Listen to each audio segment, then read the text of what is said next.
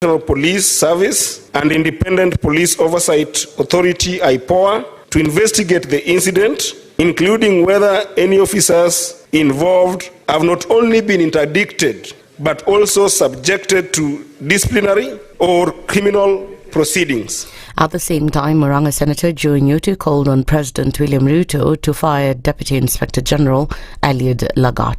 We must condemn this. And Mr. Speaker, as I conclude, I want to say that the blood of Albert Ojwang, the blood of all the Gen Zs that have been killed by this government will haunt this government forever. And this government has a leader by the name William Ruto. He should come out and fire DIG Lagat, Mr. Speaker, before we proceed on anything else. While still on matters, Ojwang, Wiper Party leader Kalonzo Musyoka has demanded the immediate resignation of Deputy Inspector General Lydiah as Kenyans demand accountability over the death in custody of Albert Ojwang. In a statement, Kalonzo termed Ojwang's death as a cruel execution, hours after pathologists ruled out the police version that Ojwang died from self-inflicted injuries. Earlier, the Law Society of Kenya demanded accountability over Ojwang's murder. LSK President Faith Odhiambo said Ojwang, who was arrested after publishing social media posts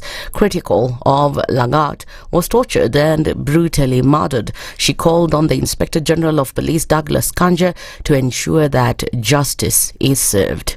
As much as the IG of police has since released the people who have been indicted, we want to know who are the ones who picked him up from Homa Bay, because we do not know if he was tortured on the way before he got to the police station, because no one was able to see him until the father was informed about his untimely death. We want to see all those officers indicted. We want to know all the places he was taken to, so that we are sure that all evidence is properly collected.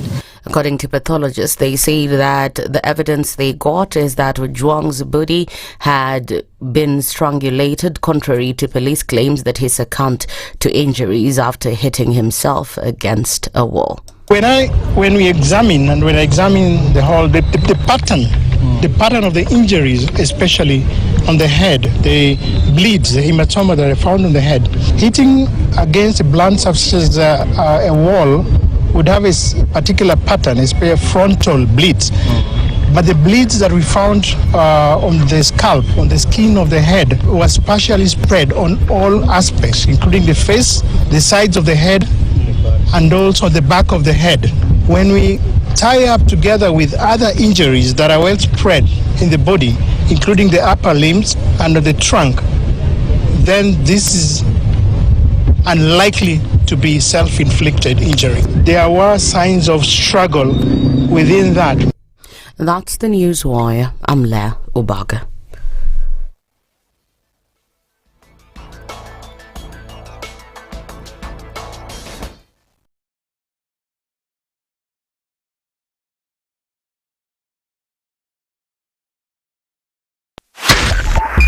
.5 SpiceFM, Kisumu.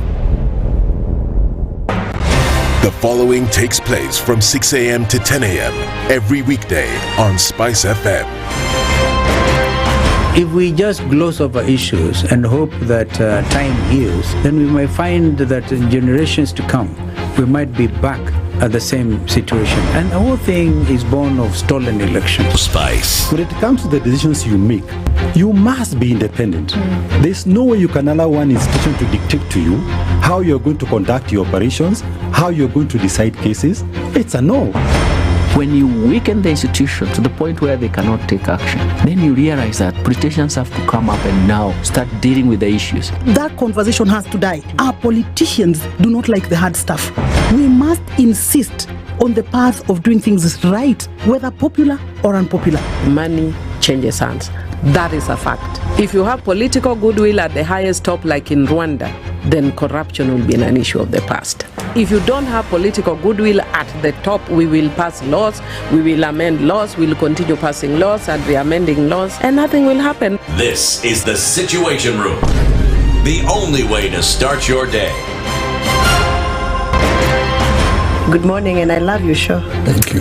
Having come from a Kikuyu radio background, I migrated to Spice because of the content.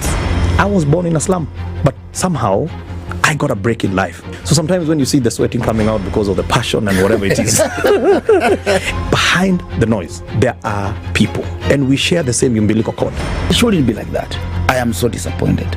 We used to tell Honorable Raila Amolo Odinga that he's doing politics of conmanship, and even President Uhuru Kenyatta, serikali hii ndio iko na conmanship ya hali ya juu.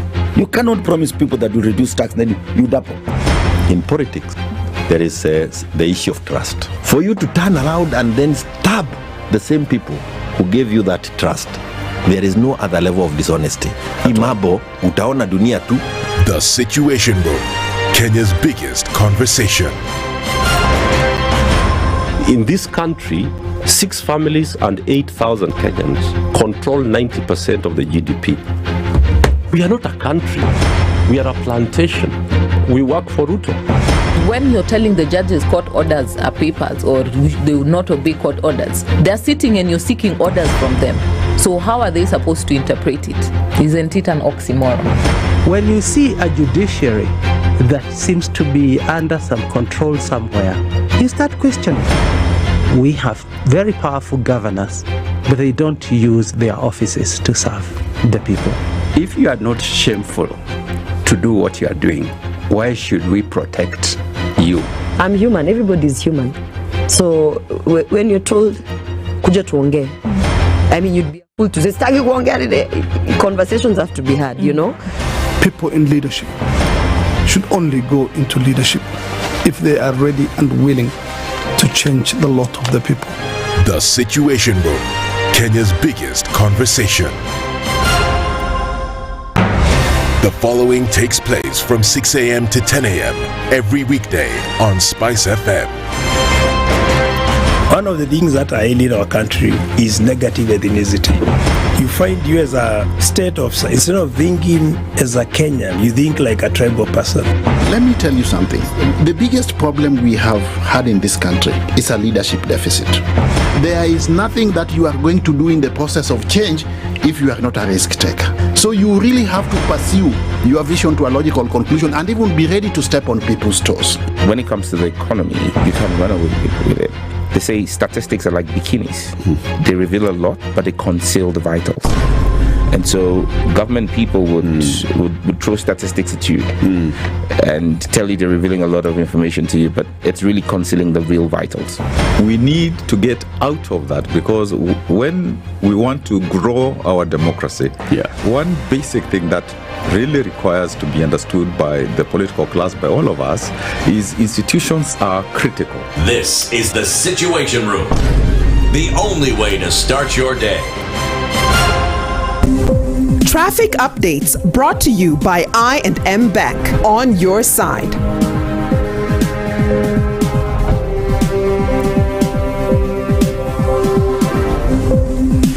Good morning, and it's the middle of the week. Let's take a look at what it looks like on the roads today, and a little bit of that starting to build up on Jogo Road as you get into the city via Landis and then going towards that Kamkunji roundabout. But nothing to worry about, at least not for now. There is some traffic that's building right around Ojijo Road and then connecting with Parklands, Westlands, that whole area coming in from the back route of Chiromo. That's already starting to build. We're seeing some traffic then getting in from Allsops through towards the Thika Superhighway, and we'll probably see the oncoming traffic coming in all the way from Githurai, so let's keep an eye on all of that. Uhuru Highway looks good. You're fine coming off Langata Road, and Mombasa Road is a breeze this morning. Outer Ring is going to be busy. Kangundo Road is already starting to say traffic and me, we are together. Let's have a look and see what happens as we get into it proper this Tuesday. We'll talk and try to keep things moving. SpiceFM KE on X, hashtag the Situation Room. Traffic updates brought to you by I&M Bank, empowering you to achieve your dreams and secure your future with our financial solutions across Kenya, Tanzania, Rwanda, Uganda, and Mauritius. I&M Bank, on your side. Mature, intelligent talk every morning. Spice up yourself.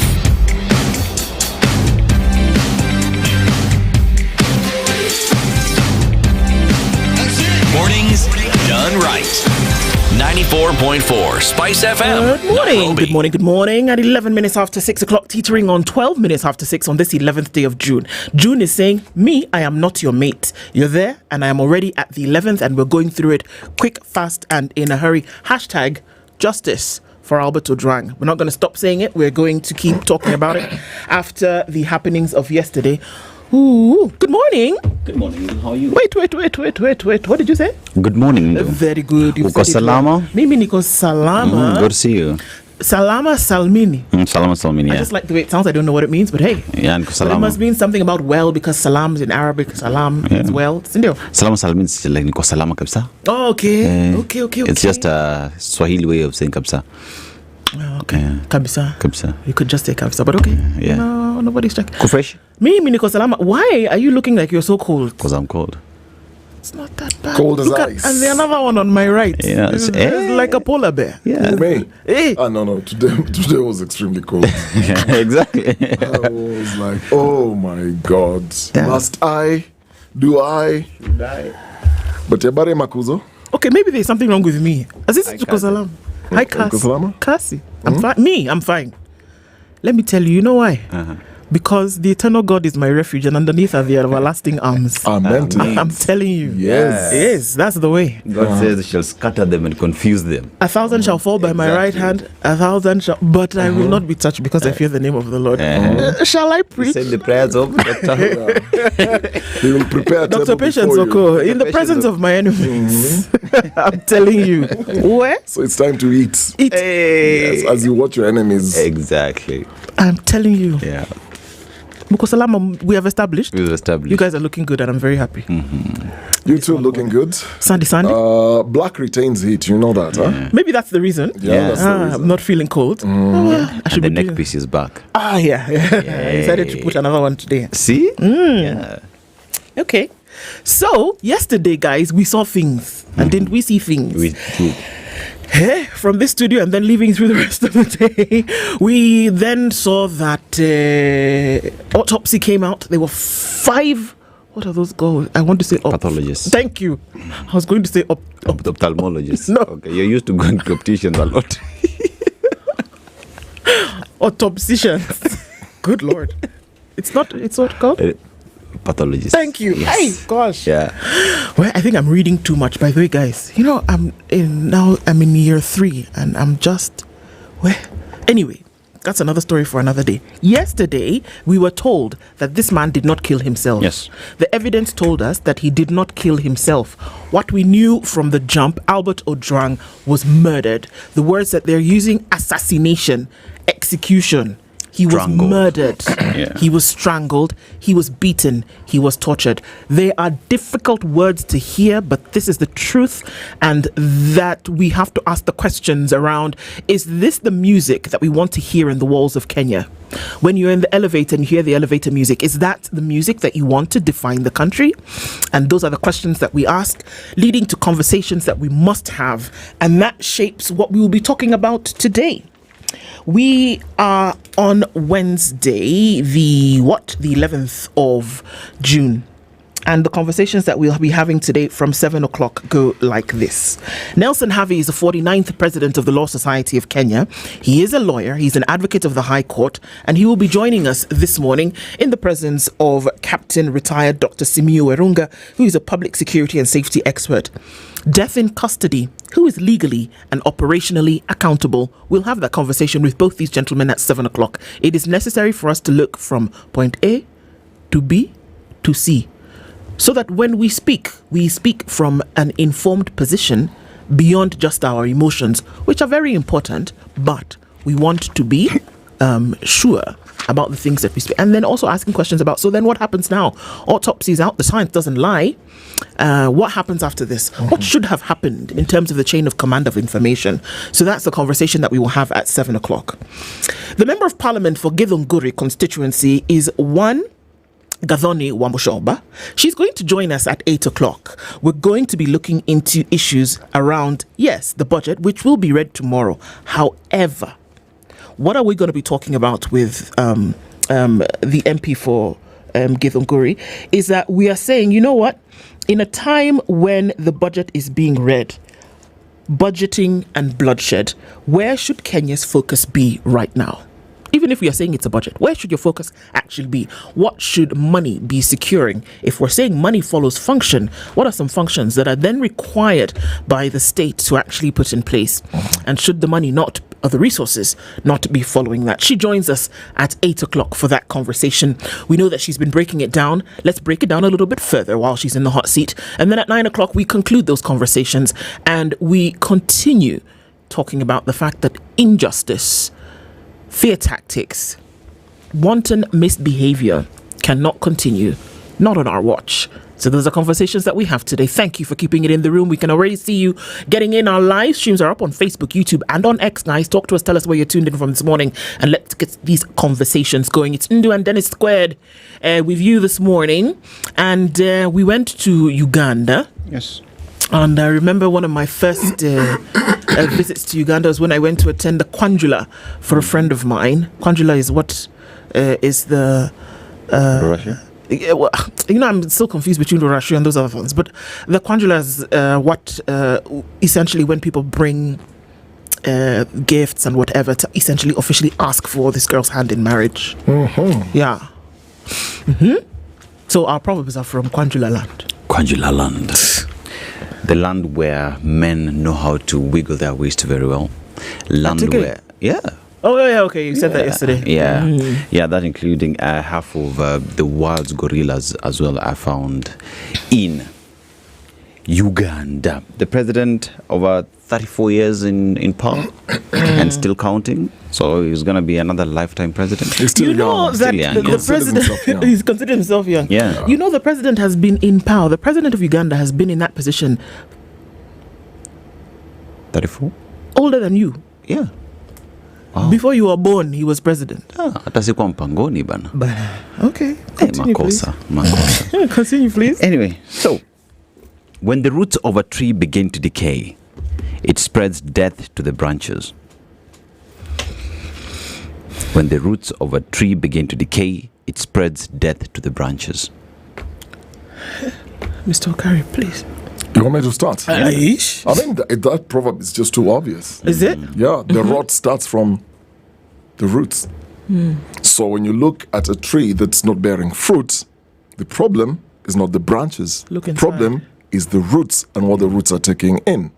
And so I'm looking at our political landscape, and it's just too obvious. What we are seeing around the country is as a result of the root rotting. And so, can I go deeper? Go deeper, brother. Please do it. So, brother. The analogy for me is, you see how when we started having these abduction incidents, and we all know why we were seeing these abductions. So it gets to a point where now even junior officers can also sanction kidnappings, abductions, and to a large extent, unfortunately, killings. Why do they do that? Because the root is rotten. So if the root is rotten, the branches will basically reflect and it will bear no fruit. Exactly. So if you see a problem outside, you have to ask what's going on inside. Inside. Much deeper. There it is.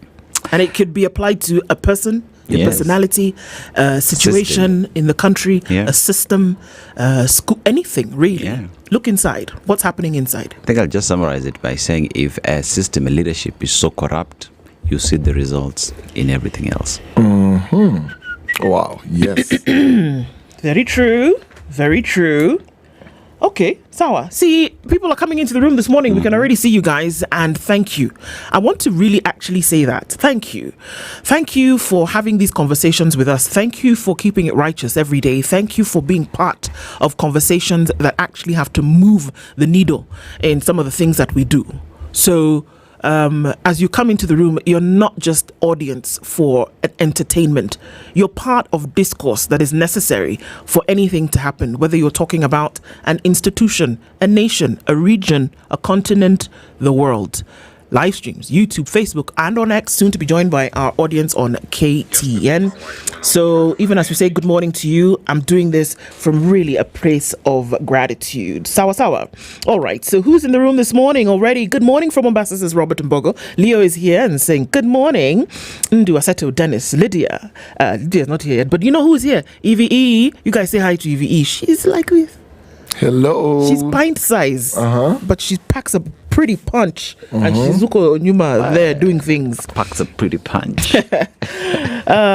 Leo says, dead humanity is seeing a parent in pain for the loss of their child, then advancing a narrative of abducting self and beating and torturing, then killing yourself. I mean, surely spinning such a narrative. No. Daughters of Africa say good morning. Count your blessings one by one and see what the Lord has done. Indeed. Soldier Boy says, hi and good morning, Kuzos. We're greeting from Atlanta. I listened to the wisdom of Barack Maluka yesterday. Take home was, we now know stealing is known as externalizing wisdom. Yeah, isn't it just? I'm telling you, that needs to be a master. I'm telling you. Barack dropped some gems yesterday. I really think he ought to do a masterclass. Wait. African Queen, good morning, Spice family. Have an optimistic day in spite of ... Okay. Hisa Daniel is tuned in this morning and says good morning from Atiak, Uganda. Bernardito is tuned in, says good morning. Dennis is squared and Princess Ndu, have a nice day. Thank you so much. Lamkadze, greetings from Tude, Mombasa, says Dr. Venvik. And good morning, Spice FM. Family, I subscribe to the mood and feelings of the country following the murder of Albert. This is Jimmy Munuthi. Hello, good morning, says Jose Mahinda. Baka Joshua says, good morning, Spice family. Have a wonderful day. Rose Grace is tuned in from Tamu this morning and says, Albert Ojwang's death was not necessary. Sad events in this country called Kenya. There's a guy called Tim.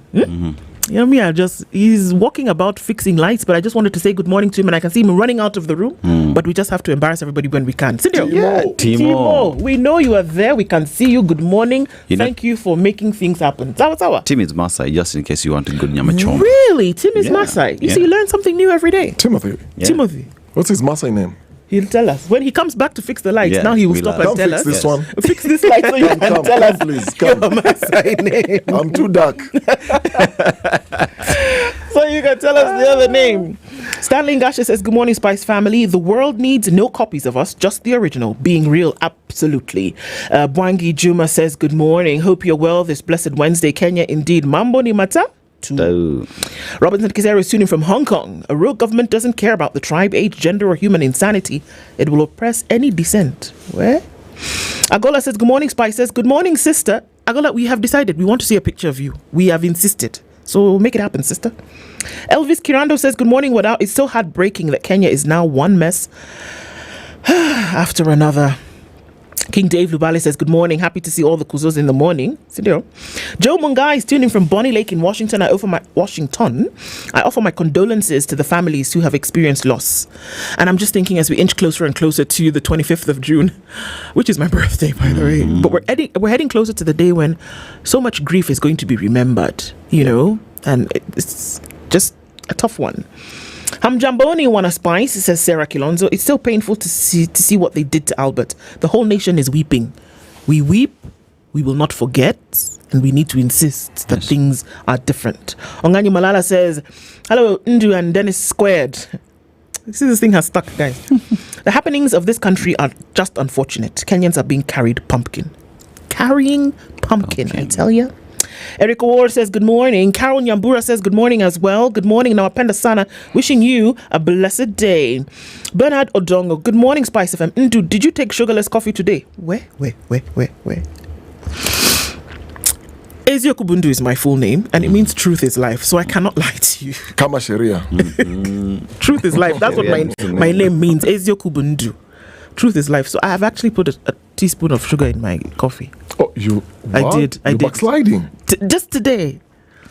That's how it starts. I know, and it's terrible, but I'm glad actually that you brought this up. I know I was doing so well. Just today, then tomorrow will be just today. I needed a kick, really. The coffee wasn't strong enough, but look, you're keeping me righteous, and I'm going to... So the sugar gave you the kick?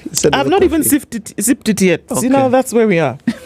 Sour, Bernard, I'm sorry. I promise. Ask me tomorrow. Please, keep me righteous. Ann Gore says, good morning. Greetings from Nairobi. Official Lunguchi says, good morning. This is Lunguchi from Mtwapa. It's sad that the state is not ready to protect its people.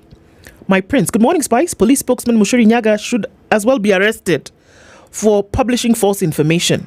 He lied. True. He lied that Albert Ojwang committed suicide. The law should be applied equally. Bwangi James, we see you. Juma rather, sorry. Haran Hakesi says, top of the morning, justice for Ojwang. We will not relent. It is true. Vippy Cousins says, Zach. Edda Tatu says, good morning, Dr. Edda. Good to have you here. Sad days indeed for Kenya, but there's hope if we stand in solidarity. Indeed. Bagai Joshua, good morning to you. Rahim Tula Omar tuned in from Colchester. Good morning, everybody. Liz Betty says, Mtuflani, Ndu, Dennis and Dennis has a ring to it, doesn't it? Now I got to her this morning, Ndu, Dennis and Dennis. Jambo and good morning, champions. Precious Gondi says, Soldier Boy, did I hear you say Tuesday? Ndu, it's Wednesday in Kenya. Did I say Tuesday? I'm so sorry. It's Wednesday. The sugar. It's the you see? I should stop this thing for. Okari, go away. Paul J here says, good morning and greetings to the Dennises. Hey, this could be a thing. The Dennises. Yeah. Okay. Nothing else makes sense following the death of Albert Ojwang. I still can't come to terms with the pain the parents must be going through. My Take says, this is My Take's way of saying good morning. Watching SpiceFM live from planet Earth. Asante Sana. My Take, good morning to you. We want to know your real name, My Take. We've insisted. We're doing public participation. Good morning, lady and sirs. Hope you're all well, says Young Jedi. Ibra Sancho is saying good morning. Nyadi Chukunzira is tuned in this morning. Doha is tuned in. Oyaore, Spice. Good morning, Desmond. Salimia City, wherever he is, says Simon Kibiru. Good morning. Best conversation to start the day. Good morning, City Umisalimiwa. Sana Salash says Kenya fire. Okay, that's Hezbon Sidan says good morning, DND. Hey. You see? DND. Do not disturb. Dennis Ndu. I love that. Dennis. I like that actually. I like that very much. DND has been a great one to hear. Daniel Kagwongo says, good morning, tuned in from Papua New Guinea. Good to have you here. Joy Naomi is here. Good morning, Kenya. Ndu Dennis and Okari tuned in from Northampton, UK. Wait, boldness is a must, says Mestro. Joy Naomi. Okay. Why? That's wifey. Oh, she's watching. Mrs. Okari, this is a special welcome to you, Mrs. Okari. Good morning, Joy Naomi Okari. This is the way his ears did like. I know. Tentacles. Ding, ding. I've heard that like name. A light bulb. It's just too natural. Cindy, I'm blushing. You're even blushing. Where's Timothy with the light? Yeah. Told you. You missed your opportunity. Kumbe Aseto is a Gen Z. Ooh, have I outed you this morning? Aaron. At least we brought the revolution, which is a good thing, no? It's a good thing. Yeah. So now they can stop thinking you're not. Julia's Song says good morning. Tune in from Eldoret, the city of champions. Surprised by how casual the police are handling the Albert Ojwang issue. I know. Well, there's so many people in the room this morning. Yeah. Let me just go through them as quickly as I can, right? King John Yoto, good morning to you. Lamek Otieno is also tuned in. What happens next?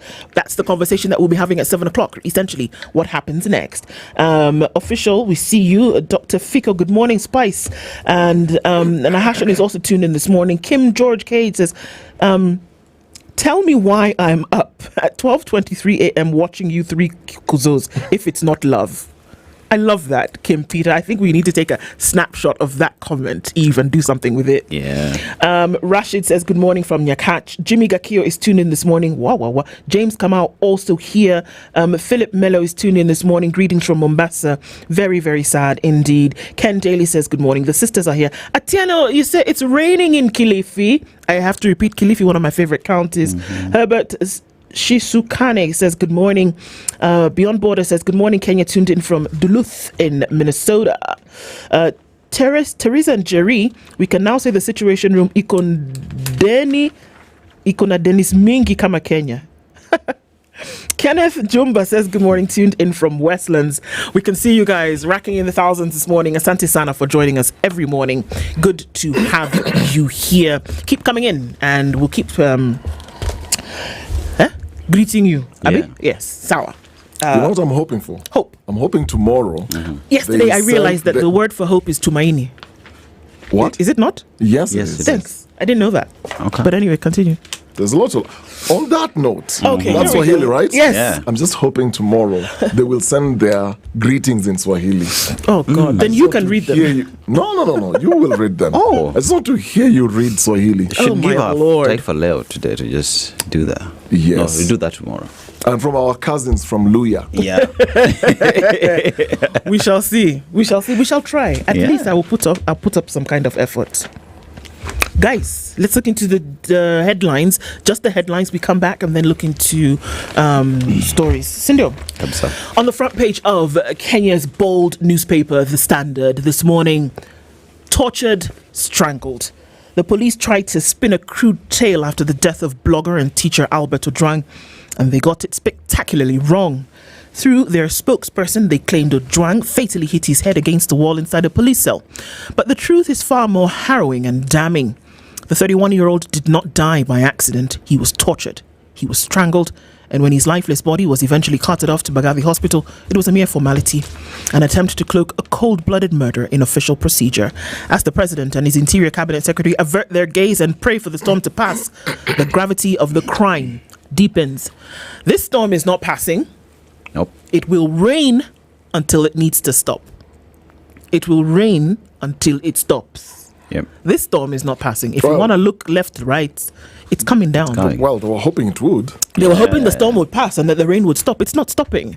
And because in as much as this is a terrible, grave loss for this family, for this country, it's a grave loss. It is also the representation of things going wrong that cannot be allowed to continue in this manner. True. And unfortunately, we have yet another case of an example of how governance should not work. Sad, but it forms the basis of our conversations. And whatever you're talking about, this forms the basis. We'll look into the details of this story, of course. Speaking about the police, we're looking at other headlines. Police declare Samido deserter and faces arrest over one-time row. Yeah. Do you see? Do you see now where they are putting their attention? Yeah. The man went to sing song somewhere. Now you say he's been absent for 10 days and you're going to spend a lot of time and resources then trying to get him. See, it's okay. Did you know? Well, according to this headline, remember the Adani deal, 95 billion shillings? Yeah. Was supposed to have been cancelled. The president said, no, coming, we're not. Well, the deal has not been cancelled. Shh, don't tell anybody. They don't think you know. Yeah. But the deal has not been cancelled yet. Shh. Childless couple's property should be shared by man's kin. Court has ruled. Does it set judicial precedent? Well, we'll see. So this couple did not have children. And they both pass. So according to the court, the person who, or the people who should benefit from this property are the man's family. Call it unfair, call it what you want to call it, but the court has done what? The court has said. We'll look into the details of that story as well. He was killed. Autopsy rules out police theory of suicide in custody. I don't even think it was a police theory. Ojwang's father tells the DIG Lagat, give me answers or give me my son. Ruto, Murkomen remain mum as autopsy shows Ojwang was killed, and the court rules 14 suspects safety court's 14 rules for suspect safety in custody. These are some of the things that we look at. We'll look at some more of these stories in details as we go through. Dennis, Aseto. All right. So the Daily Nation. Police cover-up, and this is all about Ojwang. Authorities had attempted to blame Albert Ojwang for injuries that caused his death in their custody. But while his tormentors have succeeded in silencing the vocal teacher forever, they could not hide the truth about the causes of his death and brutal torture. And finally, Ojwang's widow speaks. As a widow of slain teacher speaks out, she says, my husband had big plans for family and community. Ojwang had planned to start agriculture initiatives in the community, and all that is lost. As well as, is he a fugitive? Talking about Samido, and he has been declared a deserter, and police are calling for an arrest of their very own. And 71,000 defaulters blacklisted as HELB owed 35 billion shillings. Some 310,942 former students who secured funding from HELB have not repaid 35 billion shillings. The notorious ones have been listed by credit reference bureaus. And why cohabiting for long will now be deemed as marriage. Oh. Nyinyi watu wenye mko hapo nje, mnachovya asali ya wenyewe? Mna what ha? Chovya asali. Kunywa maziwa ya ng'ombe. Kunywa maziwa ya wenyewe. Serikali iko nyuma yako unyo kwa unyo. You know? Yeah, and rising levies erode employees' pay slip. Ruto's 1,000 days workers are pocketing much less monthly pay following the introduction of multiple hefty statutory deductions, which prohibits employers from deducting more than 2/3 of basic pay. With the rising cost of living and stagnated wages because of hard economic times, families are struggling to meet their expenses. Tomorrow, the budget estimates will be presented by Cabinet Secretary Treasury. Will the situation get better? We'll discuss that more today, tomorrow, and the days to come. The Business Daily. Main headline: 3 Gulf oil giants on 1.5 trillion in government-to-government fuel deal. The 3 state-owned Gulf farms that import fuel to Kenya on credit, they earned 1.5 trillion in the 18 months to May as Kenya renewed the contract beyond the 2027 elections. At the bottom, Britain flooded with 10,000 applications for 200 jobs. So this story is just, and these jobs were advertised last year, underlining the scramble for jobs amid mounting unemployment. 200 jobs, 10,000 applications. All right, going to the inside pages of the Business Daily. Defaults on HELB funding hit 35.1 billion. Are some listed negatively on CRBs. So, some 310,942 former students who benefited from funding for their education by the Higher Education Loans Board have defaulted on loan repayments totaling 35.14 billion. It has been revealed.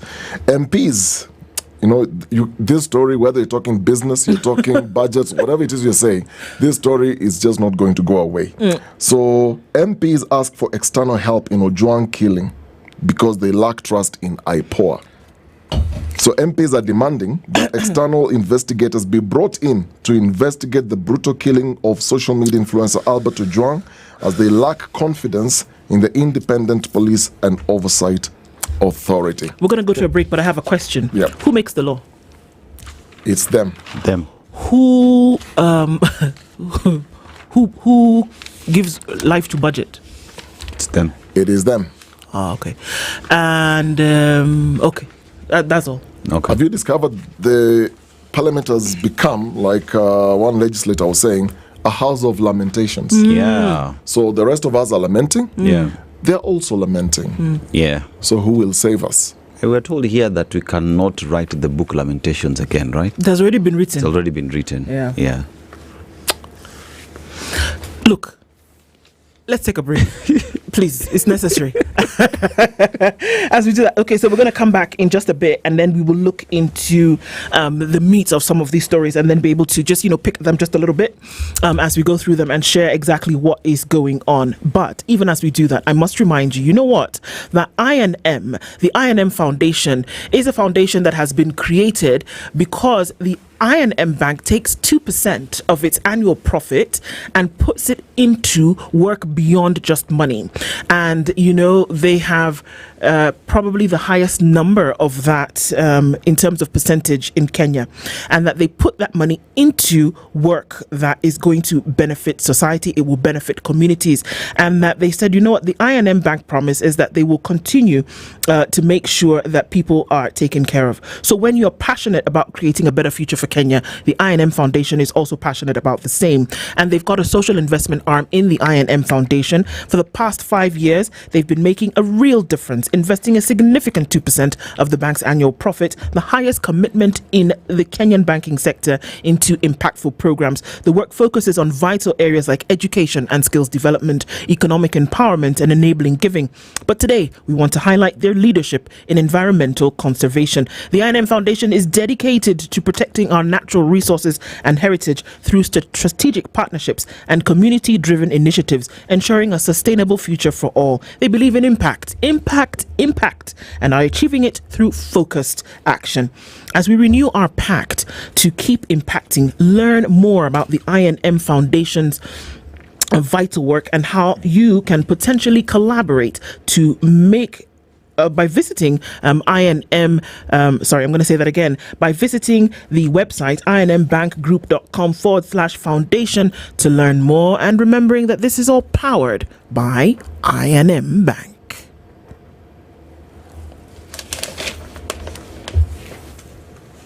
This is the Situation Room, the only way to...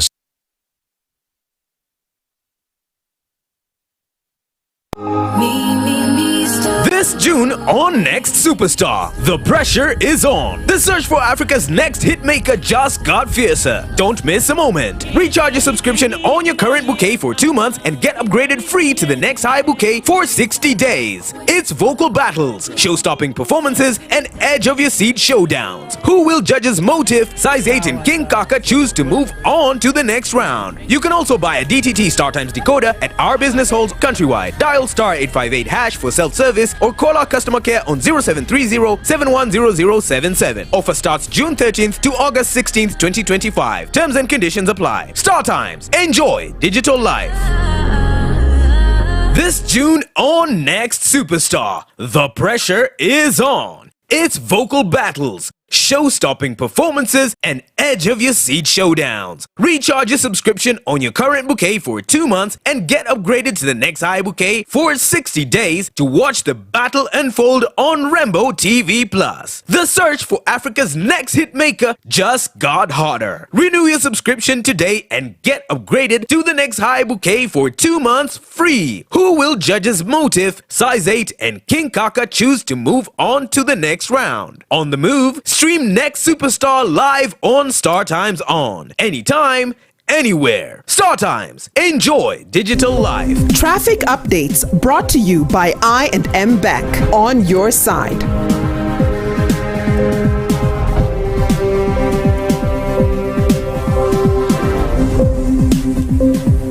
All right, what does it look like now? It's starting to build up in many parts of the city today on the Thika Superhighway. It's then coming in heavy from Githurai, and then at that junction coming in from Allsops, and then getting out then towards the CBD. That's going to build up as you get towards Moranga Road. And it's also starting, we're seeing some traffic on Kiambu Road as well. All right, Mombasa Road doesn't look too bad now. There is some traffic, however, coming in further up Mombasa Road, coming in from Lolongo out towards the Syokimau junction. Let's see what happens with that. But it's also starting to build on Gong Road. We're seeing some traffic started to form on Waiaki Way, and we know that Limuru Road is going to build at some point as well. So we're here for it. Let's see what happens as we get through the morning. SpiceFM KE on X, hashtag the Situation Room. Traffic updates brought to you by I&M Bank, empowering you to achieve your dreams and secure your future with our financial solutions across Kenya, Tanzania, Rwanda, Uganda, and Mauritius. I&M Bank. Mature, intelligent talk every morning. Spice up yourself.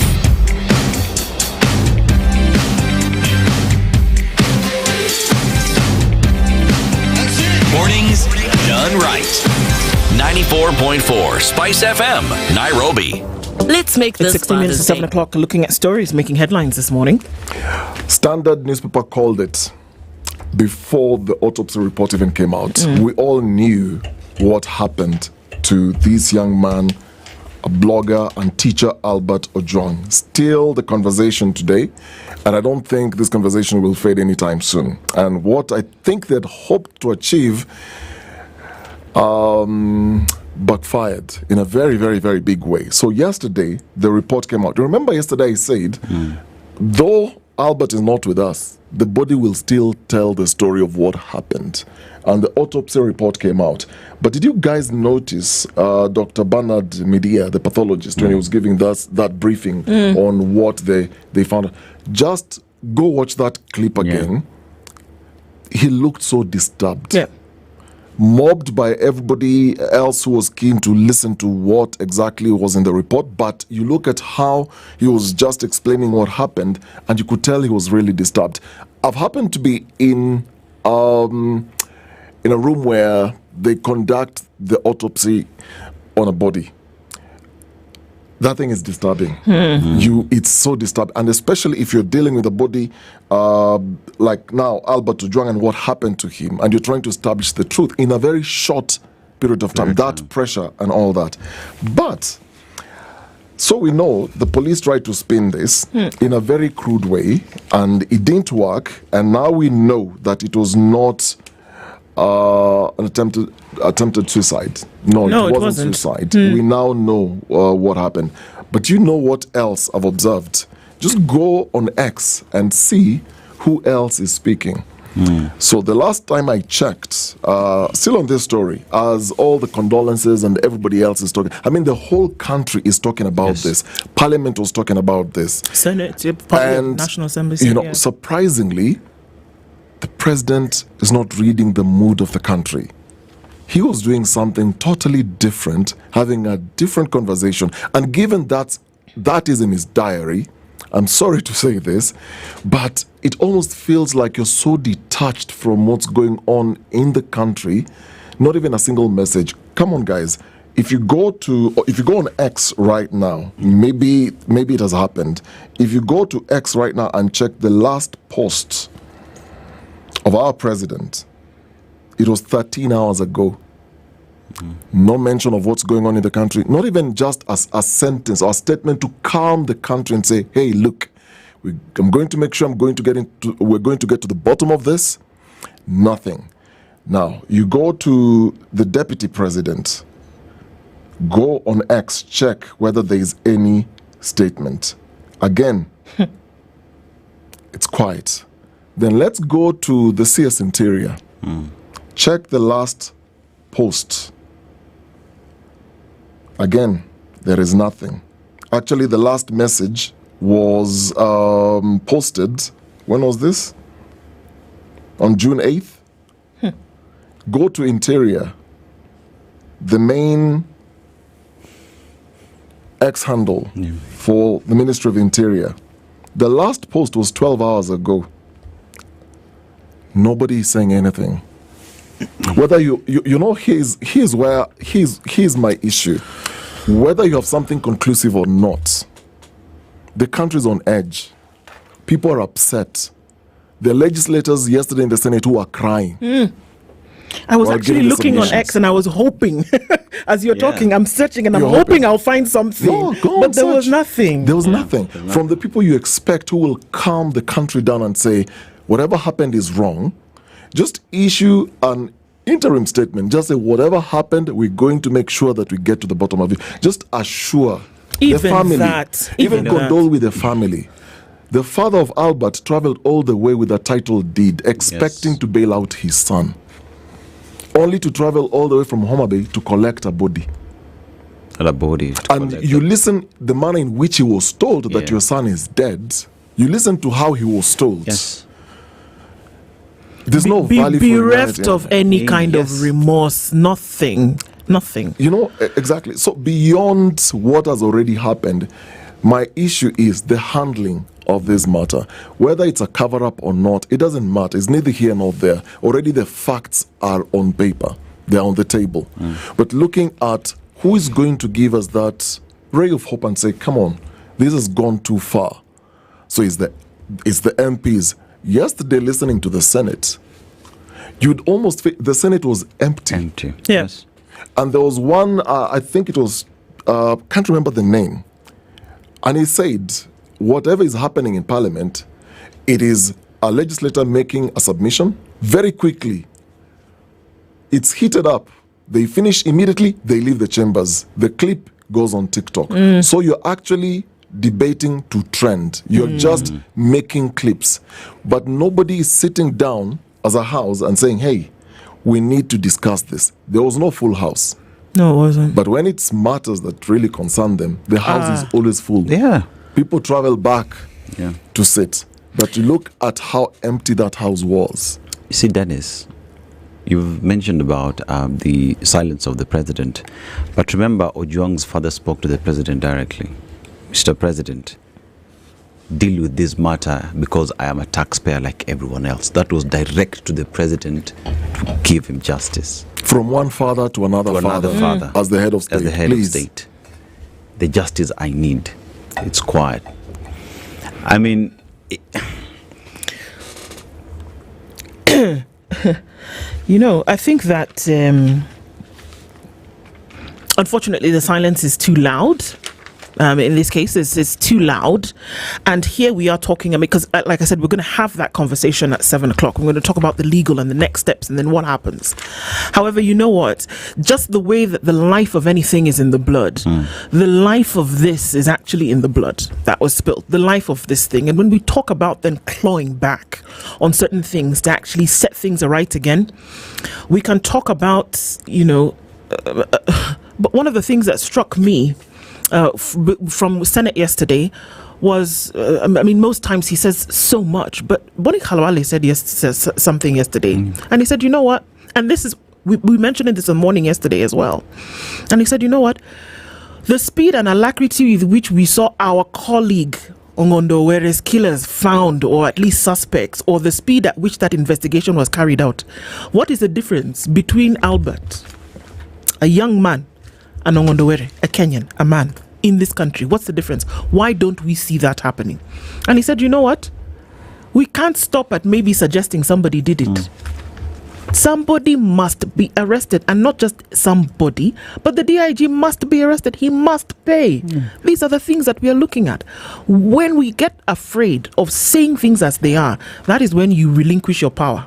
I'm telling you, the moment you're not able to open your mouth and be bold in some things and say, this is the situation and this is what must be, you lose your power. You relinquish it to those who were trying to lord it over you in the first place. It's not soft power. It's not. This is the tough stuff. And there were many opportunities. And I think one of the overriding conversations from June 25th is that the president had an opportunity to turn things around in a certain way. And another opportunity has presented itself for certain things to be turned. Another opportunity has presented itself. I want to pray and believe with everything in me that this opportunity will not be wasted. My gut tells me something different, but I'm hoping that it will not be a wasted opportunity. If you go to, you've put a human face to this story. In April this year, when was April? 2 months ago. Just 2 months ago. Albert Ojwang formally introduced his wife, Nevinina Onyango, to his family in Kakoth village, where he was picked from. And the young couple was settling in Ojwang Simba, which is a traditional Luo bachelor's house he had built beside the gate within his parents' compound. So according to Luo customs, constructing a Simba signifies a young man's readiness to support a wife, and the young wife was now settling in the village, and they were starting life. You look at her face. This is on the front page of the Daily Nation. Deep in thoughts.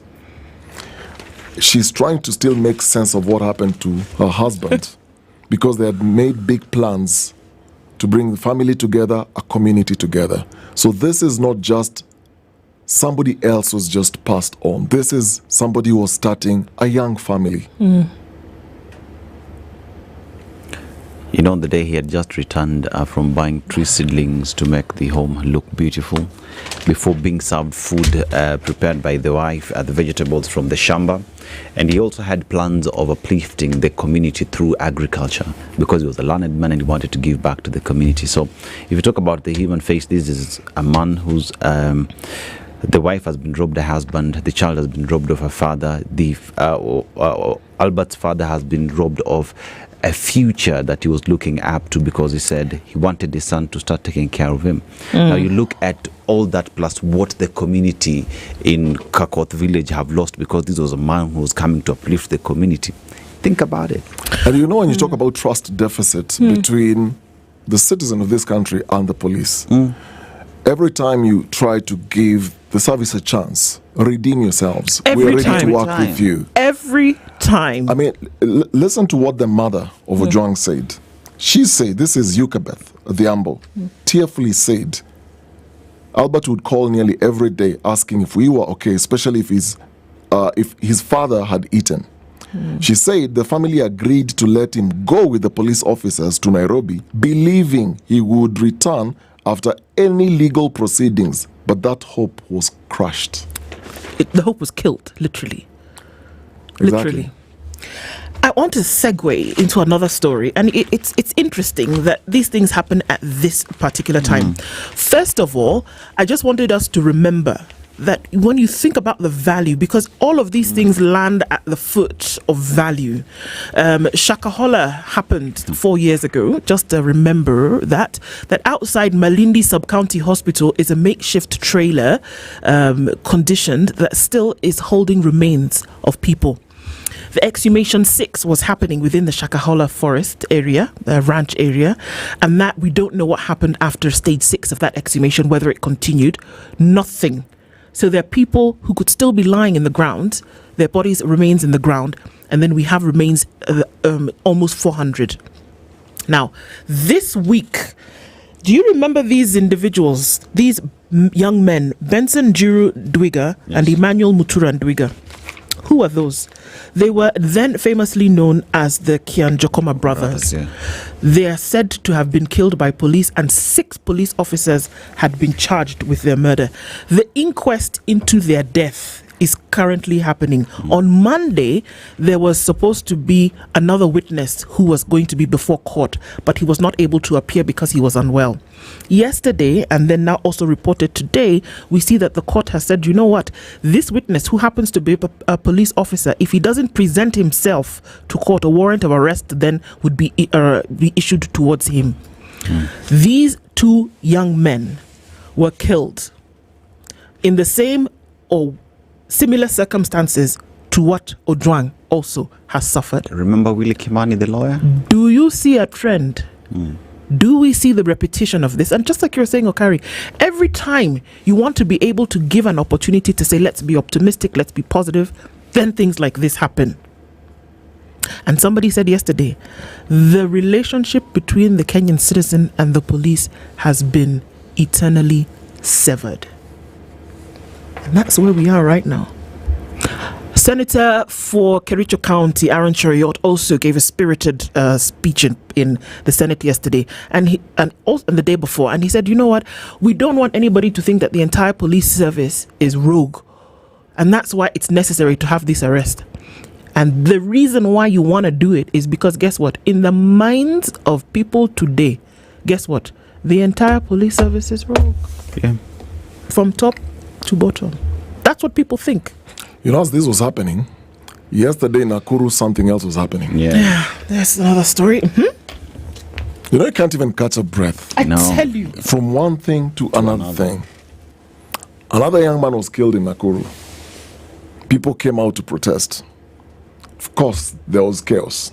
Tear gas, shots fired, and all that. But there was a clip that I actually posted on X where a boda was just moving. People are running away from the whole chaos and drama. A police officer kicks the bike with 3 people on that bike, including the rider. They all fall from the bike. I don't know whether they are okay. And then the next thing he does, he starts shooting. And I'm looking at the clip, and it's just a few seconds. I'm thinking, come on, wait a minute. What's going on? What's going on? We can't. It's difficult. This trust it's difficult It's hard to claw back. It's hard to defend. It's hard to And I know there's so many police officers who are good. I have friends who are we have friends who are police officers. Who are really, really good. And you sit down with them, they hate what's going on. They got into this service because they wanted to work for the citizens and country. They're there to serve. You have so many police officers who are indeed in the service to serve, genuinely to serve. But when you have the very few who easily get away with these things, it's very difficult then to defend the entire service because nobody is accountable. And that's where we are, unfortunately. These are conversations we will have in this room. We will not shy away from having those conversations. It's necessary for us to do. We'll bring these things front and center. Nelson Harvey and Captain Warunga will be with us at the top of the hour. Good morning. It's 7 o'clock.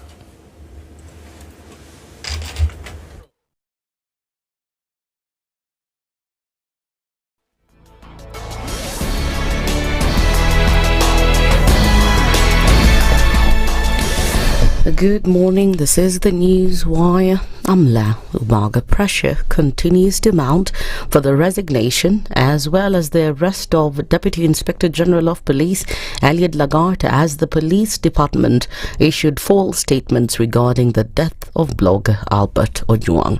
Some senators and MPs say Lagarde's resignation alone is not enough, but he should also be arrested and charged over the murder of the blogger at the hands of the police officers. Now, speaking of the Senate, Kakamega Senator Boni Halwale and his Homa Bay counterpart Otieno Kajwang described Albert's death as tragic, despite President William Ruto's promise to end such incidents. Senate Majority Leader Aaron Cheriot, on his part, accused some government officials of continuing to undermine President Ruto due to the rampant extrajudicial killings. It is not enough to ask that the Deputy Inspector General resigns. We want Mr. Elliot Lagarde to be arrested so that he can write a statement from a police station for it to be clearer to him that he has a responsibility. I am mourning someone from my county, someone from the county I represent. Mr. Speaker, I have buried too many young people. Mr. Speaker, I buried close to 7 young people. And I agree with colleagues that there are people who are intended to sabotaging President William Ruto government, and is led by the Minister of Interior, who should take and resign, Mr. Speaker. Similar statements were made by MPs demanding to know the police officers who arrested Ojwang and brought him to Nairobi. Meanwhile, Speaker Moses Wetangula asked the Parliamentary Security Committee to table the report of the investigation tomorrow morning in Parliament before the budget reading sessions. We want to know the officers to whom Albert Ojwang was handed over for what we've been told was interrogation at the DCI in Mazingira, and the nature of interrogation they engaged in. For us to have confidence, perhaps the government may need to even consider that. And I would want to direct the chairman of security. I know Thursday is budget day, but we have half an hour before budget starts. You will bring preliminary report and statement to the House on Thursday at 2:30. Meanwhile, the Director of Public Prosecutions has ordered the Independent Policing Oversight Authority to fast-track its investigation into the death of Albert and submit its findings within 7 days. DPP Renson Ngonga said he's closely monitoring the case, which has raised public concern. Ngonga's directive, issued under Article 1574 of the Constitution and Section 5(2) of the Office of the Director of Public Prosecutions Act, underscores the urgency of establishing the circumstances surrounding Ojwang's death.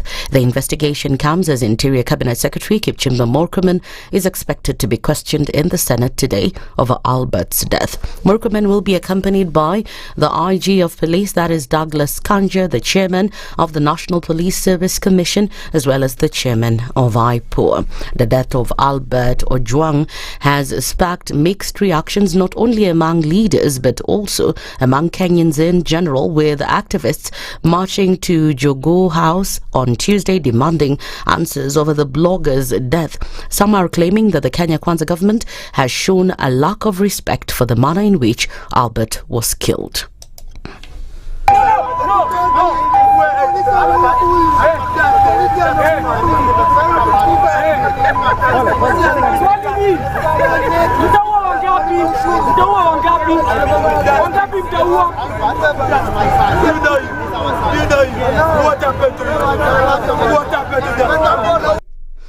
And that's the news wire. I'm Leah Ubaga. Spice FM, Nakuru. Traffic updates brought to you by I&M Bank, on your side.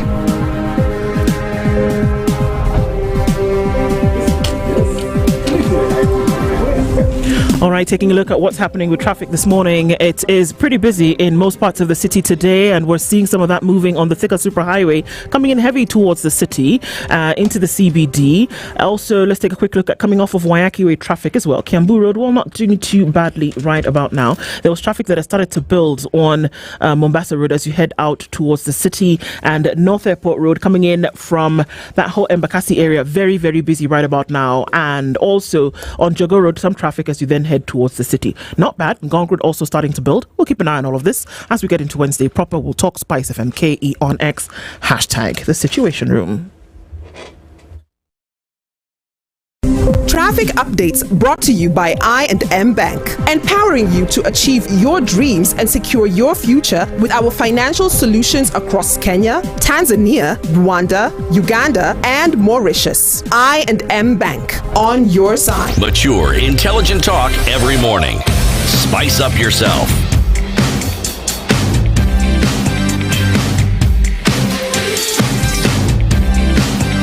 Mornings done right. 94.4 Spice FM, Nairobi. Very good morning at 6 minutes after 7 o'clock, and this is the Situation Room. We're getting into the second hour of things, and necessary for us to do just that. Our guests are seated in the studio already, as we're talking about a number of things, and we'll let you know just who those are in just a while, as I told you before.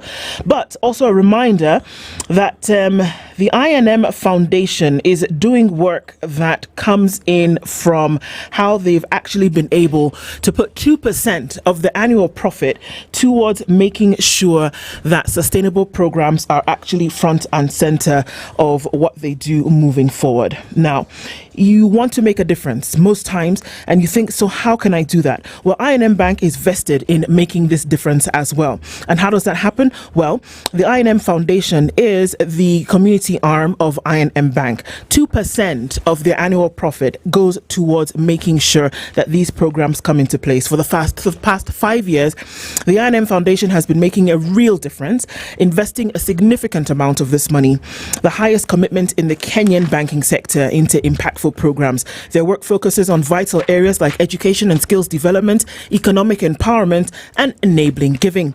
But today we want to highlight their leadership in environmental conservation. The I&M Foundation is dedicated to protecting our precious natural heritage through strategic partnerships and community-driven initiatives, ensuring a sustainable future for all. They believe in impact, and are achieving it through focused action. As we renew our pact to keep impacting, learn more about the I&M Foundation's vital work and how you can potentially collaborate by visiting inmbank.com/foundation to learn more. Powered by I&M Bank. Our live streams up on Facebook, YouTube, and on X, and welcome to our audience on KTN.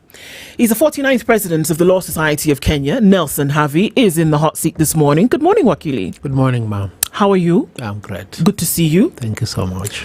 Captain retired Dr. Simiu Werunga is a public security and safety expert, and he's also here in the hot seat this morning. Good morning, Captain. Morning. How are you doing? Doing very well. Karibu Sana. I know you asked me how to say my name. You know we have two Denises in the room, so you can call me Denise at this point because we can just add one more to it. Why not? Okay, thank you. There's a conversation that it's grasped the nation at the moment, and everybody's looking for answers, and conversations, in many opinion, should lead towards answers, should lead towards solutions. The Situation Room, that's what we do here. Death in custody. Who is legally and operationally accountable? Those are the questions that we will be asking this morning. But we're going to go to Uganda for a minute. Dennis is going to tell us what the proverb is. We'd love both of you to give us your interpretation of the same. I think you might be interested in this one. Yeah, so we are in Uganda, the land that is where the River Nile begins, yeah? And it's a country as well that enjoys abundance of rain, so therefore it's a breadbasket for the region. And the proverb of the day is, when the roots of a tree begin to decay, it spreads death to the branches. What would you make of that, Okili? Well, you see, a tree grows up and down. So if it dies downwards, it must die upwards. Relative to Uganda, and maybe it's a sign for us to say, I think there's something dying there. I think I totally agree with him. If it's dying down, and we know they go both ways, down and up, and the down one is more important than the up. So if the down one dies, then you don't have much confidence in the up one. Indeed. We were unfortunately privy to yet another situation whereby the answers may be known, but the answers are not being given. And there was a lot of speculation, and there was a lot of questions, and sadly not enough information in terms of giving information was available. And it would appear as though there was a cover-up here and there, and we're of course referring to what we now know for sure was the murder of Albert Ojwang that took place. We don't know where exactly. Still, somebody knows, but we don't know. But this conversation is for us to then be able to understand next steps legally, security-wise, in terms of what ought to happen. I want to start off with you, Wakili. With all the information that we saw, with an initial communication coming from the police service, which now we saw was fallacious, and thereafter we saw something else, and then with the results of the autopsy, it was very clear what happened to Albert Ojwang. And then we start to ask questions. From a legal point of view, when we say that this has happened from an institution of state, because to the best of our knowledge, he was not in the custody of anybody else but the police over those 13 hours, from the time he said to have left, according to his father, to the time that now we know he was admitted into the Central Police Station. What should have been, in terms of an order of command, and from a legal point of view, what should have been done for him? Now, it's a complex situation, but we'll simplify it. If a suspect is arrested, that suspect must be detained for a period not exceeding 24 hours within the police station where he's found. And if a crime is suspected to have been committed by the suspect must be charged within the local limits of the jurisdiction. In this case, if Ojwang was suspected to have committed an offense, then he ought to have been arrested and arraigned in a court in Homa Bay. How did he end up in Nairobi? Well, I'm privy to what happens. In this particular case, it is Said Lagat sought the assistance of the Director of Criminal Investigations, who gave him certain officers who went all the way to Homa Bay, took custody of Ojwang, and brought him to Nairobi. When they brought him to Nairobi, they didn't take him to the DCI. They took him to Central Police Station, where he was booked, and the rest is what we hear. How do we interpret what we hear? First and foremost, this communication from the police was released by the Director of Corporate Communications, a gentleman by the name Nyaga. What did he tell us? He fell short of telling us that Ojwang had committed suicide. He told us that he banged his head on the wall and was found injured and unconscious and taken to hospital. So that is false. Starting point, Nyaga must be arrested for concealment of murder. Number two, who came to speak about this boldly? It was Kanja, the IG. What did he say? He said that Ojwang was apprehended because there was a complaint by the DIG, Lagat, that his name had been maligned. Two things. One, the DIG is the immediate in command in the police sector. How can he be a complainant in his course? So the IG must also be arrested. Number two, the IG and DIG know there is no offense of maligning anybody's name. So they must equally be arrested. Let's go forward. It appears to be there are many other players in this enterprise that caused the loss of the life of Ojwang. They must also be arrested. I've heard calls for the resignation of Kanja and resignation of Langat. These two people will not resign. They must forcefully be apprehended and taken to court and charged.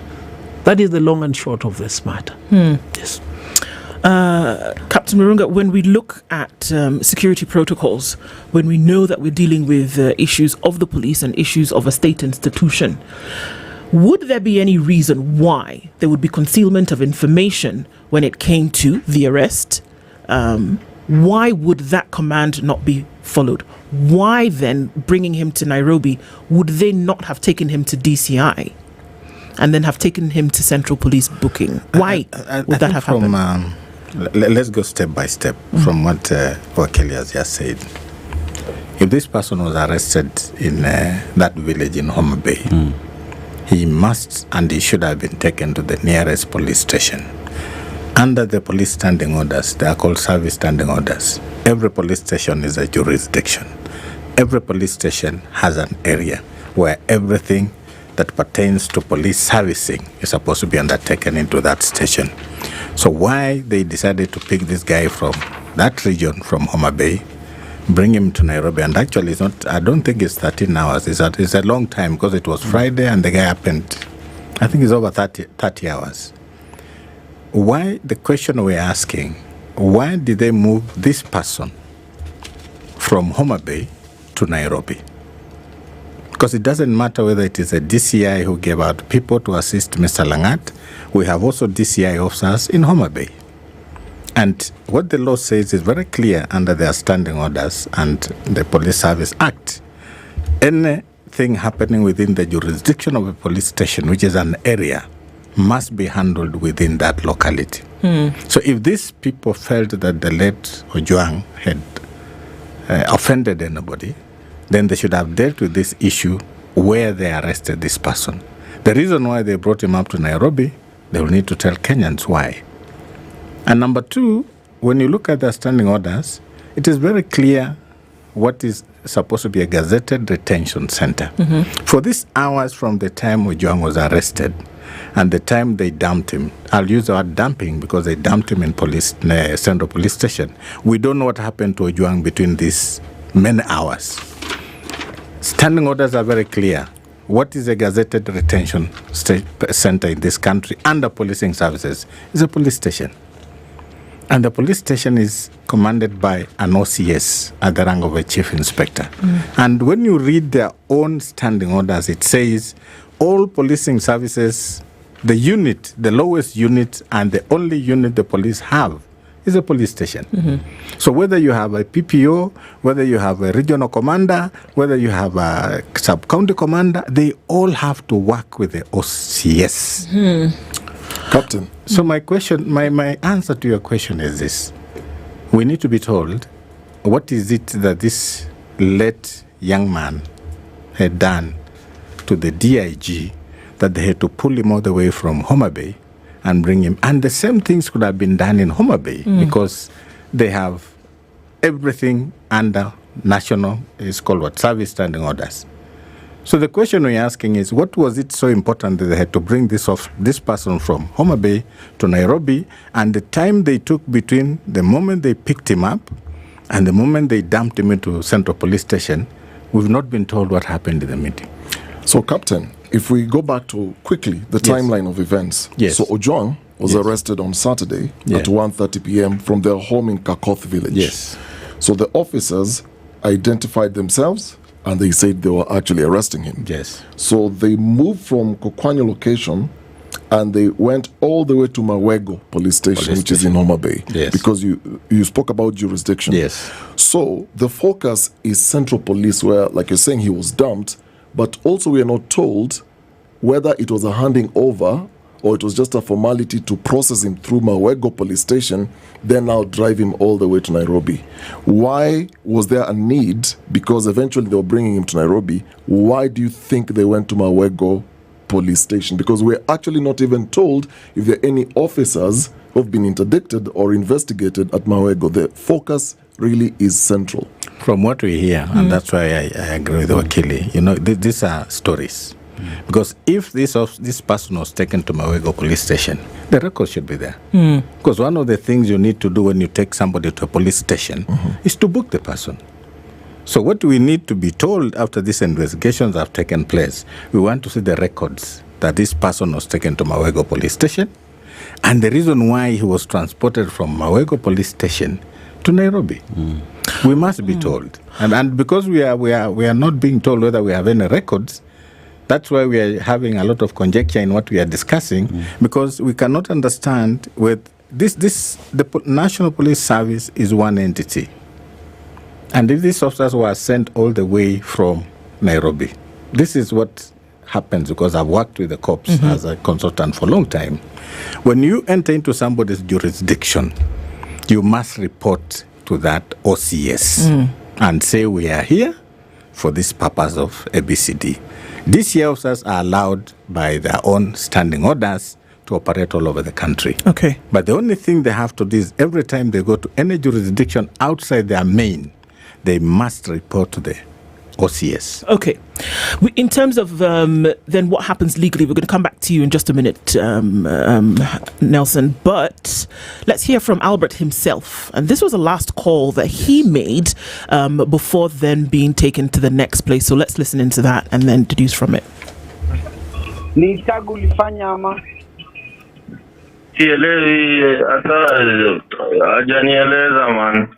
Wanasema tufike Nairobi kwanza. Sijui hata nisijua Mike ndani. How is it, Maze? Mimi I've never experienced it. What's safe hapo ndani? Nini? Will I be safe? Light? Safe.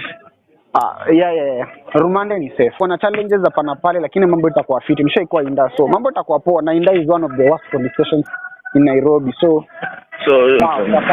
kesho hata kama sio kama Inda, ndafika hivyo Central kesho.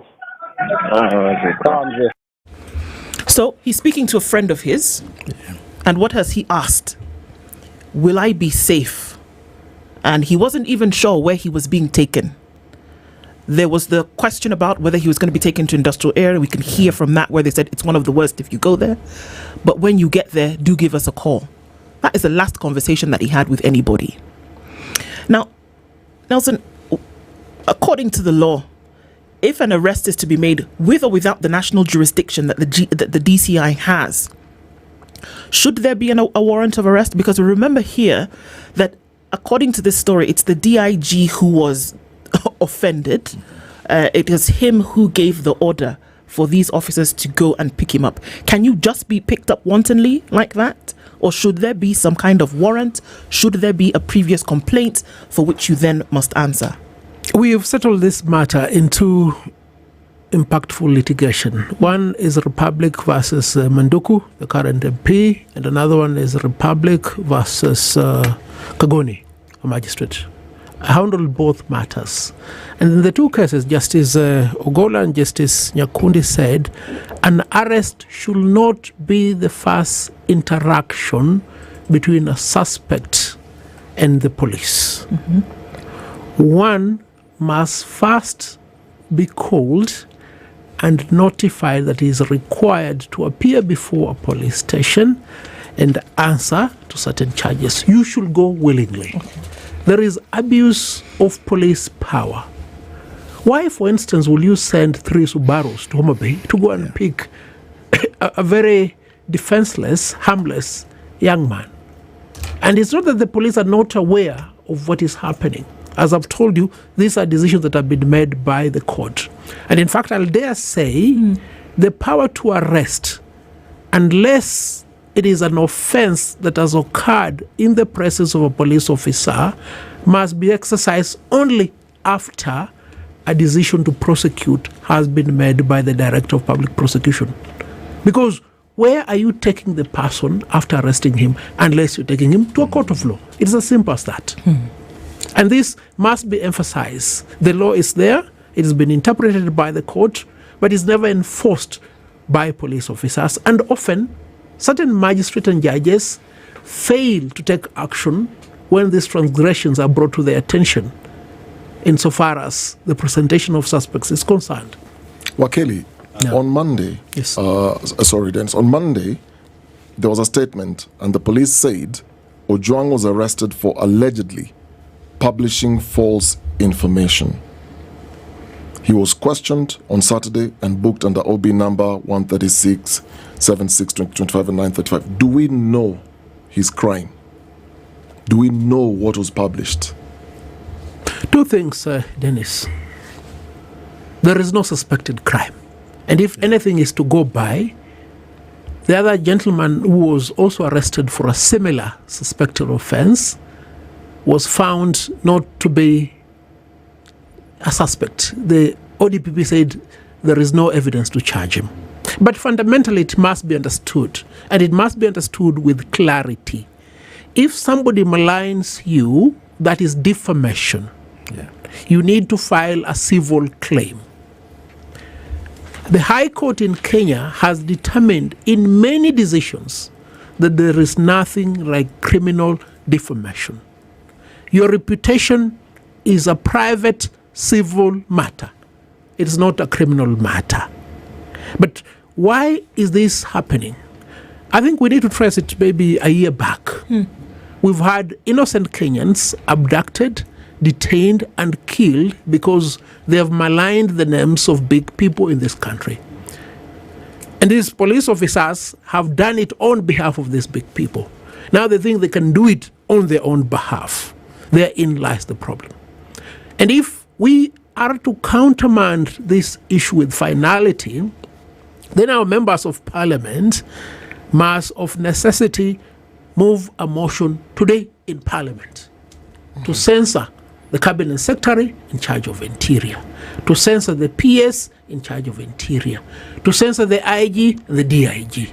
The moment they have done that, then it behooves the appointing authority to relieve these individuals of their public offices. And when they become civilians, we'll take them to court. It's as simple as that.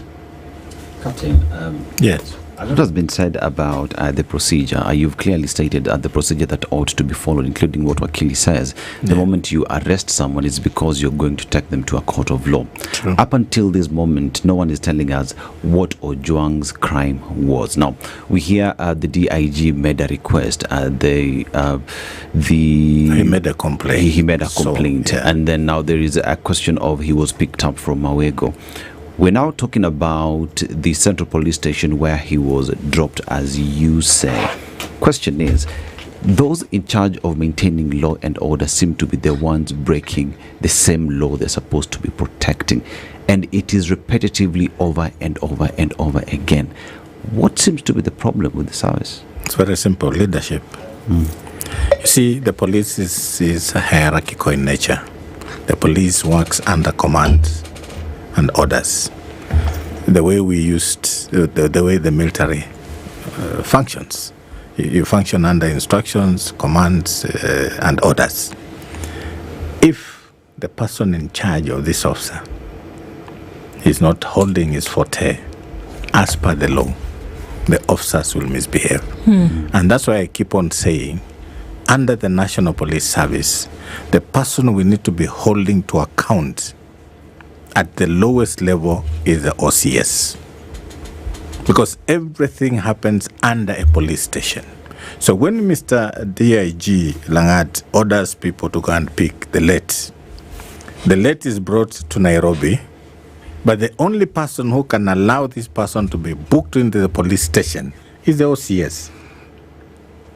And that's why we keep on saying, for as long as we keep on talking, if the leadership of the police service will never be taken to account, because this country needs to hold the leadership of the police service to account. They are the ones who give instructions to their junior officers. They are the ones who are supposed to discipline their junior officers. They are the ones who are supposed to hand over these officers to the court of law when they misbehave. Because when you look at everything they've written down under the service standing orders, the Act Wakili Yukapa, when you look at, I think it's section 95, 1, 2, 3, it talks about cruelty to Kenyans. It talks about torture what is supposed to happen to these officers. If they are not going to be held to account, then we shall be talking until cows come home, because that is where the problem is. Leadership and responsibility. When we were doing police reforms the other day with Maraga, one of the things we looked at was about suitability and competence. How is somebody appointed to a position where he holds or she holds responsibility? Is that person competent for that position? Is that person suitable for the roles they are being given? And that is the biggest issue we have in Kenya. And I've been in this sector for long. Dennis, you are my witness. Yes. I've been in the police reforms for over 20 years now. And every time we discuss about issues of reforming the police, we always go back to leadership. Yeah. We always go back to leadership. At some time, Madam, when we were doing the vetting, you remember the famous vetting? One of the reasons why we decided to do vetting was to get rid of a certain cadre of police officers. We believe that if we remove this top echelon, then we remain with these other people who can be built up to be good officers. Something will change. So I think to answer you, that is where the problem is. Leadership. Okay. So we're going to go to a break in just a minute, but want to come back here because we want to hear the results of the autopsy that then took place, because then what an autopsy does, it's number one, very clear medically, but then it's also legal in nature, because you can use that to then deduce what actually happened to a body. And what happened to this person while they were still alive that would have led to death. Now, coming from the statement which was made by the NPS, which you alluded to earlier, Nelson, is that then what the autopsy does is that it removes any doubt whatsoever that his death came about as a result of suicide. And that it is clear now that murder has taken place. Then as we listen to this, we'd like you to come back and tell us, so then what should happen next after the autopsy then is very clear listening. Tie up together with other injuries that are well spread in the body, including the upper limbs and the trunk, then this is unlikely to be self-inflicted injury. When we examine the whole, the pattern of the injuries, especially on the head, the bleeds, the hematoma that are found on the head, hitting against a blunt substance, a wall, would have a particular pattern, a frontal bleeds. But the bleeds that we found on the scalp, on the skin of the head, was partially spread on all aspects, including the face, the sides of the head, and also the back of the head. So it's very clear. An autopsy wouldn't lie. Nelson? When my friend Dr. Johansson Duor said he will not participate in this autopsy, I was quite affirmative in my mind. The truth shall be established. Because he works for the DCI. The DCI officers have said they will not be complacent to this nefarious enterprise to kill innocent Kenyans and conceal the murder. Now the truth has been unveiled. And what follows, therefore, is the logical consequence. The Director of Public Prosecution must prepare the files and have these individuals arrested and charged in court. Nelson Havi and Captain Wirunga are our guests this hour, and we're looking into issues around the murder, and not just what has been said before, accidental death, the murder of Albert Ojwang. And according to the law and according to practice, then what must happen? And we can make, a lot of proclamations, but now we make them based on information and we make them based on fact. We continue with this conversation when we come back from this break at 26 minutes to 8. It continues after this. Don't go away.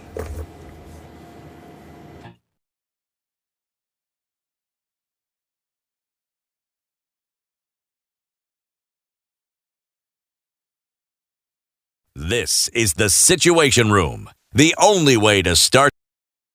This June on Next Superstar, the pressure is on. It's vocal battles, show-stopping performances, and edge-of-your-seat showdowns. Recharge your subscription on your current bouquet for 2 months and get upgraded to the next high bouquet for 60 days to watch the battle unfold on Rembo TV+. The search for Africa's next hitmaker just got hotter. Renew your subscription today and get upgraded to the next high bouquet for 2 months free. Who will judges Motive, Size 8, and King Kaka choose to move on to the next round? On the move, Stream Next Superstar live on Star Times On. Anytime, anywhere. Star Times. Enjoy digital Mature, life. intelligent talk every morning. Spice up yourself.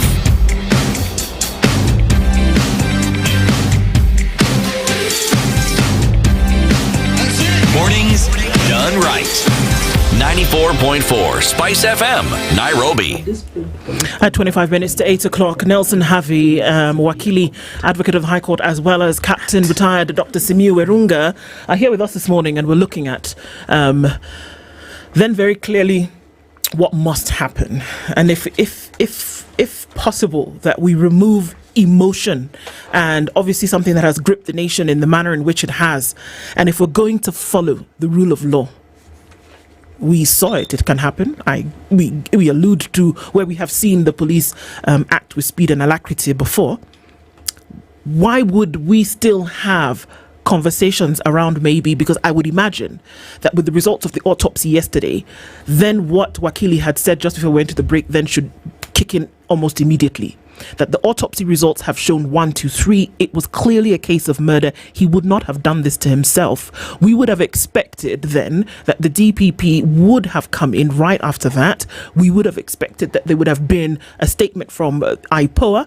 We would have expected that the Inspector General of Police, Douglas Kanja, would have come out the manner in which he came out on Monday and said, based on this is the next step of recourse. Why do we see that there's snail-paced movement then around this? Because this autopsy result was given in the afternoon of yesterday. Why would it be so slow? We were just chatting. We need to be clear when we talk about leadership in the police service, when we talk about miasma in the police service, we are not talking about the whole service. But we have elements in the police service that are actually making things very difficult even for the IG. I've known the IG personally for a long time, and I'm not speaking for him. And I know he's one of the few professional officers we have in the police service. Kanja has been very steadfast in what he does from the GSU, for DIG, and the IG now. So the problem we are having is, yes, we have problems of leadership, but not in the totality of the police service. Number two, I think where I sit, we might have to ask Kanja to stop issuing press conferences. You see, there's a hierarchy in the police service. If this thing happened in Nairobi Central Police Station, we have a regional commander in Nairobi. And that officer is based somewhere near Integrity Center there. Yes. That should be the person issuing statements, because that police station falls under that regional commander. So that Kanja can remove himself and be the last person to issue what Kenyans can take for the good. So that is one problem that we are having. I think I'll advise him to surrender that portfolio, let the regional commander be speaking about this issue, so that when Kenyans feel like they're not satisfied, then they can go to the IG, who is the final person in the police service. Number two, I think from the word go, there was a mismatch in the way they handled this thing. Douglas Kanja came out very quickly to issue a statement before everything else was known about this police officer. So retracting what he had already said is becoming an issue. And that's why we are saying, under systems that have hierarchies and command leadership, it's always good when you let the people who are immediately in charge to speak about what is happening, then you come in as a final person. So to me, that's where the problem is. We now know exactly what happened. We still have a lot of things that I think we are not sure what happened. But like Howie said, these were DCI officers. They took this body to Central Police Station. We here, the OCS, refused to receive the body. We are not sure.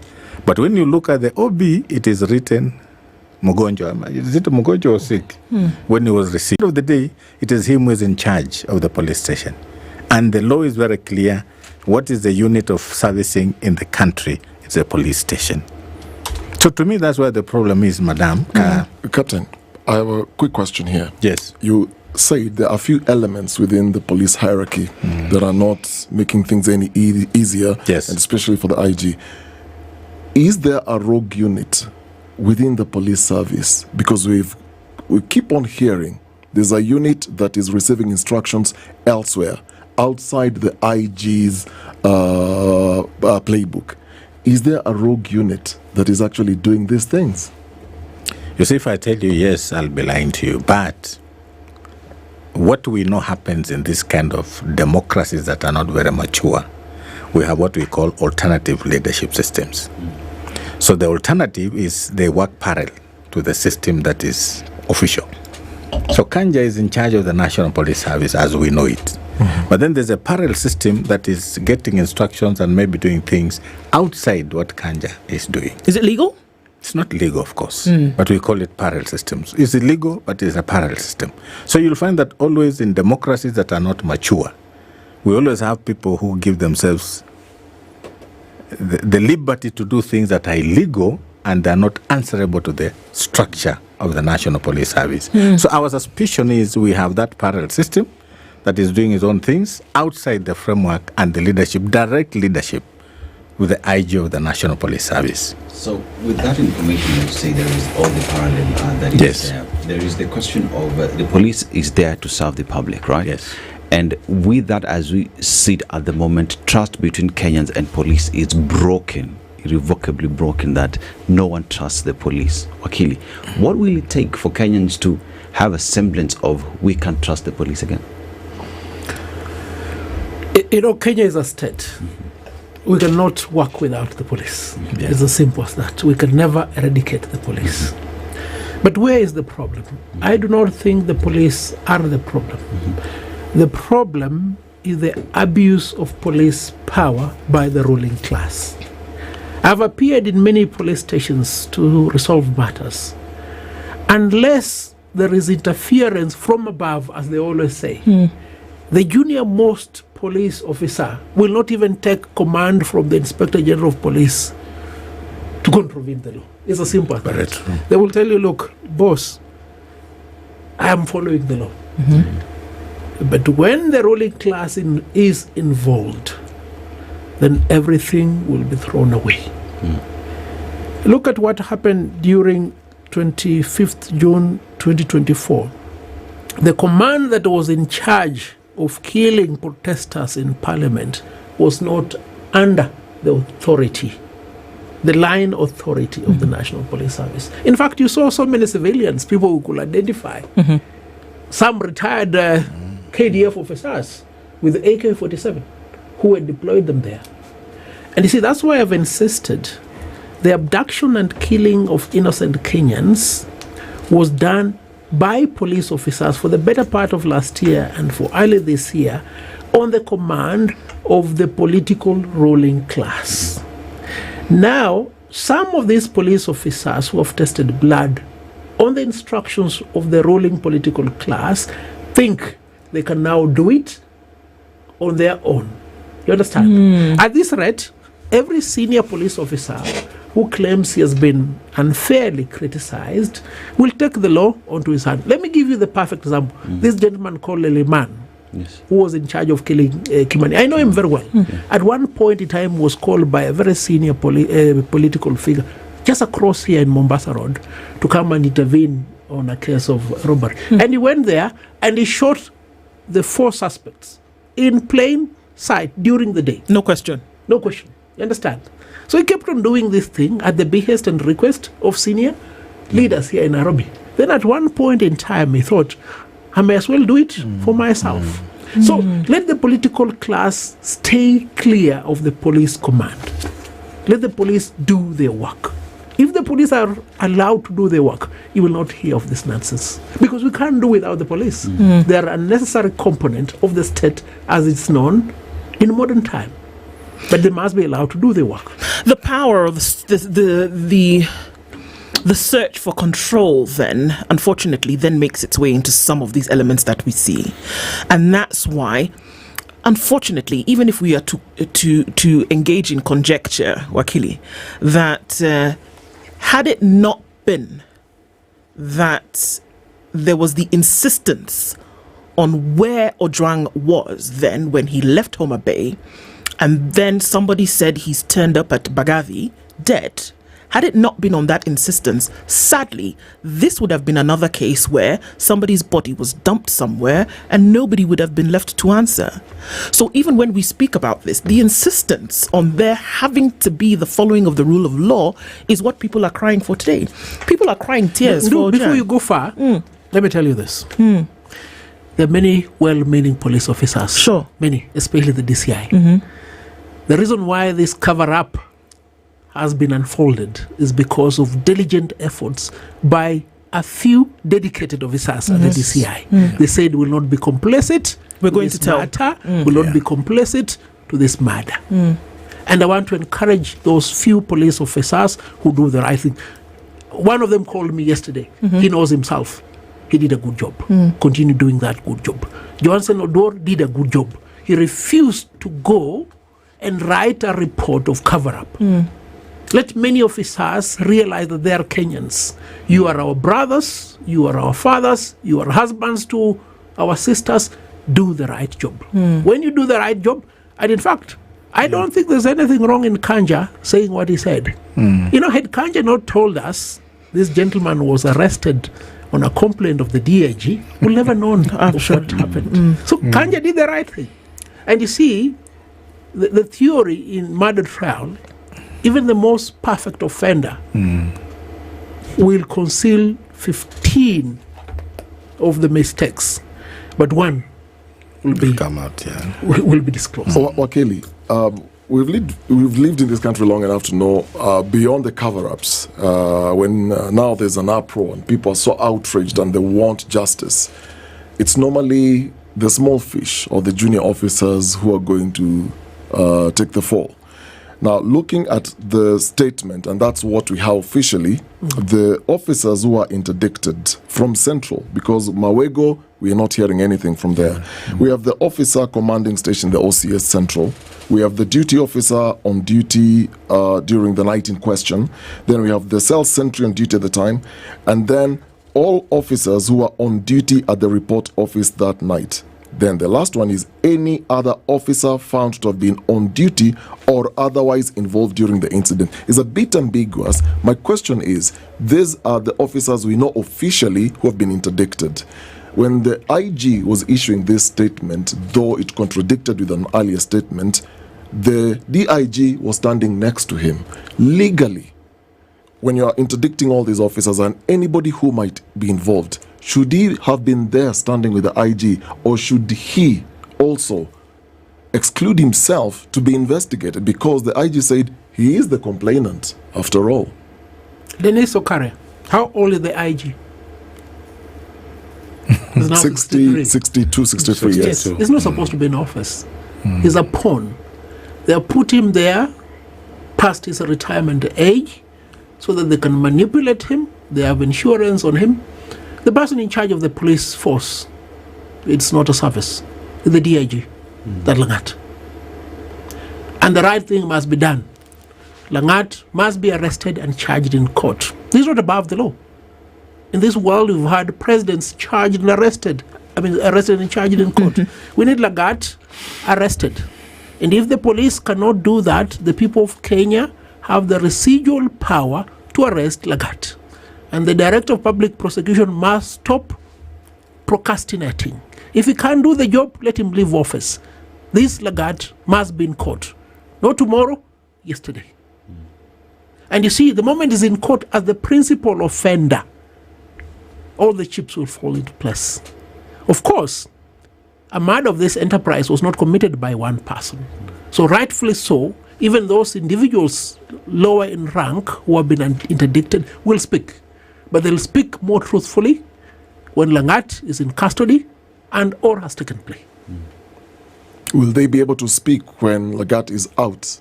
They will because speak. he's not been arrested. They will speak when he's arrested and has taken play. So that is the test. And that is the biggest test that the Director of Public Prosecution will now face. Prosecuting the DIG of the National Police Service. And if he gets it right, then as a country we'll have gotten it right. We'll end this impunity. There is silence as well on the individuals who picked up Albert from Homa Bay and brought him all the way to Nairobi, because like we're doing the maths yesterday, from Homa Bay to Nairobi is around 5 hours. You know, we're talking about over 13 hours before he ended up at Central. So should these individuals as well be mentioned, interdicted as investigations continue? Because that is one part that is silent. You know, I've been arrested, I think, twice or thrice. Once I'd gone to rescue the senator of Bomet, and we were both arrested and renditioned all the way to Bomet. We were on the road for almost 10 hours. You know, often the Subarus will stop, they take us out and tell us, you know, we don't even know why you guys have been.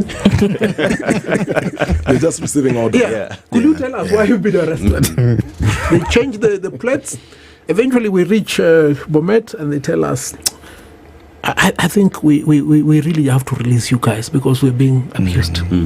The other time they came to pick me in my office where there's squabbles at the LSK.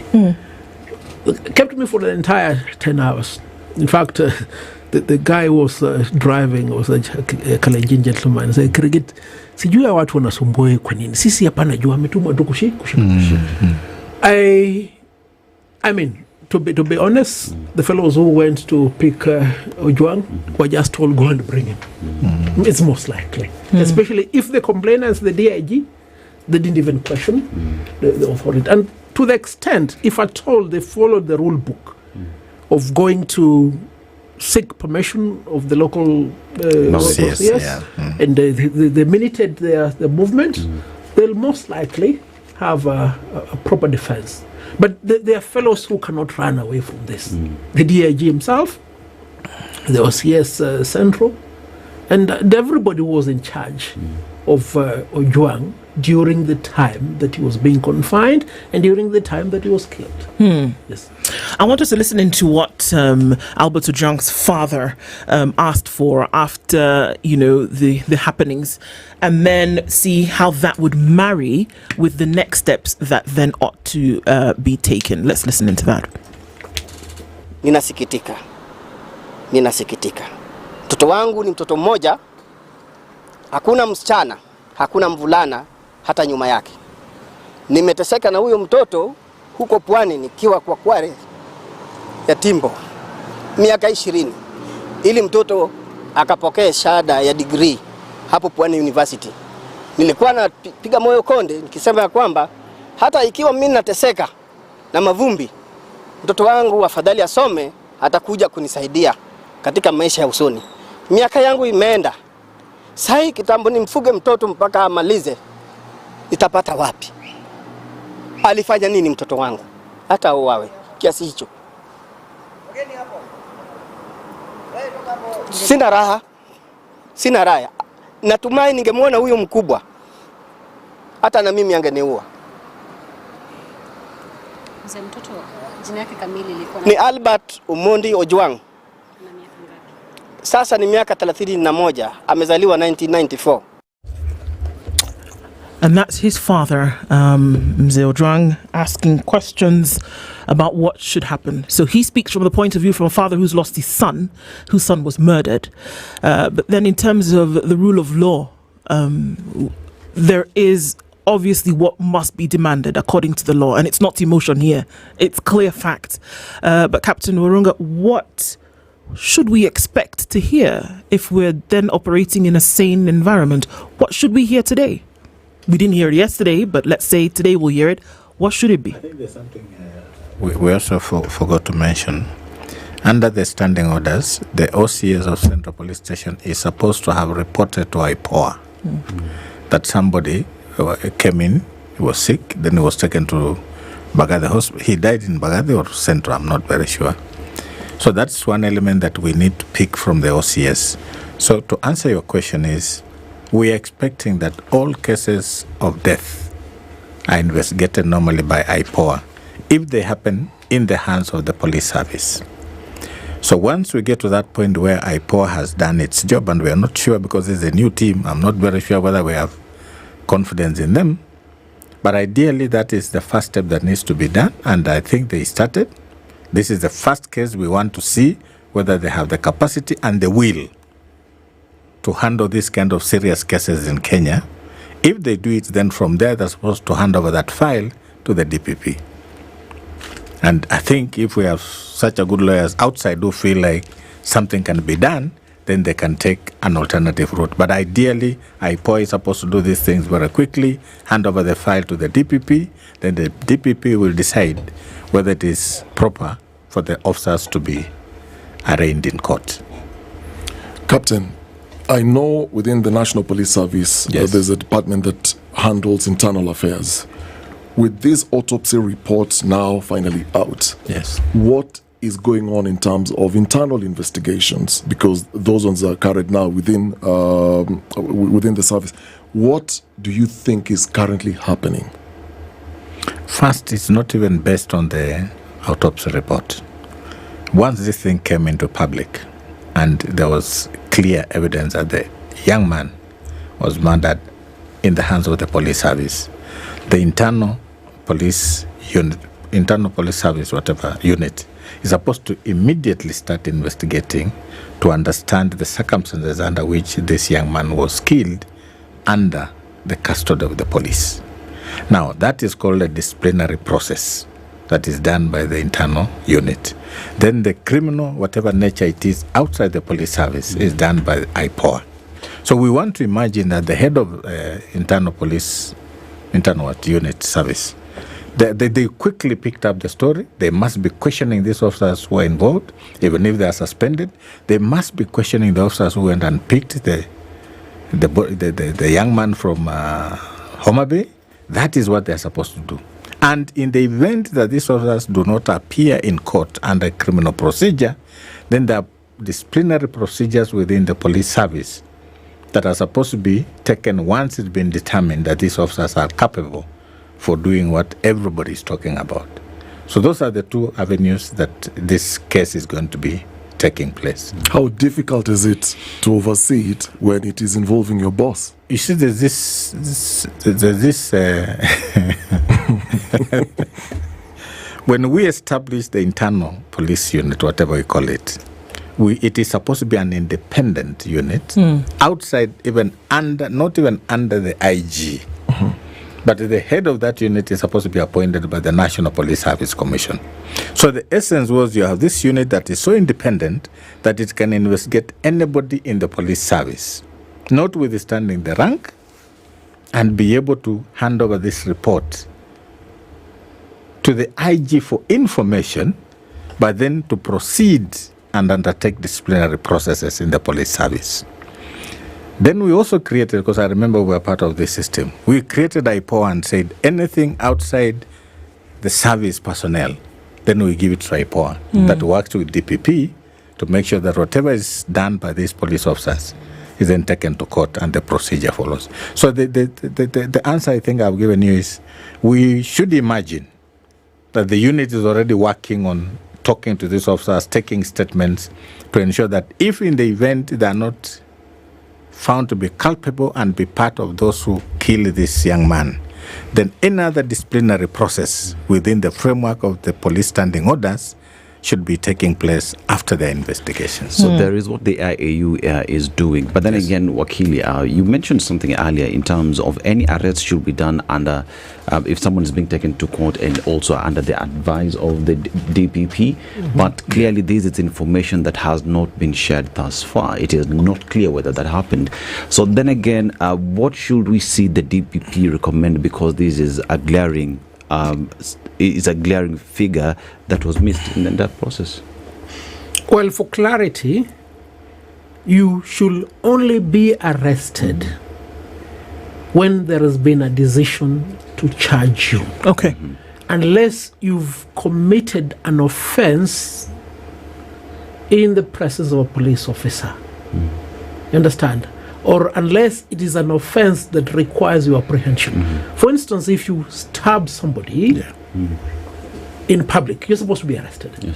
But if it's a matter that requires investigations, your first interaction with the police should not be an arrest. Now, let's concentrate on this matter. We have a weak-kneed leadership of the IPOA. Weak-kneed because when presented with a lot of evidence, IPOA refused to make a recommendation to charge police officers who are responsible for the killing of innocent Kenyans during the occupation of Parliament on the 25th of June last year. He came out, Isaac, and said, I'm helpless. Of course, he was not helpless. He refused to do his job. You understand? I think there was interference with the ruling class. In this particular case, if there is no interference because he holds a constitutional office, he may do his job. What have the ODPP done? He has said he wants that file before his desk within 7 days. Let's just give him 7 days. After 7 days, the logical thing that he ought to do is to order the arrest of DIG Lagat and all accessories to this murder. The principal suspect must be DIG Lagat. If the recommendation of the ODPP will not have the name of Lagat as the principal suspect, then treat it as hogwash. We've seen situations whereby sadly the distrust or the mistrust in a system then has been compacted a lot more for the citizens.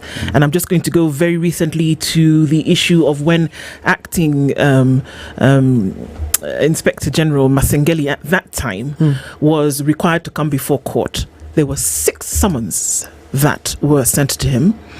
He did not appear for any of the 6, but appeared on the 7th, and he was essentially forgiven of that. And on the very same day of that 7th summons is when the 4 gentlemen from Kitengela mysteriously showed up, having been dumped in certain areas. You know, I handle this matter. Yeah. So even as you give some to that, then the question tagged to that would be, how then would we imagine that a system within which these gentlemen are operating would then arrest them and charge them if the rule of law in other cases has not been followed? There is a mistrust of the police, but what can we do? The other day when I alighted from Mombasa, police officers came to assist me. They will always come to assist me. Then there was this reluctance on my part. Then I realized, no, it's not them who have killed Ujwa. You understand? We live in this environment. So we must find a way of making it better. As I said, these police officers are our brothers, they're our fathers, they're husbands to our sisters. We need to find a way in which it will work better. Now, picking from the Masengeli story, is it going to go the same way? You know, Masengeli sent a contingent of Luya elders to speak to me because I'm a Luya elder. And the man told me, you know, Masengeli doesn't know what is happening. So don't beat your brother so much. Much as I was beating him, I believe he didn't know what was happening. At that particular time, he was also a pawn. These people, the ruling political class that had abducted the Kitengela 3, were holding the 3, and they were devising means of disentangling them from this mess. You understand? And they didn't want Masengeli to appear in court because he would have said the truth the way Kanja said the truth. You understand? So for as long as nobody is being coerced, is being subdued to keep quiet, the truth in the matter of the murder of Albert Ojwang will be told. And I have a strong feeling it will be told. You know, you can't do this forever. And maybe it had to take the sacrifice of Albert Ojwang for us to nab a senior-most police officer and charge him with murder for this nonsense to end once and for all. Let it end. Let it end. And that's where we end our conversation this morning. Gone past 8 o'clock, but necessary for us to do. And at that point where we say, if this is what it takes for this, if his sacrifice for the rule of law to be followed, for this kind of behavior to come to an end, then let it end. Let it end. Nelson Havi, 49th President of the LSK, as well as Captain Retired Dr. Simiu Werunga, Public Security and Safety Expert, have been our guests this hour, looking into the steps of what next. Death in custody, who's legally and operationally accountable? It's clear who is. The day will be long in terms of seeing what happens next, but we'll end on those words that Nelson has said. Let it end at 8 minutes. Thank you. Thank you. This is the Situation Room, the only way to start your day. This is not an announcement, it's a pact. To plant trees and protect our environment. To drive mentorship and education. To grow businesses with funding and training. To share with our communities. Since 2020, we've honored this pact. As we mark 5 years, we renew it because all impact begins with a pact. I&M Foundation, celebrating 5 years of impact, powered by I&M. Oh, great!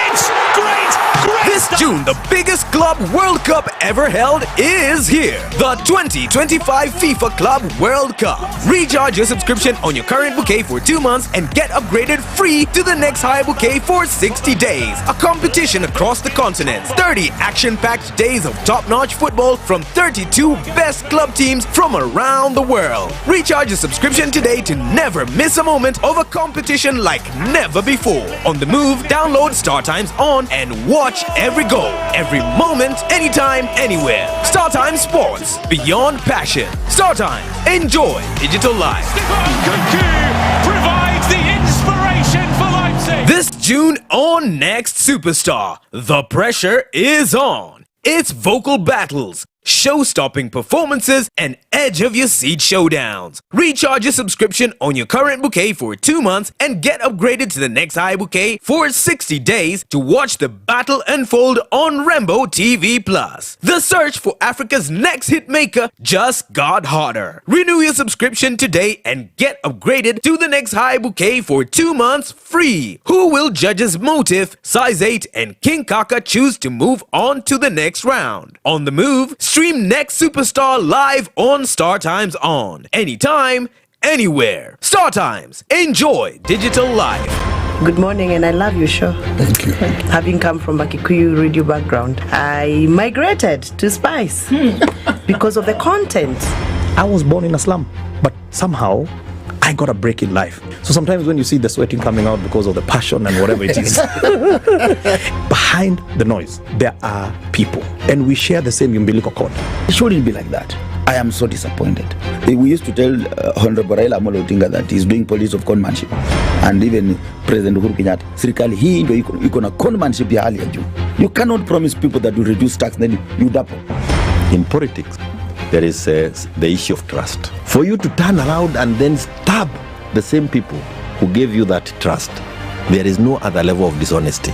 Imabo, utaona dunia tu. The Situation Room, Kenya's biggest conversation. Traffic updates brought to you by I&M Bank, on your side. Mature, intelligent talk every morning. Spice up yourself.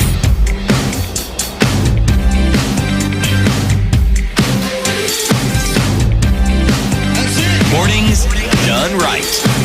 94.4. At 8 minutes after 8 o'clock, things are moving really quickly this morning, and we continue with those conversations at this time. The mood of the country is one that we read, and the conversations that we have are around things that continue to happen, and we'll continue with that conversation this hour. But before we do, Father's Day is coming up, and Woolie's doing something, isn't it? Yes. Tell us about that, Dennis. We all know that Father's Day is a journey of strength, wisdom, and quiet sacrifice. And here on the Situation Room, we often talk about making meaningful decisions. So this Father's Day, Dennis Okari, Mashmiwa, Father's Day is around the corner. Woolworths here's one. It's giving a dad a reason to smile, relax, and maybe even show off just a little bit. Fathers don't get show off every other time because they're busy working, making sure systems are moving.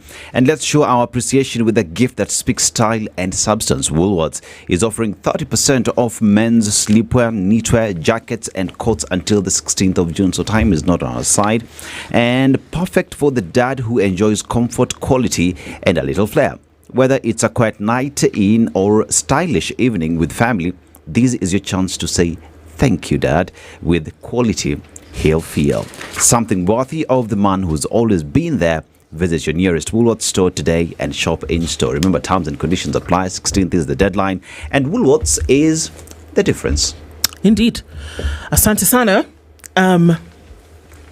Gathoni wa Mushoba is the Member of Parliament for Githunguri constituency. We have seen her face over the last, easily from last year to this year, doing a certain thing. And that has been breaking down, essentially, the bill. She did it last year, and she's doing it again this year. And we're having a conversation this hour around the budget, which is going to take place tomorrow. But then we're also asking the question, when we're budgeting amid bloodshed, where should Kenya's focus be right now? And she's in the hot seat this morning. Mweshima, good morning. Good morning. How are you guys? We are very well. Hey, long time. The last time I was here, the bench was different. Yes. So I'm happy to meet a new team. The bench is different. The issues remain the same. Of course, Okari is not new to me. But maybe my brother is a bit new. Yeah. But I'm glad. Any Gen Z. Yeah, ni Gen Z. Okay. She's not new to me. Gladly so. Thank you so much. So good morning, everybody. And those me, you that just are think listening. you put me in your handbag. Oh, of course. I assume that we are always with you. I don't know why I assume. No, but you know we are cousins. and we chat a lot on social media with her. So she's very present in my mind. In fact, sometimes I assume that we were with her yesterday. Yeah. So very good morning to those that are listening to us, watching us, and of course my great voters of Githunguri. Those that follow SpiceFM, I'm sure they're waiting to hear what their mother is going to say. Absolutely. And I'm so humbled that I have a very big following on social media, basically because of what I've been doing on those platforms. I basically avoid a lot of politics on those platforms, but I concentrate on telling people what they need to hear from somebody who understands the political and parliamentary language, which sometimes becomes very complicated and technical for laymen. Sure. So I decided this year, just like I did last year, I'm going to break down the parliamentary language of amending bills in order to tax people. Because like you know, or you may have heard, this year finance bill is not direct. It's not telling you that you're adding tax on bread. They are not telling you that they are adding tax on medication. They are amending other laws to facilitate the additions of taxes and removal of tax reliefs. And that's something that most people are not able to read. When you read the finance bill, the way it is, it actually looks like there's nothing that has been done. But there's a lot that has been hidden in the proposed amendments. And we'd like to go into some of those things this morning, and we're going to go at the length and breadth of that conversation. Sure. But first of all, Dennis is going to share today's proverb with you, and then we'd like to hear your interpretation. I think you might like this one. I think I've said that to somebody else as well this morning. Yeah, so in Uganda, the Pearl of Africa, the country whose president has been in office for 39 years now, and the wife is the Minister of Education, that is in Uganda. And the proverb today, when the roots of a tree begin to decay, it spreads death to the branches. When the roots of a tree begin to decay, it spreads death to the branches. What do you make of that? I think what I make out of that is that every strong foundation determines the strength of the structure. Every strong foundation determines the strength of the structure. Yes. So if the foundation is wobbling, the structure will also wobble. I think that's what I interpret. Well put. Well put. Well put. Indeed. Yeah. So we don't forget finance. And the foundation in Kenya is wobbling. Is it? Oh, yeah. Okay. Political foundation is completely wobbling. Yeah. When you witness what we are seeing, from the papers today, we are reading and hearing, the police have the audacity to drive into somebody's compound and pick up a child and finally kill the child, because it is obvious from the report we received yesterday from the government chemists and pathologists. The late Albert was killed in the hands of the same very people who are supposed to be protecting him. And it is very unfortunate that the chairman of IPOA would do a presser supported by the same people he purports to investigate.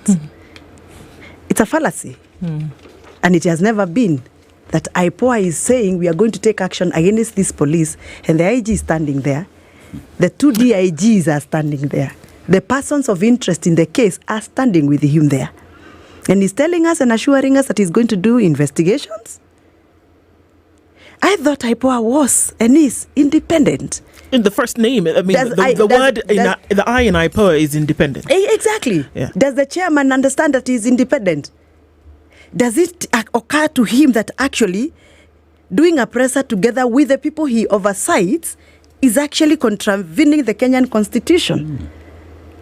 Who nominates these people? You know, I keep saying the kind of people that are nominated in these commissions, independent commissions and strategic offices in this country are political rejects.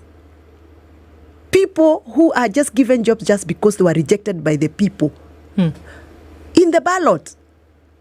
And so when they're given those offices, all they do is to please their master who appointed them.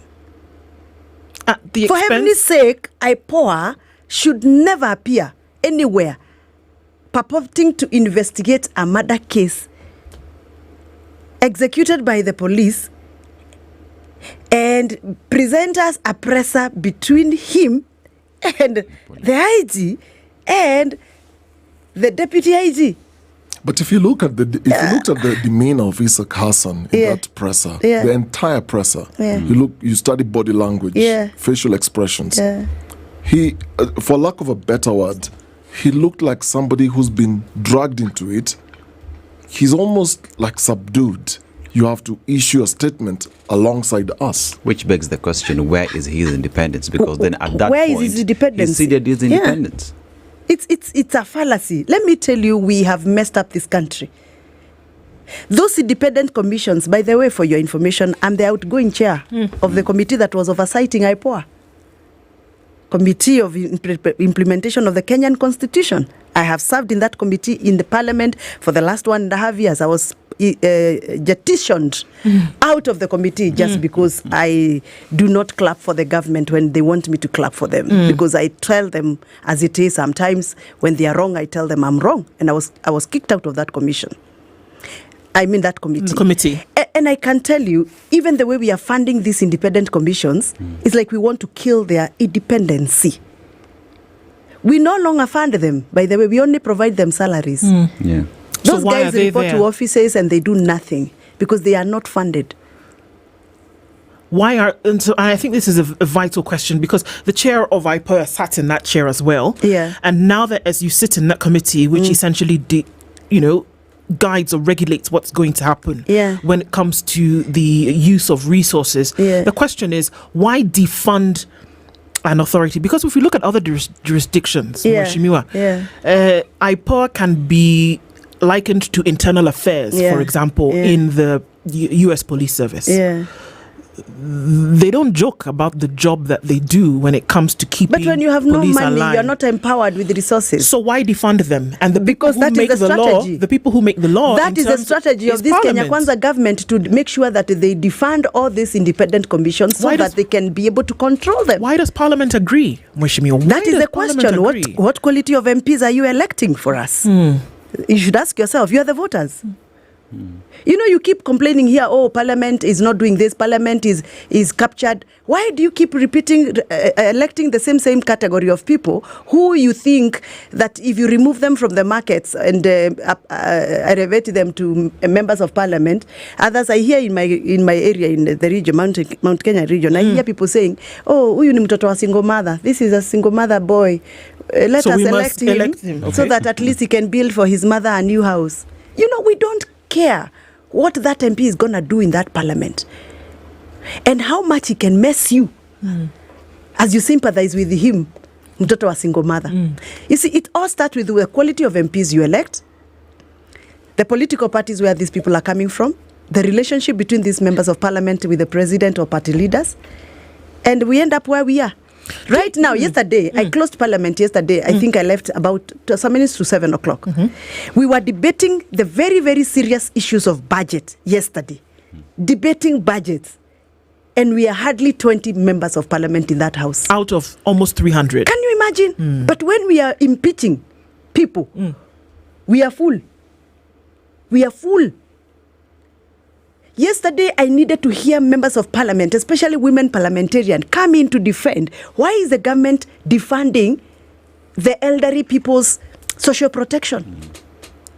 Why is the government removing a whole whooping 600 million from social protection?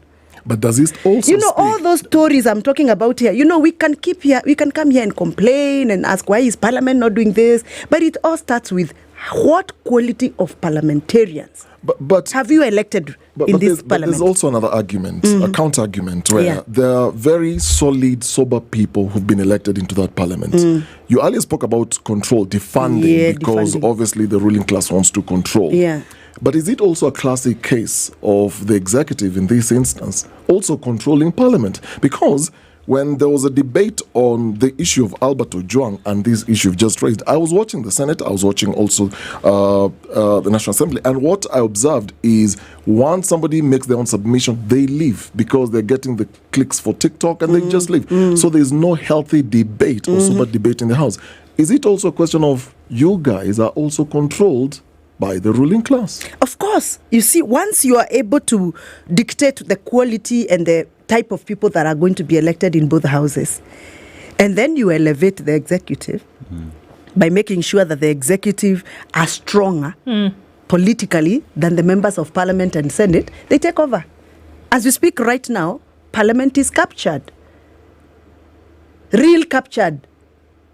In fact, sometimes I laugh when I see a chair of a committee defending executive.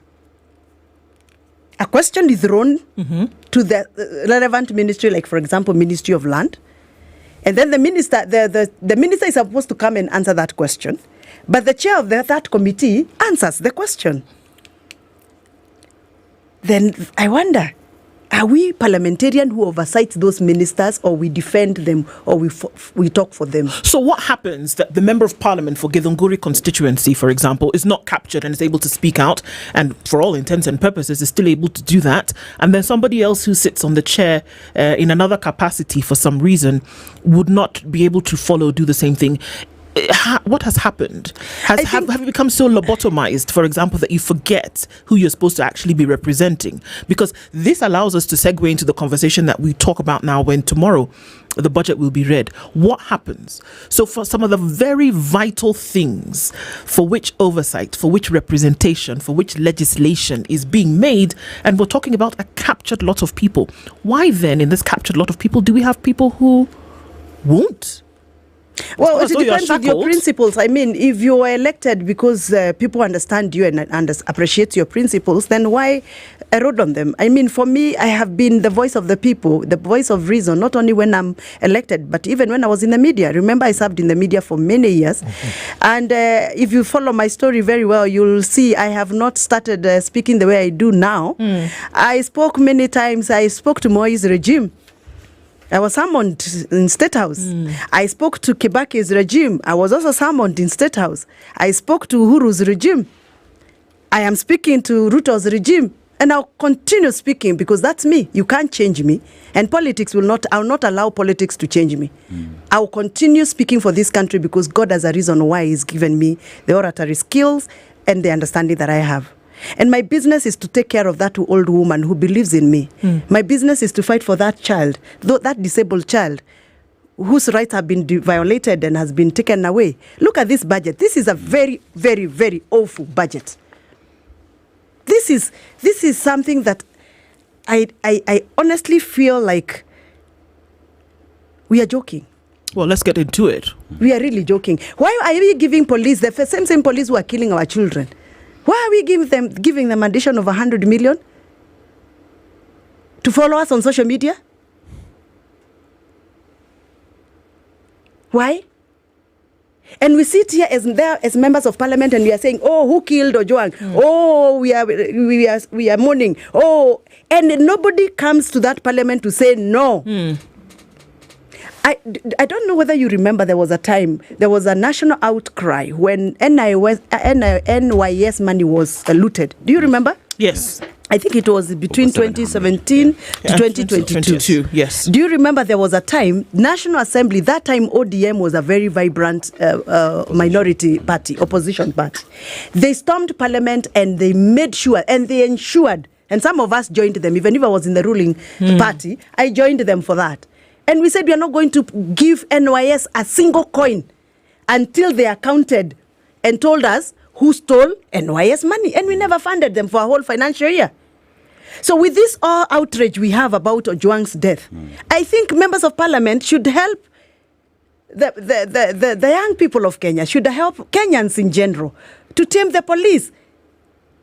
Yeah, when I was coming here, my sister, I was looking at a TikTok post that was done by a small young man, a looking young man, protesting against a police who actually told him, I have marked you.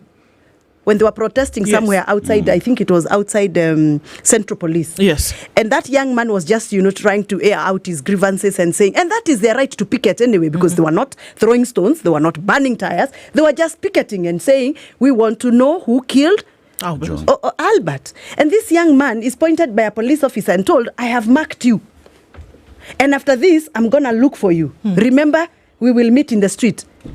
So this young man was protesting against what has been done to him when he was picketing. And he was saying, I need to be allowed to go to the police station inside here, which was less than 5 meters away, to record this statement that this policeman has threatened me. Yes. And he was refused to get in. Yani polisi wetu wamefika pahali, we fund them with our taxes, our sweat, and they're making this a police state, that you can't go and report a police officer who has just threatened you, and there is evidence. He was recorded threatening this young man. And then in parliament, we sit pretty and we give them extra money.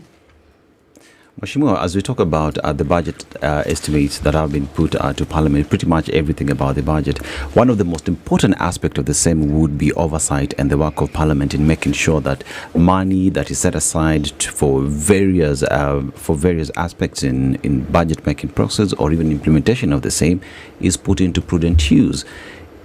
Parliament doesn't seem to be doing a good job while at that. So what will it take for Parliament finally to start doing that? The reason why some of us are on TikTok and are on X is because we are frustrated as members of Parliament. By who? And we realize that whenever you get to Parliament and you want to speak, somebody is gagging you. Because you are not supposedly supposed to speak, because you are not speaking the language of the majority. Please remember, Parliament is 98%, if not 100%, majority. Because the opposition got married to the ruling class, to the ruling party. So some of us who have dissenting voices are gagged. You're not able to speak. You're not given opportunities to speak. If you follow me, for example, like yesterday, you only speak when you are on point of orders. But nobody will give you an express card to go and speak in Parliament. Raise an issue. You always raise point of orders. Point of information so that you can speak. You understand? Yeah, so I think, like I said, the Parliament is captured. Some of us now, because we want to talk to the people, we want to defend some of these lines that we fight for. I am very vocal on matters, coffee, tea, I'm sure you follow me. And I realize that when I sit there and wait for my turn, I'll never get it. So I look for opportunities where I will be heard.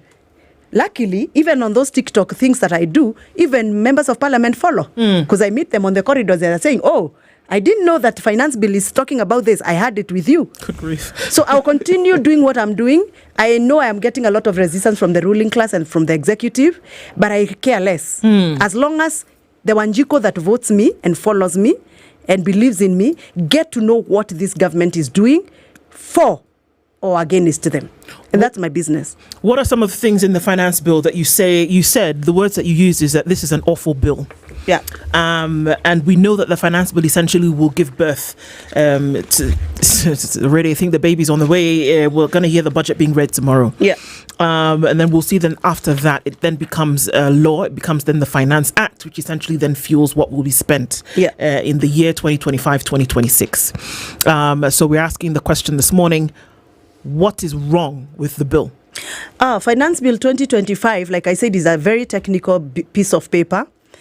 it is within it. It has recommendations to amend three critical acts that are going to create windows for the government to add taxes and levies. First of all, I want to tell you that I served in the 12th Parliament as a member of Parliament, and I was in the Committee of Communications that made the Data Protection Act. 2019 all the way to 2021, we made a very powerful law, and I'm very proud of that.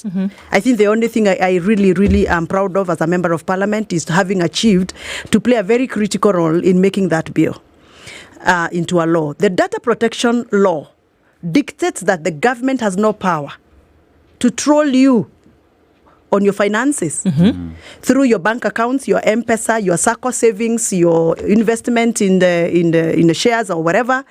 And if they really want to get your information, financial, personal information and data, they can only do so through a court of law. They can only get a court order. And the government of the day, Kenya Kwanza government, has attempted to troll us through accessing our personal information regarding our finances in 2024-2023 finance bill. That proposal was there. And we fought it fiercely. And when we did so, through the miscellaneous making bill, the same recommendation was brought. It was nicked under the miscellaneous. And we amended the Tax Procedures Act. And we created a window that the tax procedure of the tax commissioner to get to your information has to go through the law that is called Tax Procedures Act. But we still stopped it even after they passed through came through the miscellaneous. Some of us are very vigilant. Now, because it was inserted in this law that is Tax Procedures Act, now the proposal of the Finance Bill 2025 is proposing to remove that limitation that is put there. We limited the tax commissioner from accessing your personal data. So now they are proposing, let us remove the limitation. If we remove that limitation, and that is why I say they are using very parliamentary language, which most of you may not understand, if that limitation is removed, then the Commissioner of Taxes will have direct and express authority to harvest and mine your data, your financial secrets, your data financial, and any other money-related information. I mean, in Kenya, you know Kenya is Kenya. I mean, when you say you're mining my information, when you want to mine my money, you will also mine other information about me. And, you know, on that TikTok thing I said, I mean, this is Kenya. If I want to fight you, you go use KRA, isn't it? Because they already have express authority to mine your information. I'll pull everything. Now, I said even those men who have many wives, wow. You know, they buy plots here, there, a house here, the house your there. Information All your information will be out. But to me, that is not even the issue. The issue is, this is a very risky move to business community because you know very well, business thrives on trade secrets. If trade secrets for example, if I buy some raw material to make a product, I wouldn't want my competitors to know where I buy my raw materials, you know. But if that information, because of course I paid this raw material provider or supplier this money, it will be out. So this is a very risky approach if allowed to happen. And for me, I think Kenyans need to know that the Finance Bill 2025 is proposing to allow Kenya Revenue Authority, the commissioners of tax, to access to your private financial information. And by this, I mean every Kenyan, not only business people, not only salaried people like yourself, every Kenyan. And this, to me, is very dangerous. Explain to us, before we get into now removing all these limitations, currently as it stands, if KRA wants my personal data, my bank accounts, my mobile money statements, what is the current They can only go to court and get a court order to access to your personal information, including your bank statement. So now, if this is passed, yes, they can access. They will not be going to court. They will just be making a call. And they will get everything about you, and this is very dangerous. Wow. To what end do they want to access this? Is it because they are recommending an integration of financial services? That is your financial services with KRA system integration.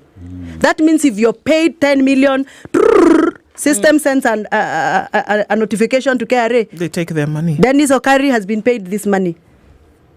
They want to integrate financial systems to make sure that if you have an account in this bank and that circle and this bank, they will be clicking a button and they'll be able to get all that information because they want to integrate financial systems. And in Kenya, there is no boundary between financial information, political information, marriage information. It's all one. And any other Are we afraid of the violations more than we are afraid of the tax obligation? We are afraid of both. And we are actually afraid that we are going to break the ethics of financial management in this country. What are the principles of taxation, for example? Are we following the principles of taxation by recommending such kind of laws? And you don't make a law to prohibit another law. Indeed. You can't make a law to stop the other law from functioning. To roll back on one that you had already brought in place for the protection of Lawmaking is people. progressive. It is not retrogressive. The Member of Parliament for Githunguri constituency, Gathoni wa Mushomba. Mathe. Yeah, that's my name. That's what we are going with from here. Mathe is here, and we are looking into are our priorities right? But beyond that, breaking down the Finance Bill 2025 into bite-sized portions for us to have an understanding from her understanding of what is currently going on. So we'll take a break and we'll come back. But you know what? The I&M Foundation is passionate about building a better future for Kenya. And it's a social investment arm of I&M Bank.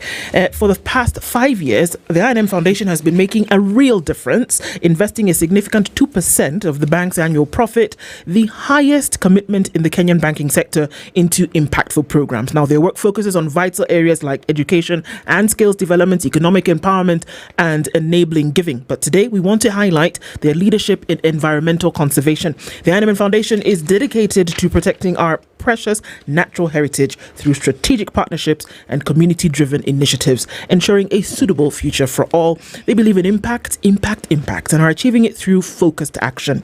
So as we renew our pact to keep impacting, learn more about the I&M Foundation's vital work and how you can potentially collaborate by visiting inmbankgroup.com/foundation to learn more. And it's powered by I&M Bank. This is the Situation Room, the only way to start your day. Traffic updates brought to you by I&M Bank, on your side. All right, so traffic still continues in the city this morning. We are in traffic hour proper now, but it's not doing too badly. I don't think we'll see too much of a hold-up. There is a lot of movement on the Thika Superhighway. It's going to clog up from here and there. But I think the most of it is as you get towards Survey.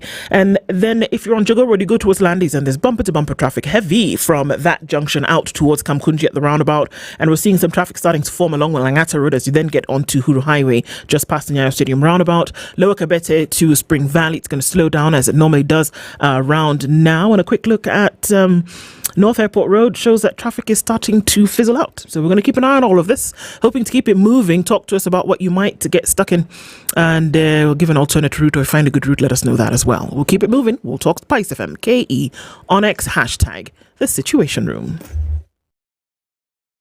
Traffic updates brought to you by I&M Bank, empowering you to achieve your dreams and secure your future with our financial solutions across Kenya, Tanzania, Rwanda, Uganda, and Mauritius. I&M Bank, on your Mature, side. intelligent talk every morning. Spice up yourself.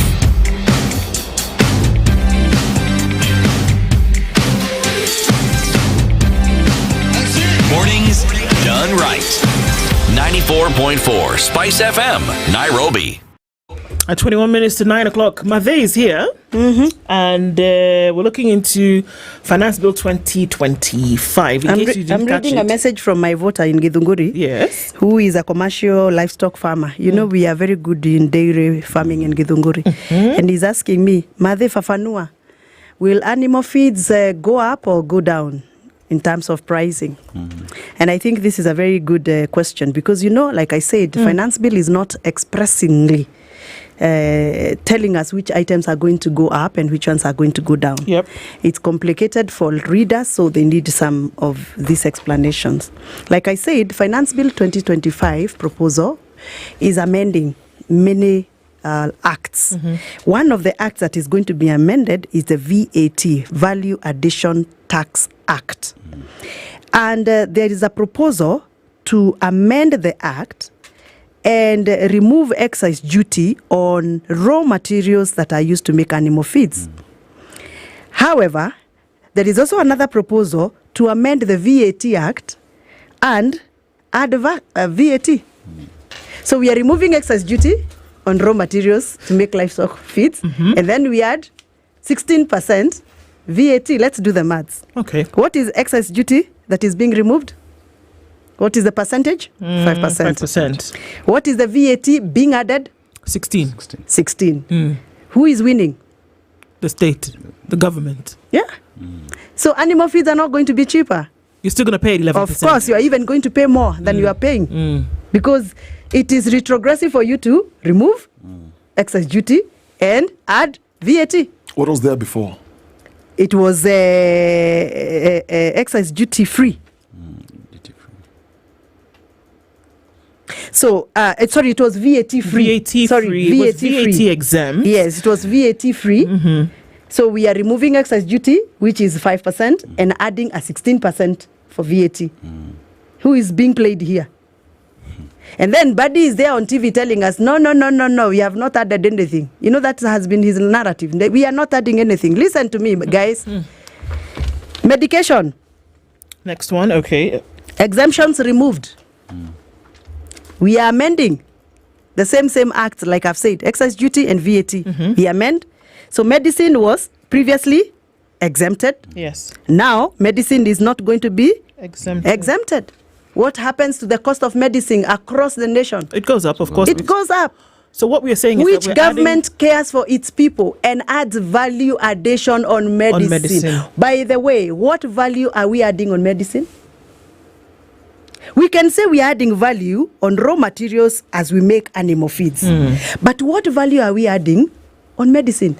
For heaven's sake, we import almost 90% of our medication in this country. So when we import medicine from Germany, for example, and bring it to Kenya, what value are we adding? Are we repackaging? I thought we don't even repackage medicine. No.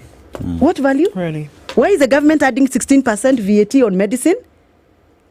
Umetuwekea SHA haifanyi kazi. Hata kama inafanya kazi, basi unatuongezea cost ingine. You get what I'm talking about? Okay. So it defeats me. Who advises this government? And President Ruto has the highest numbers of advisors ever seen in the history of this country. But there's this kind of goofs and mistakes. So it's giving with one hand. You give me exactly. Exactly. There is also the issue of the fertilizer subsidy that in the budget is seemingly not there. And how would these then come to affect the farmer?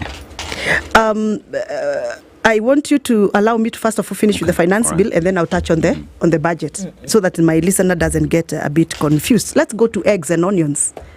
Last finance bill, I brought a lot of noise when I asked the government, why are you exempting onions from our neighboring countries, but you're not promoting our local farmers here to farm onions?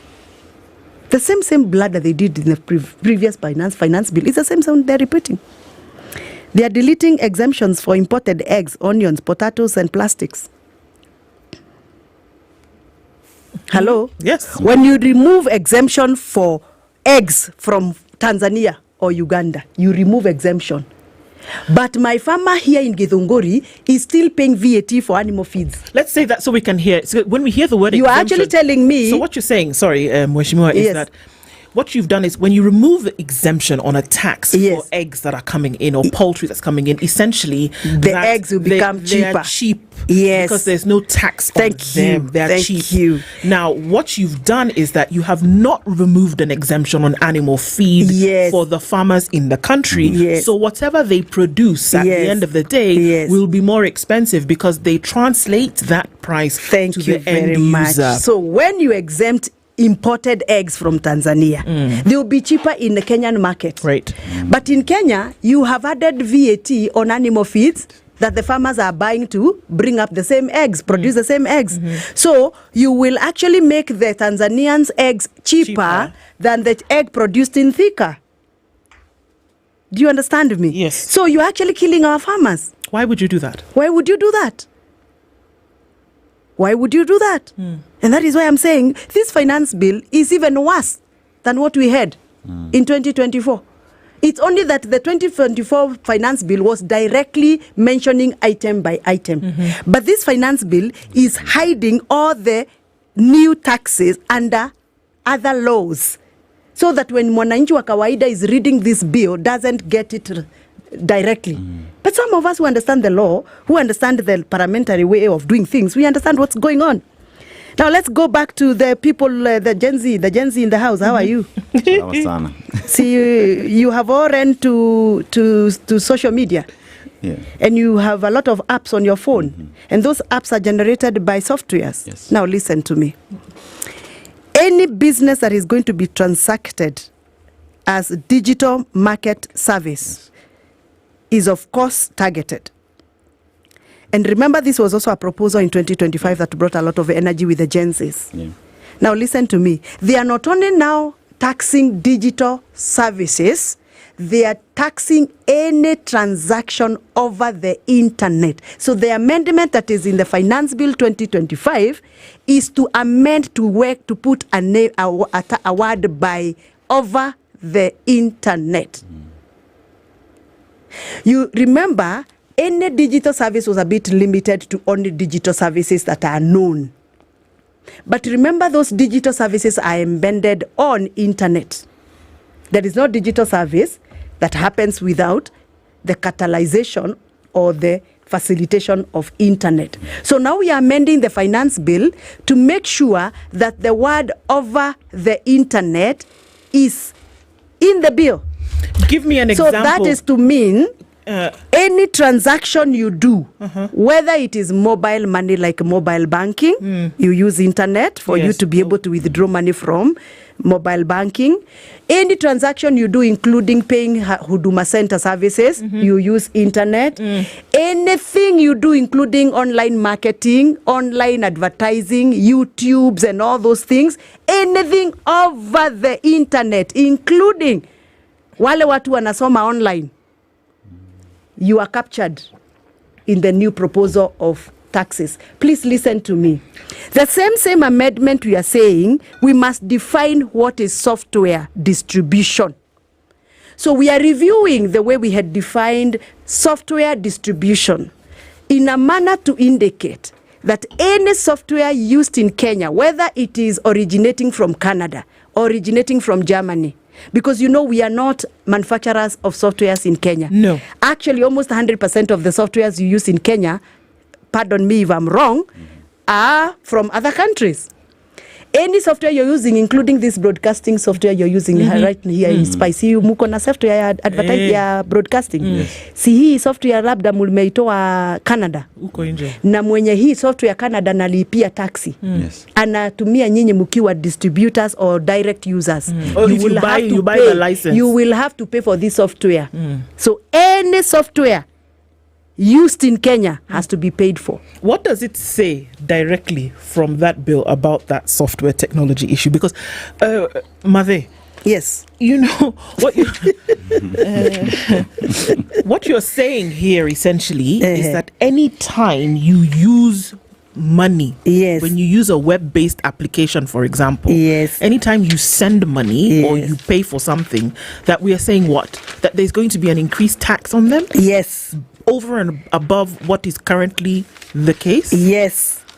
Sijamaliza na majenzi. Content creation. Okay.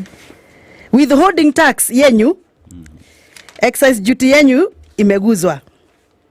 There is something we call digital asset tax. It has been reduced from 3% to 1.5%. Clap for the government. Yeah. They have reduced. Lakini what is hidden is this. They remove the digital tax, they add withholding tax. For you. Five, depending. And withholding tax is not just a number. It could be 5%, could be 10%. Some cases goes up to 20%. Thank you very much. Okay. So wanakwambia digital asset tax is reduced from 3% to 1%. Munafurahia.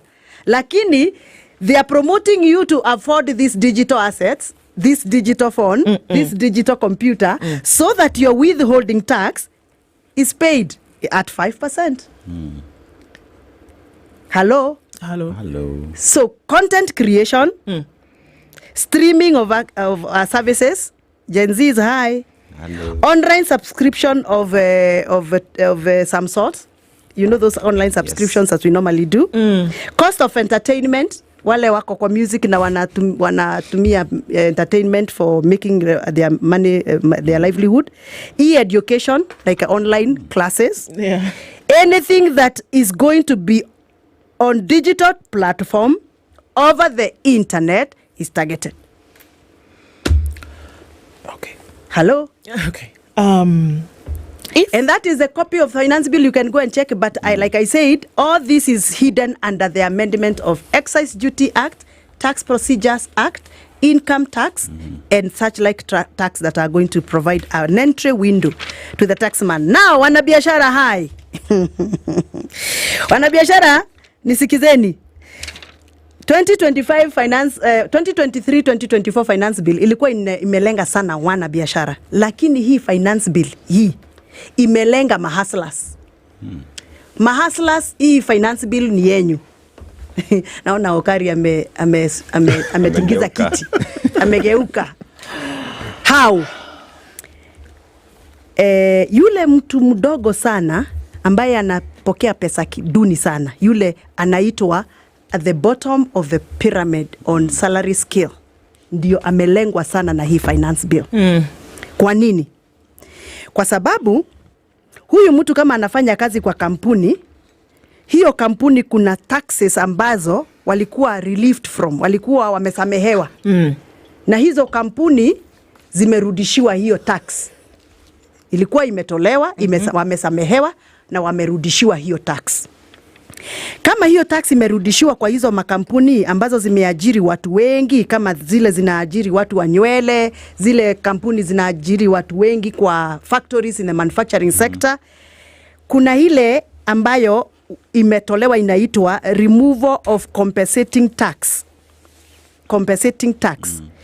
Kama hiyo tax imetolewa, it means the manufacturers and the employers will have to pay it themselves. Yes, okay. Watatoa wapi? Si watatoa wafanyakazi wao? I mean, of course. So wafanyakazi wao ndio watafinywa. Mnanielewa? So the removal of compensating tax will affect even the consumers of the products that are being manufactured by the same factories or manufacturers.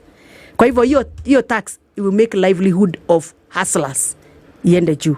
Nimesikia watu wakisema mkate itaenda juu, sukari itaenda juu. It is true. Na mheshimiwa Badi uache kuambia watu maneno ambayo haina basis from the finance bill. When Bandi says that sukari na mkate haijaguzwa, unajua anawafunga macho. Kwa nini? Kwa sababu hataki kuwaambia ya kwamba zile factories ambazo zimerudishiwa compensating tax walipe na wanatengeneza sukari. Itabidi wakilipa hii tax waongeze bei ya sukari. End user.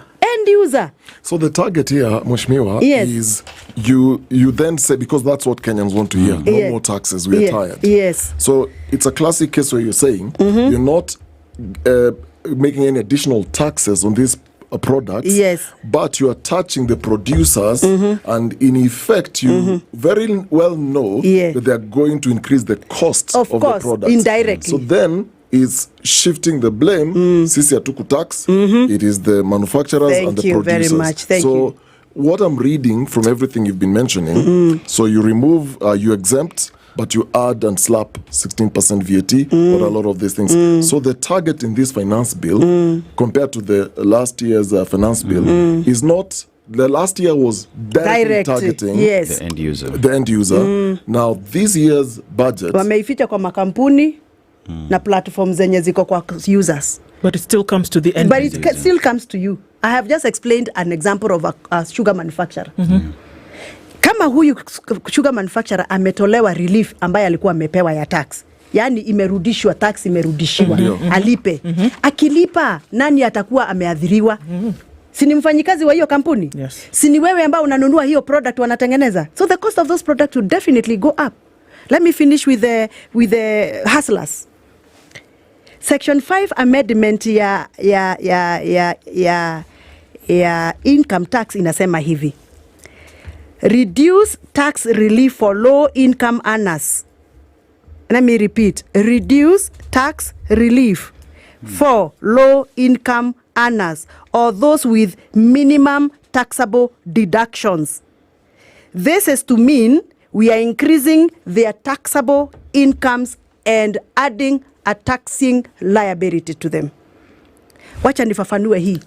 Wale ambao mulikuwa na pesa kidogo ambayo ilikuwa inatolewa matoleo ya tax ya KRA na mulikuwa mumehurumiwa kwa sababu kamshahara yenu ni duni. Sasa hii proposal inasema hata kama mulikuwa mumehurumiwa, murudishiwe hiyo tax mulipe. Wait a minute. Yes, that is what this amendment part 5 inasema, section 5. Open that please just a little bit and let's just open that up a little bit. Now listen, this is irregular and unconstitutional because you cannot tax me uniachie less than 2/3 of my salary. See that hiyo inaitwa 2/3 principle. Yeah. Inaitwa third principle ama 2/3. Third principle. Yeah. Uwezi nitoa mshahara over a third of the amount that you yes. unio tax mpaka kama mshahara yangu haiko kwa kiwango ambacho kinakubalika katika sheria za labor laws. Unanielewa? Kwa hivyo this, when you hear me submit on parliament, nasema this finance bill is irregular and unconstitutional. That is what I mean. Kwa hivyo hii inasema, na mnisikize vizuri, reduce tax relief for low income earners, all those with minimum taxable deductions. Hii ni kusema increase their taxable incomes and add their taxable liability. So if somebody kwa hivyo mahasla wote ambao wanafanya kazi kule Juakari, Kamukoji, wale wote wanafanya kazi kule Roiro kwa mafactory zetu, wale wote wanafanya hapa SpiceFM na wako na low income, walikuwa wamesamehewa kutolewa matoleo ya kodi. Hao sasa kusamehewa kwao kumetolewa.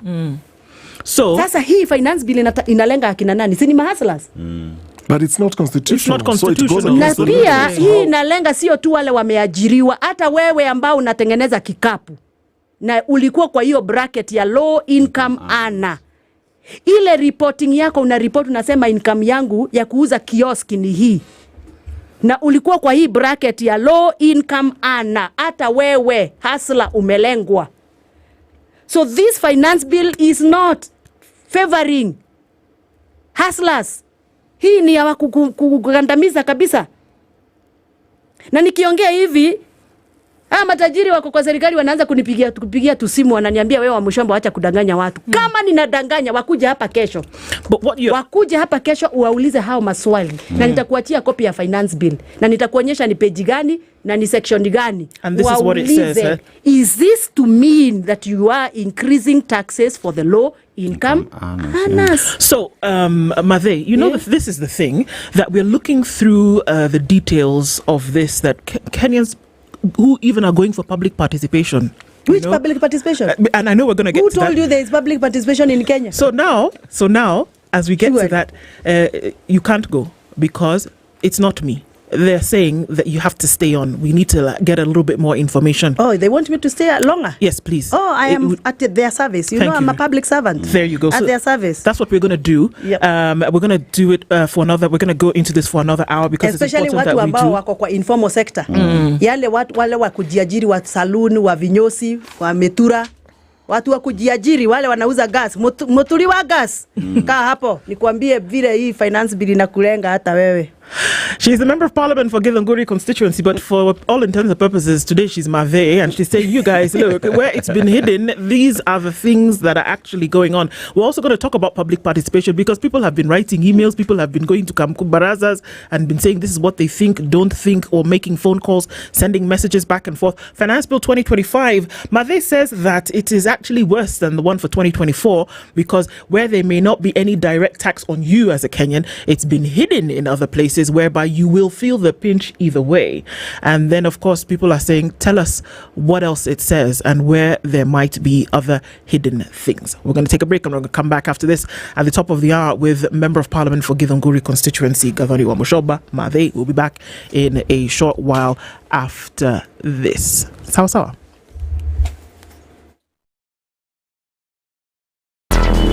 Traffic.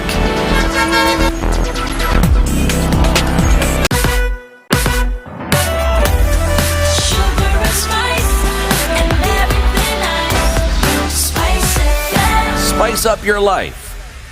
94.4 Spice FM.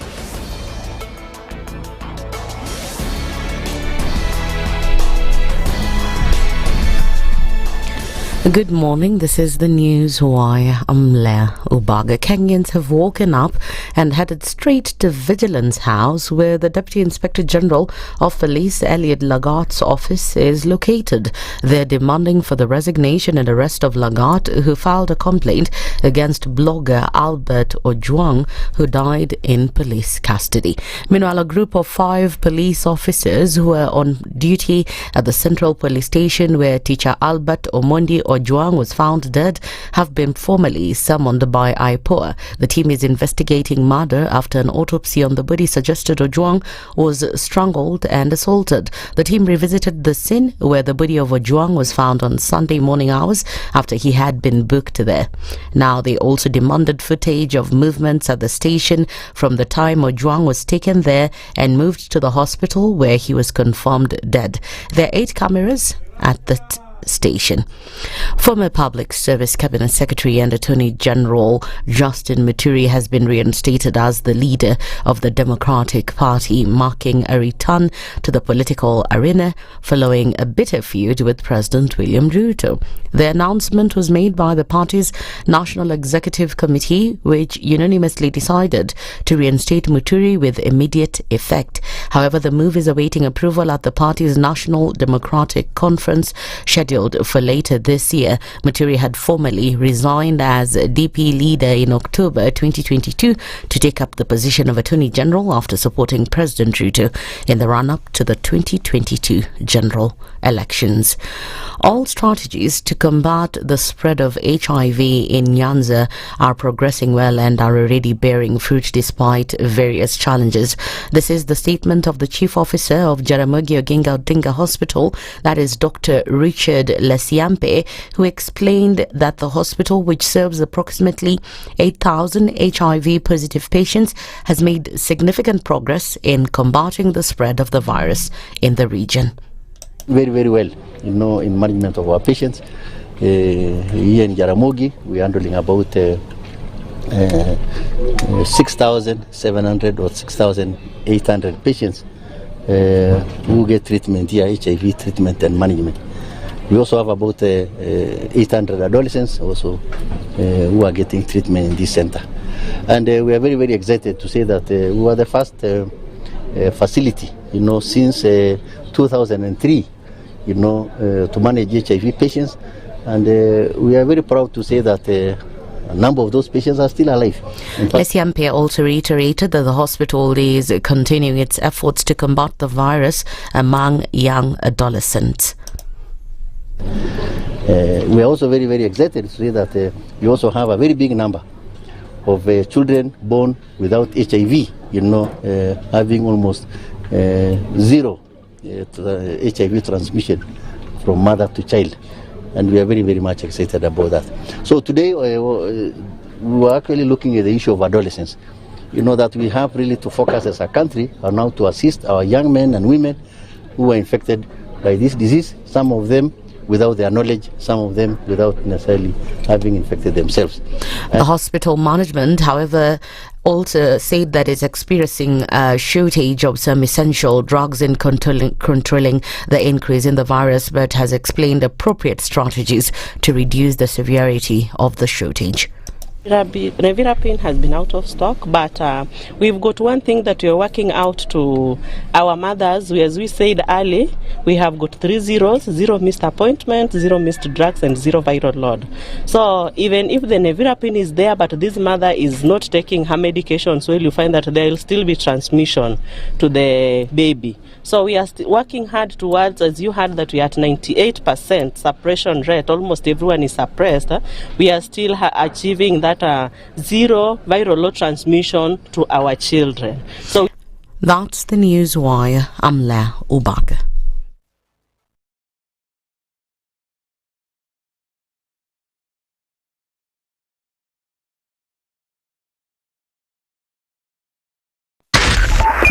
.4 Spice FM, Nairobi. Traffic updates brought to you by I&M Bank. On your side.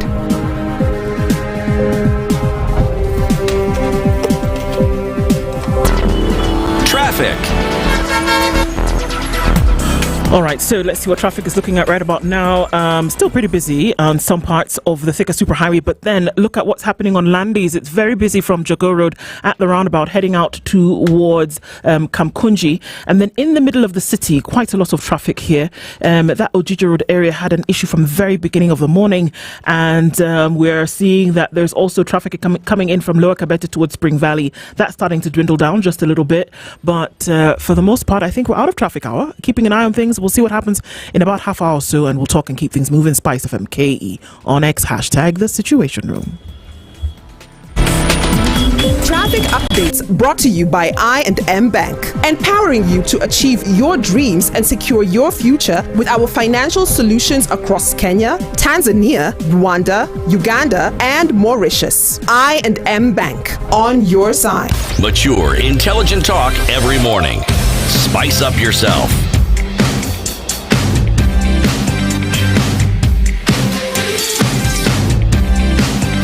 Mornings done right. 6 minutes after 9 o'clock, this is the Situation Room. It's Kenya's biggest conversation. We have an extended hour with Made this morning. And if you're just joining us, the Member of Parliament for Githunguri constituency, Gathoni Wambushomba. For all intents and purposes, we have dropped Gathoni and Wambushomba. You're including now Made and a woman for the job. Bas. So, we're going with now. But you know what? Father's Day is coming up, and there's an option. You know, they often complain that you can only buy so many socks. But you know, and ties. So and they've what been happens to socks when you buy, because they all disappear? In it. Where do they go? Where do you people throw the socks? Where do you take the socks? No, there's always one that's missing somewhere. I've never Where do they go? understood what happens. But there's a solution. There's a solution, so we can get rid of this sock story. Exactly. Because we also want to be honest that we have fathers who have these jackets from 1995. The very best in their closet, but it's time we upgrade them, right? Yeah. And how do we do that? Now, this Father's Day, Woolworths is giving you 30% off men's sleepwear, knitwear, jackets, and coats. And yes, that means cozy, classy, and cool options he'll absolutely love. Now, whether it's a chill day indoors or dinner out rather, Woolworths has the perfect gift waiting. Slide into a store near you, grab the good stuff, and make this Father's Day unforgettable. Remember, this offer ends on the 16th of June. Terms and conditions apply, and Woolworths is the difference. Thank you so much. And so there you go. You don't have to worry about that story anymore, because there's 30% off. You have no excuse for just buying ties. Yeah. And, you know, Father's Day is coming up, so think about that. She's been gracious enough to stay on as we have some of these conversations. And we're looking at the finance bill. And one thing that has rung through, Mwesh, is that this is not overt, it is not direct, whereby it was blatant in our faces last year what the taxes would look like and that what would be introduced. This time it's, you know, let me ask you a behind question. The scenes. If this finance bill has no new taxes and no new tax burdens, why is the regime so scared when a young girl, Rose Njeri, comes up with a website where people are supposed to send their submissions? Why are they so scared? Why would they, arrest her? A whole government system going for a young girl who's just done an innovation on website? It's because they know they are hiding something and they don't want people to know. Wale ambao wanauza gas na wale wanafanya kazi ya informal sector. Informal ni wale ambao hawajajiriwa, wamejiajiri. Nisikizeni. Tax Procedures Act Amendment ile imeletwa katika finance bill hii ya 2025 inasema hivi, section 23A. Electronic tax invoice requirements are more demanding. Yani ile electronic tax receipt unatoanga kwa ile mashini ya KRA. Hiyo procedure za kuhakikisha ya kwamba kila mwanabiashara mdogo ametoa ETR zimewekwa majira kidogo. Yani ni kuhakikisha ya kwamba every electronic tax invoice is integrated with KRA systems. Munajigwa, munanisikia? Munanielewa? Kwa hivyo nyinyi watu wa Riverori, nyinyi watu wa biashara wa pale Kamakis, mnauza tiles na mnauza mifereji ya kujenga, nisikizeni. Hii finance bill inasema section 44. It is mandating the Commissioner of Taxes to provide a reason for amendment of assessment. Yani, ukitoa ripoti yako ya ETR, ufile kwa KRA. Commissioner of Tax aone ni kama hujafanya vile unafaa kufanya ama ashuku umeficha tax. Anataka apatiwe ruhusa ya kureassess biashara yako. And what does reassessing? Reassessing means akuja kuambia hapana. Unasema ulitoa ETR hizi na hii pesa ndio unafaa ulipe KRA, lakini sisi tunafikiria you have 1 billion shillings you have not paid us. But isn't that what they're currently doing? Because nisikize. It is not about income tax. Because income tax ndio walikuwa wanakuassess. Sasa hii ni biashara kupitia electronic tax system. So what exactly are they assessing? They are assessing your system ile uko nayo, hiyo kama mashini yako. Everything coming in? Everything coming in, everything going out. If they realize or they guess or they imagine that your system kuna tax una evade, they will come and reassess. And reassessing means you discard that old machine, you buy another one at your cost. And they fine you for that. That is what amendment hii inasema. And do they come straight to the business to get it? Of course. The Commissioner of Tax is going to provide a reason why they want a review of the assessment. This is going to overwhelm small businesses. Nisikizeni. Penalties for non-compliance, usipo comply, they are increased in section 83 of the amendment. They are even expanded fines for non-compliance. Expanded. Kuna wale ambao hawakuwa wanaingia kwa bracket ya fines, sasa wameingizwa. And then msome vizuri mtaona kama ninaongea ukweli. Na kama siongei ukweli, mulete bandi hapa. Muache kumweka kwa Kibera Town Hall na watu ambao hawajui kusoma finance bill, alafu anaenda huko anawakalia kwa ma TV anasema hakuna tax ameongeza. This government is playing PR on you, on your livelihoods. And I'm here to tell you the truth. Nipendwe, nisipendwe, lakini ndio ukweli. Just hold on my brother. Just hold on my brother before I forget. Wale ambao ni wanabiashara wadogo. Amendment hii imeletwa inapatia the Commissioner of Taxes the overwhelming powers that are going to be misused. Commissioner of Taxes anapewa nguvu ya kufanya kitu inaitwa Advanced Pricing Agreements, APAs. Advanced Pricing Agreement imepewa power, commission amepewa powers ya kufanya hivyo. The power to declare an agreement void due to misrepresentation. Give substantive powers to the commission to ask for favors. Si mnajua vile kunaenda. Achani niwarudishe kitambo, sijui kama huyu jenzi alikuwa amezaliwa. Nikiwa kasichana kadogo, wakati nilianza kutangaza nikiwa 20 years old. Kulikuwa serikali ya Moi. Kwetu Central kulikuwa na mzee alikuwa amepewa excessive powers kwa Vehicle Inspectorate Department. Huyo mtu alikuwa anasimama hapa Waiyaki Way. anagojea Gathoni wa Mushomba na kagari yake anasimamisha. Alikuwa anaenda mpaka na polisi. Anakuambia hii gari yako hujapeleka motor vehicle inspectorate na nimekufine saa hii tupatane Thika kule kwa motor vehicle inspectorate. Before ufike Thika amekuitisha hadi bag yake na hadi bag ya president. Mnanielewa? Kwa sababu that inspectorate officer was given the powers the commissioner of taxes want to be given. These powers will be misused. That the commissioner of power is given power to declare an agreement void. Biashara yangu na Dennis tumefanya agreement ya vile tutafanya biashara na ile tax tutapea kwa KRA. Anapewa power ya kuja ku negotiate advance pricing agreements on your behalf if he thinks that you are not misrepresented. But what is it based on? Yes. Because it can't just be ambiguous. It has to be based on something. It is based on section 18G of the Tax Procedures Act, and that is what we are amending to give the commissioner power. But sasa kwa hii serikali vile mnaona mtu akipewa kapawa kidogo vile wana misuse, tukipatia commissioner of tax power hii, biashara za River Road zita survive, biashara za kule Eldoret town zita survive, mahokoro huku Nairobi wata survive. That is why I'm saying this finance bill is targeting the hustlers. Let me ask you a question. Tukiamend hii Tax Procedures Act, zile requirement wameweka za kufile taxes, including reviewing the electronic tax invoicing system. Ni wanabiashara wangapi wataweza kuweka filing ya KRA vile inahitajika? Do you know wanabiashara wengi huwa tunaita accountant, professional accountant once in a year kwa biashara, anakuja na kufanyia mahesabu everything and clean it up. Yes. Anakufanyia mahesabu, unapeleka kwa KRA, unalipa, maneno inaisha.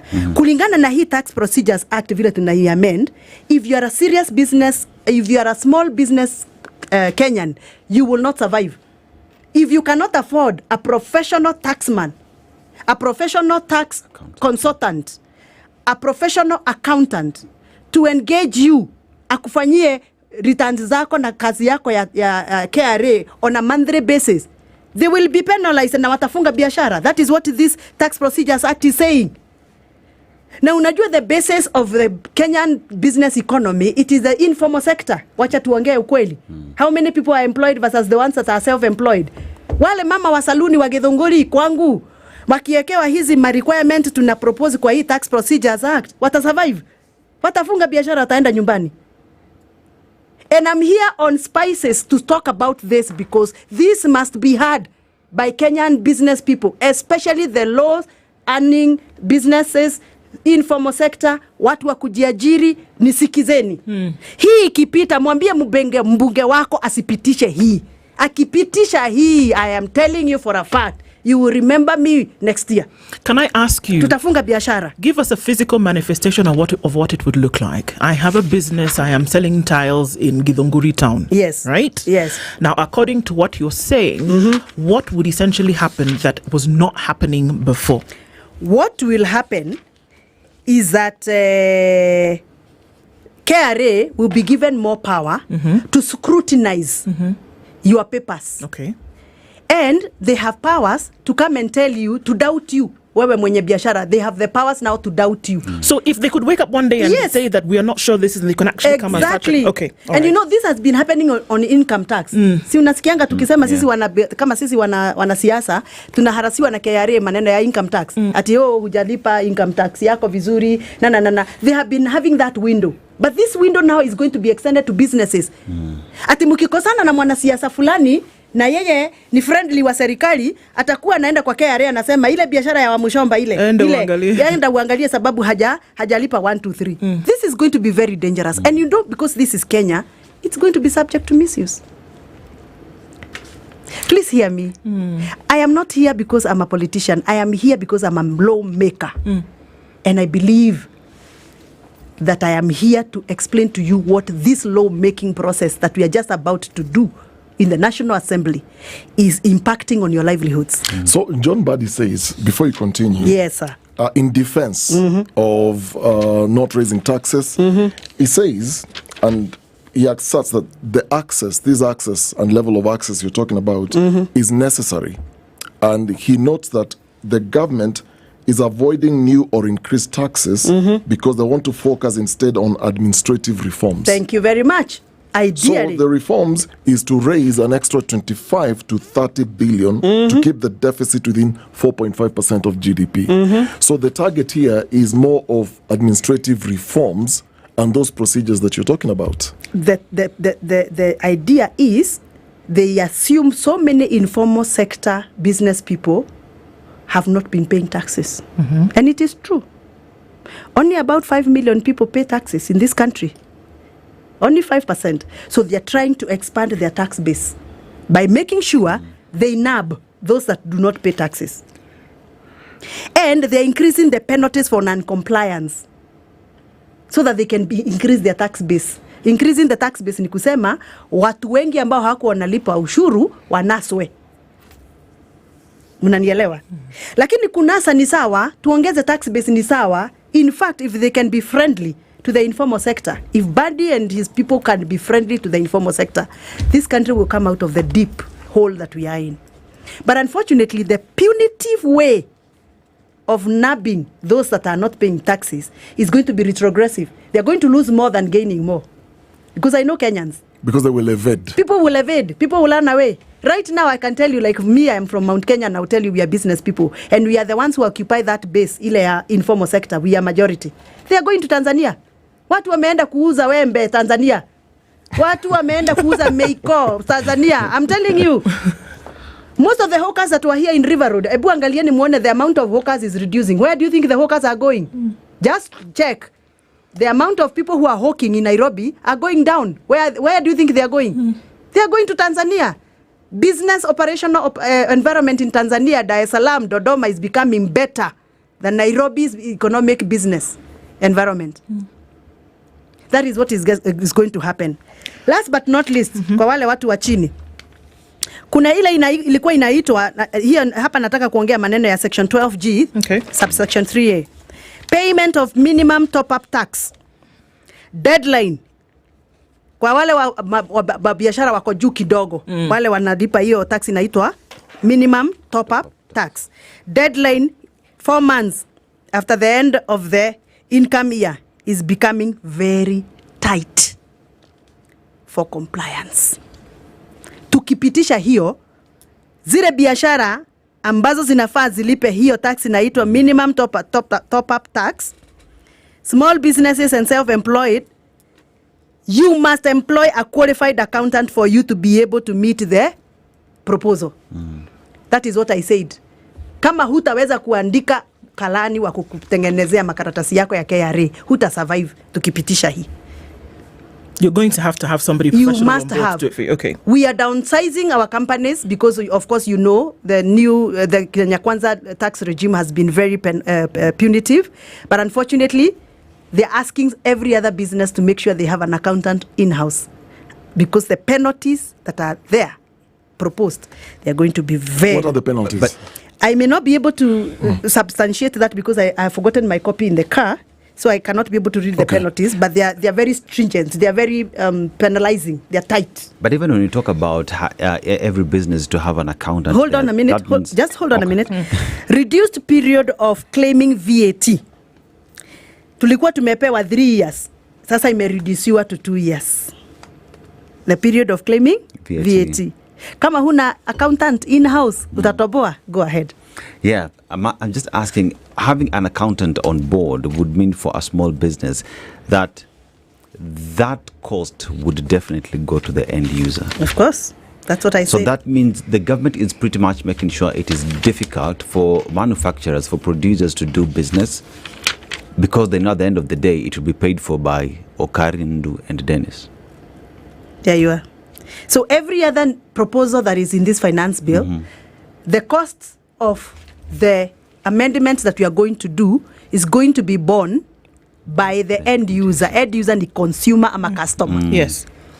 Kama unanunua hair piece, hiyo hair piece haijaandikwa kwa finance bill inaongezwa, lakini manufacturer ambaye anatengeneza hiyo hair piece, akiwekewa hii kodi, itabidi ya kuongezee bei ya hiyo hair piece. And that is how the government is not telling Kenyans the truth. They are saying we are not adding any tax, we are not changing, we are only increasing our tax base, haiwezekani. Okay. This is a constitutional process, this budget making, and the budget making, the finance bill is actually part of that process. Now, one of the things that is constitutionally mandated is public participation. Yeah. There have been barazas around the country. The head of the budget committee has been asking people to come out and, submit memoranda that would then give their thoughts around this. Give us a peek into what is actually done with those memoranda that are submitted. Are they actually looked at? No. Sorry? No. No. Have you heard me? Can see she's looking at me like I am not answering the right thing. When I joined politics, there's a Muslim friend of mine who told me, Gadhoni, I don't know whether you're going to survive in politics. I asked him why. He told me, because you always speak the truth, and in politics, you just don't have to be speaking the truth all the time. But unfortunately, I'm cut from that piece of cloth that knows the truth is a virtue. And this is the truth. My question, tying into what Ndu is saying about public participation. So you have public hearings going on simultaneously as you have the parliamentary review still ongoing. Currently in Parliament, with what you've brought here, are they reviewing this? Are they discussing these contentious clauses? Are they looking at the critical clauses and additions around this finance bill? What's going on in Parliament? I am not here to speak about Parliament because I'm not the right person to speak about Parliament. But based on my experience from previous Parliament, 12th Parliament, and now 13th Parliament, I want to tell Kenyans, please note that Parliament is not the right platform for us to advocate some of these things. But ideally, it's supposed to be the platform. Because like I said, I don't have much hope in making things better in Parliament because it looks like Parliament has become another political platform. Please don't take me back to Parliament because I told you from the beginning, it is captured. Let's leave it at that. There is nothing you can... You see, even if you asked me, I cannot go and tell my colleagues to do this. I am not there to tell them what to do. Everybody has their mandate from the people who voted for them. It's up to them to decide whether they want to fight for the people or they want to fight for their stomachs. Some of us have declined very serious, tempting offers to stop doing what I'm doing here. Nobody is motivating me to come here and tell you what I'm telling you. In fact, I think I suffer more. I expose myself more. There's somebody is watching me and listening to me and saying, oh, this woman. Oh, this woman. But I have to do it because my conscience tells me that I have to do this. This is what I was elected to do. And even if I'm not elected next parliamentary term, so be it. But Kenyans will say they had a member of parliament who told us the truth about finance bill. It pains me, my sister, it pains me, my brother, when I go to Githongori and find somebody who was in business, begging in the streets, telling me, nililemewa na biashara, nililemewa, kwa nini kanjo walinisukuma, environment NEMA walikuja wakaniitisha license, Kenya Power waliniitisha bill nikashindwa na kulipa. Why are people complaining about basics of operating businesses? It's because we are not advocating for what is right. Who is calling out on NEMA, for example? The other day, NEMA coming to my coffee factories, for coffee factories that were built by our forefathers, they were built along the river valleys, so that factories can draw water from the rivers. Easily. Yeah. Actually, if you look at the way we do our coffee factories, the ones that were done by our forefathers, all of them zimejengwa kule kwa mto. Ndio wachukue maji kwa mto, wasiage kahawa, warudisha hiyo maji kwa mto kwa sababu haikuwa na uchafu. Uchafu ulikuwa natural. Ile ilikuwa ina decant. Unanielewa? Saa hii, every coffee factory in my constituency is supposed to pay NEMA for drawing water from the river. What is this? You know? So that is why I'm here. I am here because I feel that my conscience cannot allow me to keep quiet when Kenyans are going through this penalizing economic environment. Pardon me. I get very emotional when I'm speaking about this. Granted. we talk about a house, a parliament that is supposed to go through this, and you say it is a body that is not able to work this. Is the leadership in parliament making it difficult for the likes of you to speak and make sure that right is done? I just said, I'm sorry, I don't want to talk about parliament. Why are you keeping on asking me about? I told you one word, simple, captured. Executive captured parliament. Presidency captured parliament. Parliamentarian captured themselves. What other answer do you want? If that is the case, what are we or what are the citizens supposed to do? Because it makes people feel not just tired and exhausted. It's a feeling of what else can we do? What else can you do is to make sure next election you vote people of integrity. You know, let me tell you, I laugh when I see people electing leaders. I'm not trying to say that I'm a good leader. But for heaven's sake, if you really have to elect, for example, a woman rep, must you wait to see who is the best musician in town? Who told you a good musician will become a good parliamentarian? Must you wait to see who is the best cake matron? Who told you mtu akikata keki kwa harusi atakuwa MP mzuri akienda bunge? Must you vote that what is it called? Wa metura. Somebody who was selling meturas in the street, ati munamuhurumia atoke kwa street aende bunge. And then you're complaining? But what did you expect? But it defeats the purpose. Let me tell you, even in the opposition, and allow me to defend a few members of parliament, yes. And please allow me, because you are pushing me too much to speak about parliament, and I didn't want to speak parliament because I'm not the spokesperson. But even when ODM is married to the government, because they are married, ile ya come we stay. ODM got married to Kenya Kwanza government, come we stay. Because they keep denying. Ni kama kuolewa tu kule kwa Gishagi. Unauliza, kwani ulioleka? Ai, bado. Tunakaa tu. You see that arrangement? But there are members of ODM who I salute even today. Even after their own party got married to Kenya Kwanza government, they are always the last members of parliament to close chambers. And I can name them, a few. People who have been voted constantly by their voters. They are serving their third term. There are people who are known that even if they are supporting the government in totality, when it comes to some of these things, they say no. They ask questions. Why are you removing money from sugar farmers? Like yesterday, there is a member who almost made the parliament to stand still, demanding to know why some 50 million was removed from sugar farmers and put to coffee farming. You know. Those are members who feel they are supposed to be doing what they are supposed to do. But please, let's not discuss members here because I'm not their spokesperson. Okay. I am here to discuss finance bill. I am telling you this. If this finance bill passes, the following will happen. Through tax obligations increments, self-employment and informal sector, you will pay more taxes than you were paying before. Polythene paper is going to go high. Businesses that are packing products, mafuta ya nywele, dawa, kila kitu ambacho kinatumia karatasi ya nylon. Tengenezeni biashara zenyu kwa sababu bei ya ufanyikazi wa hiyo biashara itaenda juu. Effect of digital marketing. Wale watu wanafanya digital marketing kwa sababu ya ile nilisema ya the holding tax. Mnakumbuka? Itaenda juu. Effect of content creation. Nyinyi watu ambao mnatengeneza content majenzi, cost yenyu ya withholding tax itaenda juu. Effect of fuel and power, Kenya Power, itaenda juu. Effects of royalty za softwares, royalty za any software in this country itaenda juu kwa sababu royalty has been redefined to the distribution. Most employed people cannot afford to professionalize their tax advisory, and they will not comply with the new proposals and deadlines put by the Tax Procedures Act amendment.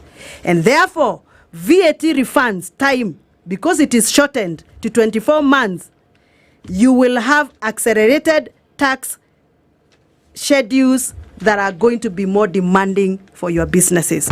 Cost of living, health products, medication, itaenda juu. Removal of zero rating to exempt will increase cost of consumables like animal feeds, mobile telephone sets, solar panels, lithium-ion batteries. Munanielewa? Note, all exempt products will be subjected to 16%. Kidu gyothe, kila kitu munasikia kimetolewa exempt. Mujue it's coming it 16%. is coming back through VAT. Hello. Increased threshold for certain deductions, Section 5 for income tax. Low income earners, brace yourself for increased taxable incomes, and therefore you will be liable to pay taxes henceforth. Sijui kama nimetumia kizungu kingi sana.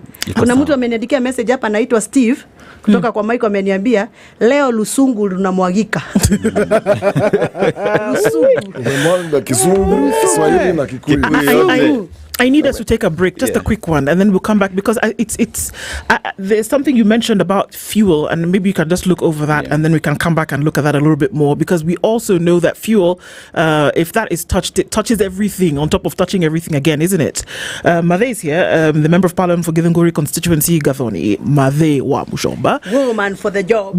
And we are saying, looking into the details of this, I'm still shocked when I asked you about public participation, you said no. Why are we wasting time? That's another question, and we'll come back and talk about that. I&M Bank Foundation, rather the I&M Foundation is telling us that, you know what, if you're passionate about creating a better future for Kenya, the I&M Foundation is also.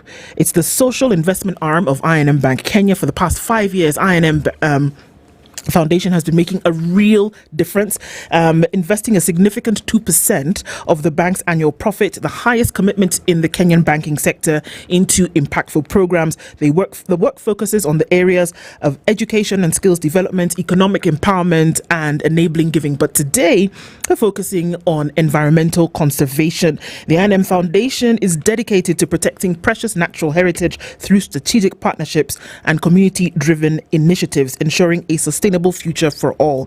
The I&M Foundation is dedicated to this. They believe in impact, and are achieving it through social and focused action. So as they renew their pact towards this, learn more about the I&M Foundation's vital work and how you can potentially collaborate by visiting imbankgroup.com/foundation to learn more. Powered by I&M Bank at 24 to 10.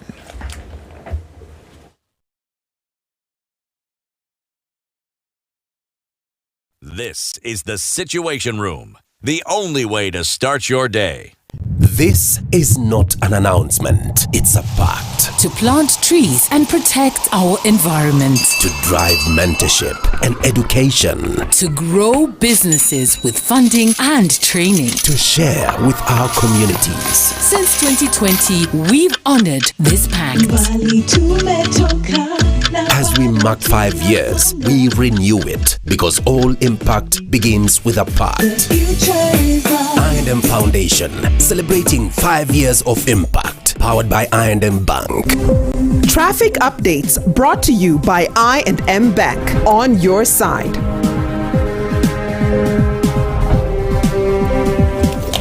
All right, taking a look what's happening with traffic this morning, and still pretty busy. A little bit of that's coming off of the Thika Superhighway right around Survey, but I think we'll do our best to get out of this one. Also, we seeing that there is some traffic as you're coming off of Landys Road. It's bumper to bumper from that Jago Road exit all the way through towards Kamkunji. A little bit of that also traffic, we'll see it on Langata Road as you head out towards Uhuru Highway. Thika Superhighway, done and dusted. Kiambu Road, a little bit of traffic left, but as we get into the morning, we see we'll be okay. Through the morning, talk to us at SpiceFM KE on X. Traffic updates brought to you by I&M Bank, empowering you to achieve your dreams and secure your future with our financial solutions across Kenya, Tanzania, Rwanda, Uganda, and Mauritius. I&M Bank, on your side. Mature, intelligent talk every morning. Spice up yourself.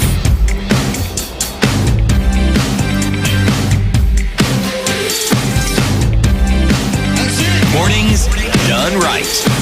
94 94.4 Spice FM, It's Nairobi. 22 minutes to 10, and there's a place where you can go and say, fathers, we got it. We got you. Yes, fathers, we got it. But remember, getting anything for a dad out there is very difficult because they're specific. If they like it, they like it. If they don't, they don't. There are always 3 items: a tie, socks, a belt, or a jacket.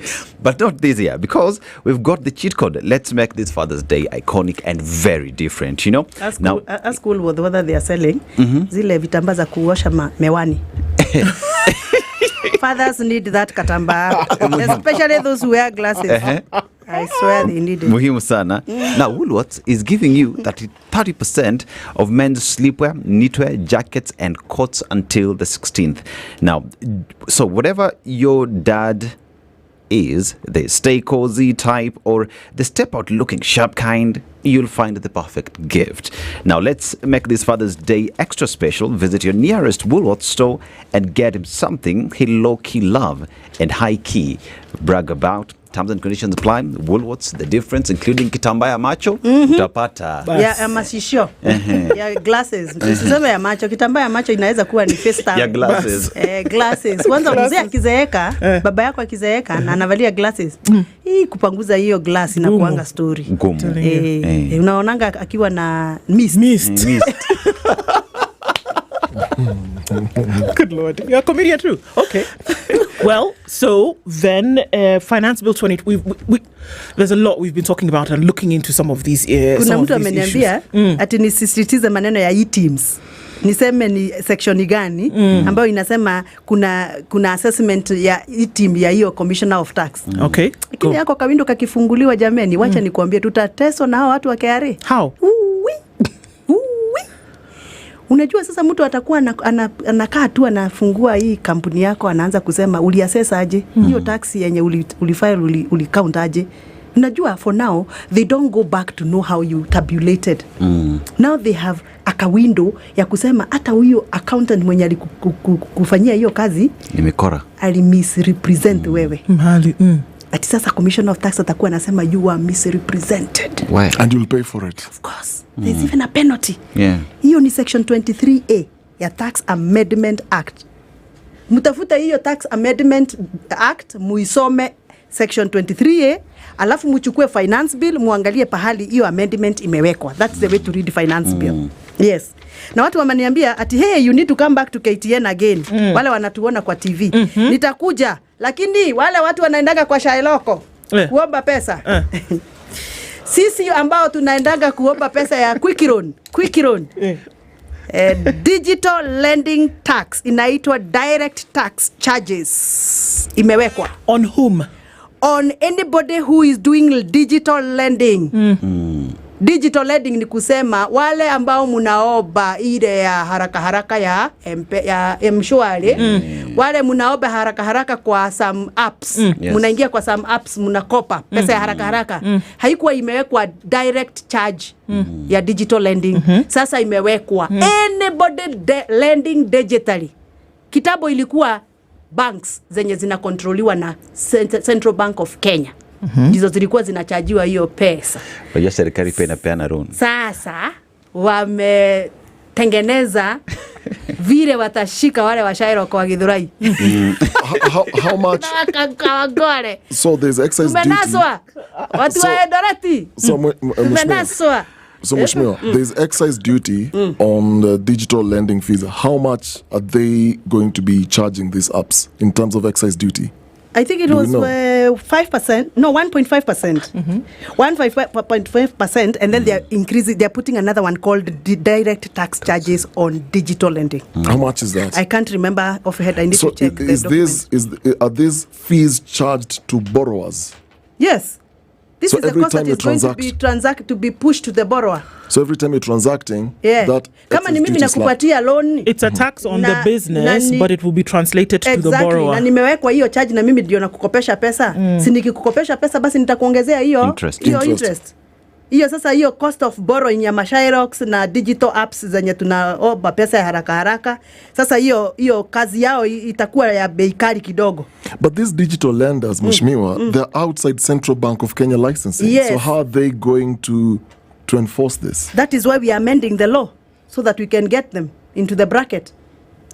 But do you amend to bring them on board first before you can slap these taxes? Because it's interesting. The digital we are trying to bring them just like we have done an amendment to say over the internet. Yeah. Si hiyo ni kuleta wale hakuwa kwa hiyo bracket ya kuchajiwa taxi wataxiwa kwa sababu tumeweka jina over the internet. So anything over the internet. Sasa tunaleta hii inaitwa digital lending.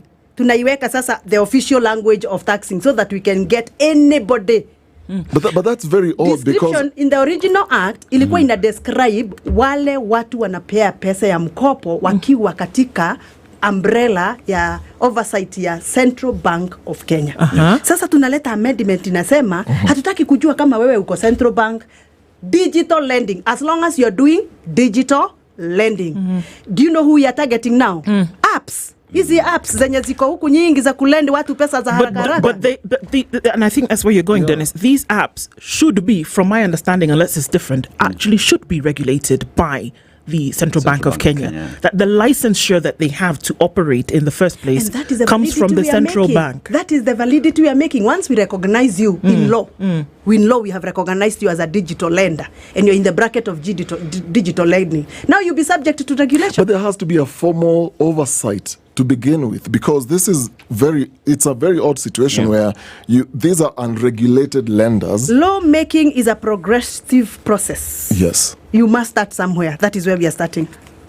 The minute we recognize you legally that you are a taxpayer, then we will give you regulations on how we are going to regulate the other activities and functions around you. So if I'm unregulated and I'm paying taxes and I'm filing my returns, what does it say about my business? The minute we acknowledge you in law, then we will be forced to make sure that we regulate you.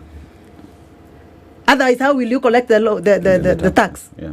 But this is absurd. So the next miscellaneous bill we will bring in Parliament will be about these digital lenders immediately, just like we did last time. So start taxing first and then now. No, we acknowledge you even before we operationalize the taxing. We will rush to Parliament and bring a miscellaneous and give you functionalities on how we are going to operate.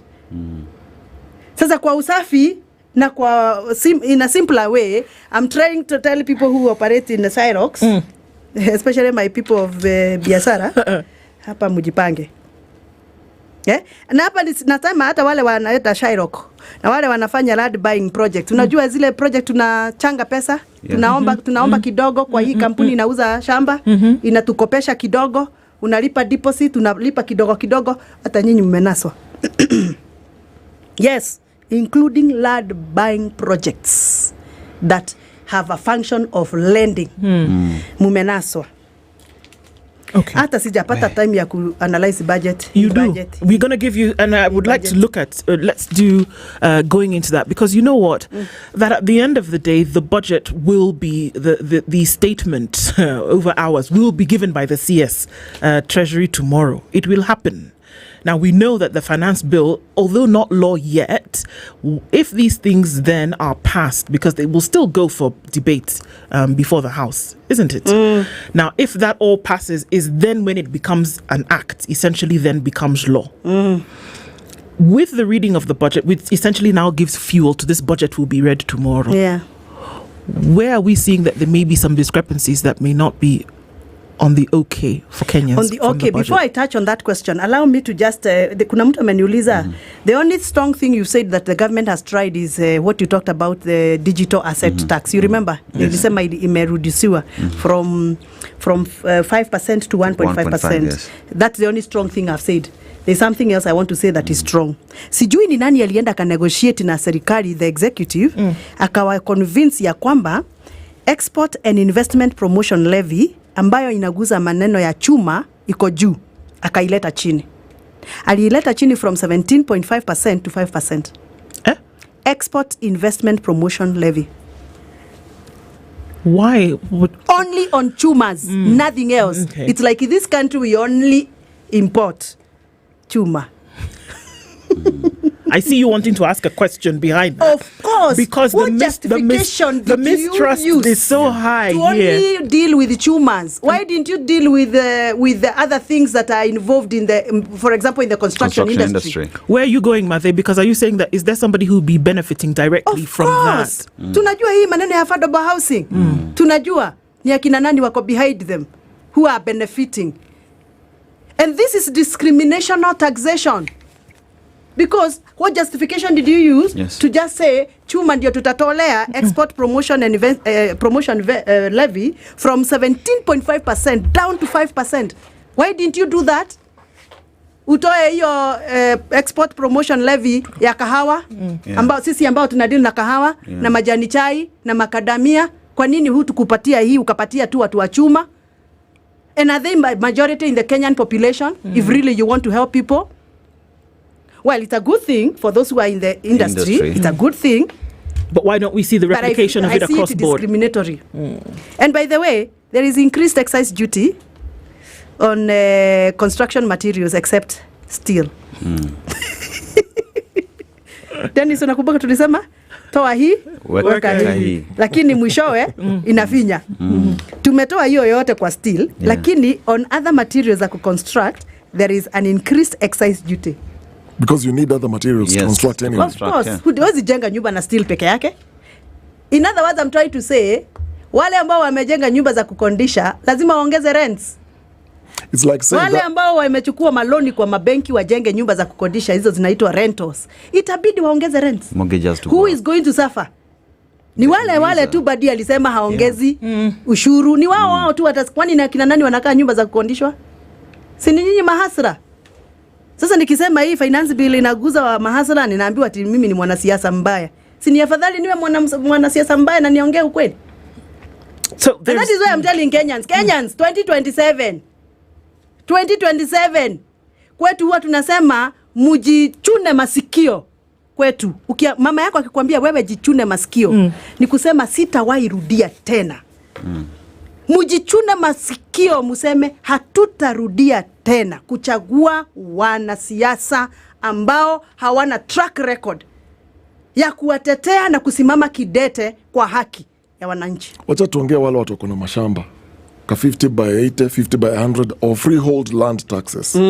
What is in it? Sijaona, nilisoma hiyo finance bill na sijaona pahali isipokuwa tu hapo kwa land buying projects. Hizo nimesema maneno ya digital lending na excise duty increased on people who are building. Sijaona any tax yenye imeenda directly kwa freehold. But I know there is another bill in parliament ambayo inaongea maneno ya freehold na leasehold na vile watu wa freehold watakuwa wanalipa tax. But it is not in finance bill. It's good I clarify that. It is not in finance bill, but there is a bill that is in parliament that is directly dealing with that. If you give me another opportunity and also give me time to go and read it, I'll come and substantiate. Sasa niuliza maneno ya budget. Hii budget imenikasirisha sana. Let's go. Hii. Unajua sasa hii kesho ikisomwa itakuwa ni imepita. Hata nikiteta hapa sikusaidii, siwasaidii. Yesterday I think knowledge and information is necessary. The only time we have to go and change this budget. Jana nimekuambia tulifunga bunge tukiwa less than 20 members. What's in it? Hii wacha nikuambie kwanza, ile imenikasirisha niyo pesa polisi wanaongezwa 100 million. Imenikasirisha sana.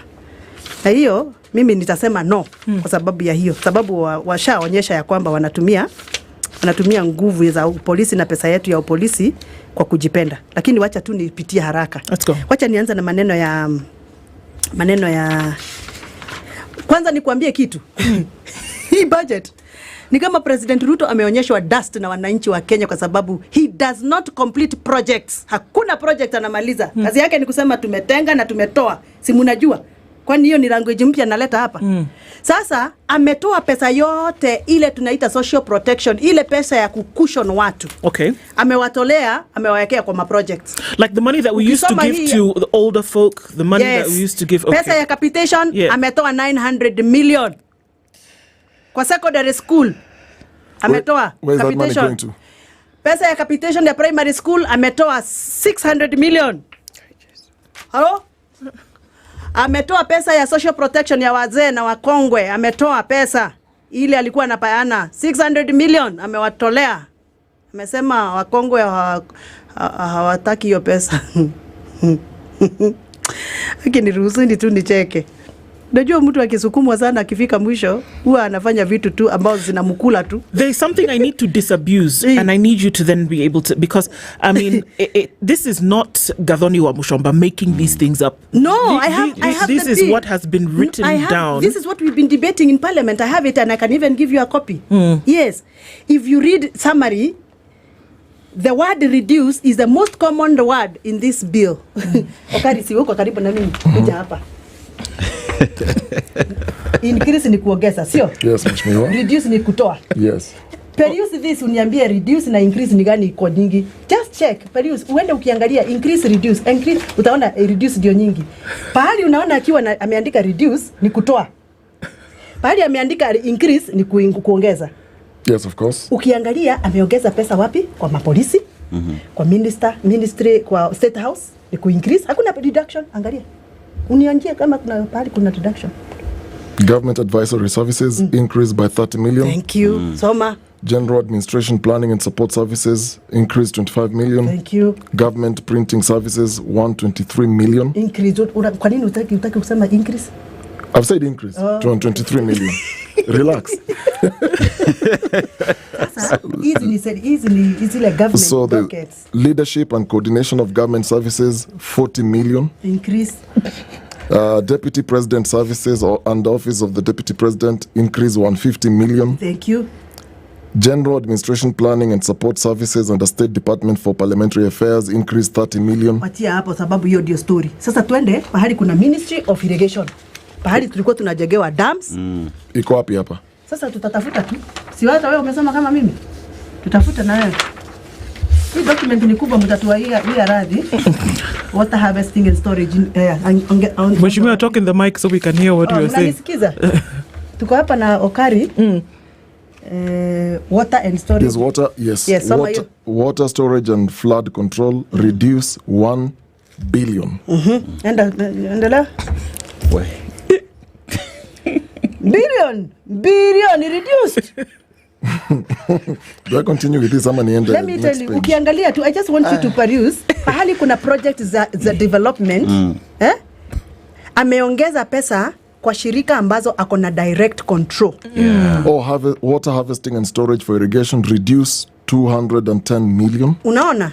Pahali kuna miradi ilikuwa ina target some areas politically zinamweka joto, anatoa pesa. Ukienda kwa TVETs hapa, utaona TVETs zote zimewekewa pesa ni za region ambayo anataka kuuu politically apate kura. Sasa anatoa TVET za huku, anapeleka huku. Anapeleka kule. Dams zenye zilikuwa zinajengwa na huku, Central Region, wenye wanamwekea siasa, anatoa, anapeleka kwingine. That is what he's doing. So the word reduce in this document, it is the highest word used in this document that we are going to debate today and tomorrow. Okay. And Okari, you've looked at it. Yes, is that true? Yes, it's true. I just even on the subject you asked about the land, the Finance Bill 2025 proposes that owners of freehold land in urban areas pay an annual land levy equivalent to land rent charged on comparable leasehold land in the same zone. I think that was dropped.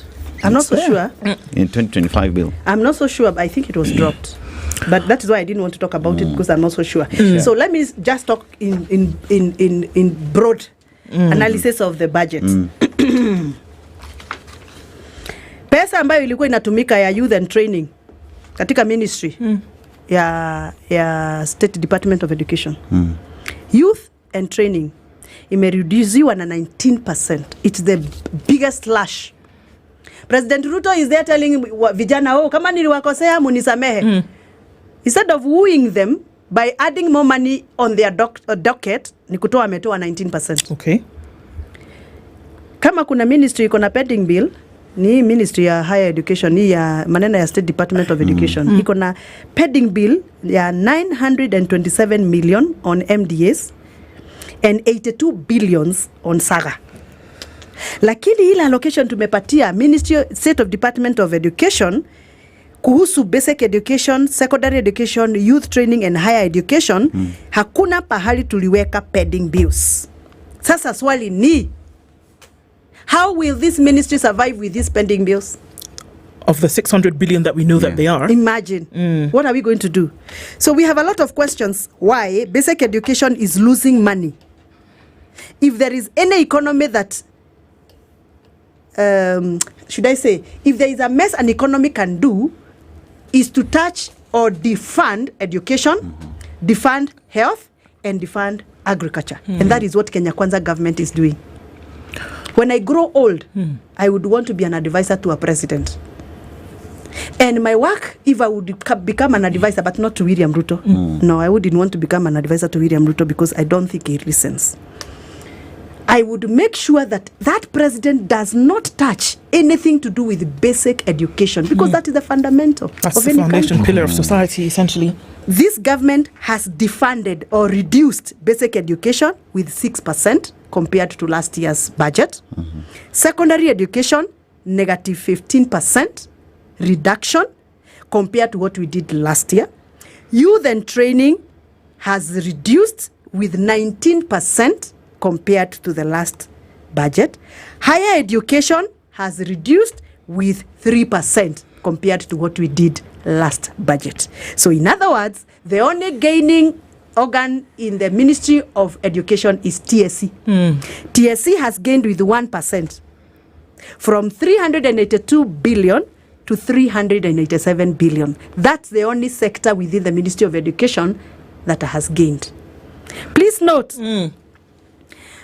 on the pending bills, 82 billion pending bill vote of sagas under the Ministry of Education. You know what is sagas? Sagas are parastatals that are under the Ministry of Education. 70% of that, 70% of it, the 2 billion, is pending bill accumulated by 8 public universities. In other words, I'm here this morning to say, if we pass this budget the way it is, universities, 8 universities of this country will still continue to struggle with the current funding issues.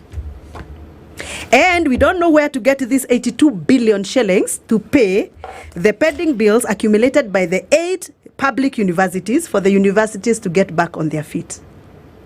In other words, I'm trying to say the problems of higher education funding will continue. In other words, I'm trying to say the high number of dropouts experienced in this country since Kenya Kwanza government took over from the universities, I call them university dropout levels, are going to increase. So in other words, I'm saying levels of crime in this country are going to continue increasing. In other words, I'm going to say the pull and push of the Gen Zs of this country is going to continue. We're seeing a situation where it's going to continue. You know what? We have been at this conversation for 2 hours and we have still not exhausted half of these Am things. I going to touch on health? Not today, because now you that see I our said finance time bill has is increasing the cost of health in this country. Didn't I say that? Yes, you did. If I had time, I would tell you that the health sector is also revised downwards. And I said, any economy that touches on education, health, and agriculture is bad governance. We need to do this again When? In the next couple of days. It's necessary for us to do so because I wish we're we still can looking do so, at. so that people can understand when Musalia Mudavadi, is this Musalia? No, Badi, comes tomorrow wearing a suit and a briefcase with a signage of GOK, Government of Kenya. Akipigwa mapicha pale treasury. Ile mapicha by the way inakuanga ya nini? Look, like I said, our time has run out. But you know what? We're going to do it. We need to do it again. It's necessary. Thank you for giving us some more time to do that. Kuna lot of noise in social media right now. It's necessary to happen. Watu wanasema kwa nini Wamushomba hakukuja kwa hiyo studio before. Atuambii mapema vile kunaendelea. She will come back. Lakini nitakuja tu. Thank you so much. We want to say thank you so much for coming today. Watu wangu wa Githongori, asanteni sana kwa kunisikiza na kwa kunichagua. Na mimi ndiye mama yule mlikuwa mnangojea miaka ile yote, mama anayepatia watoto wote wa shule za primary chakula kila siku, watoto wote wa secondary day na watoto wa primary day, na watakia heri, muniombe, munisupport, na mimi ndiye yule mama, woman for the job. Gathoni Mathe wa Mushoba is the Member of Parliament for Githongori constituency, has been our guest this hour. Thank you so much. Have a good day. It's 2 minutes past 10.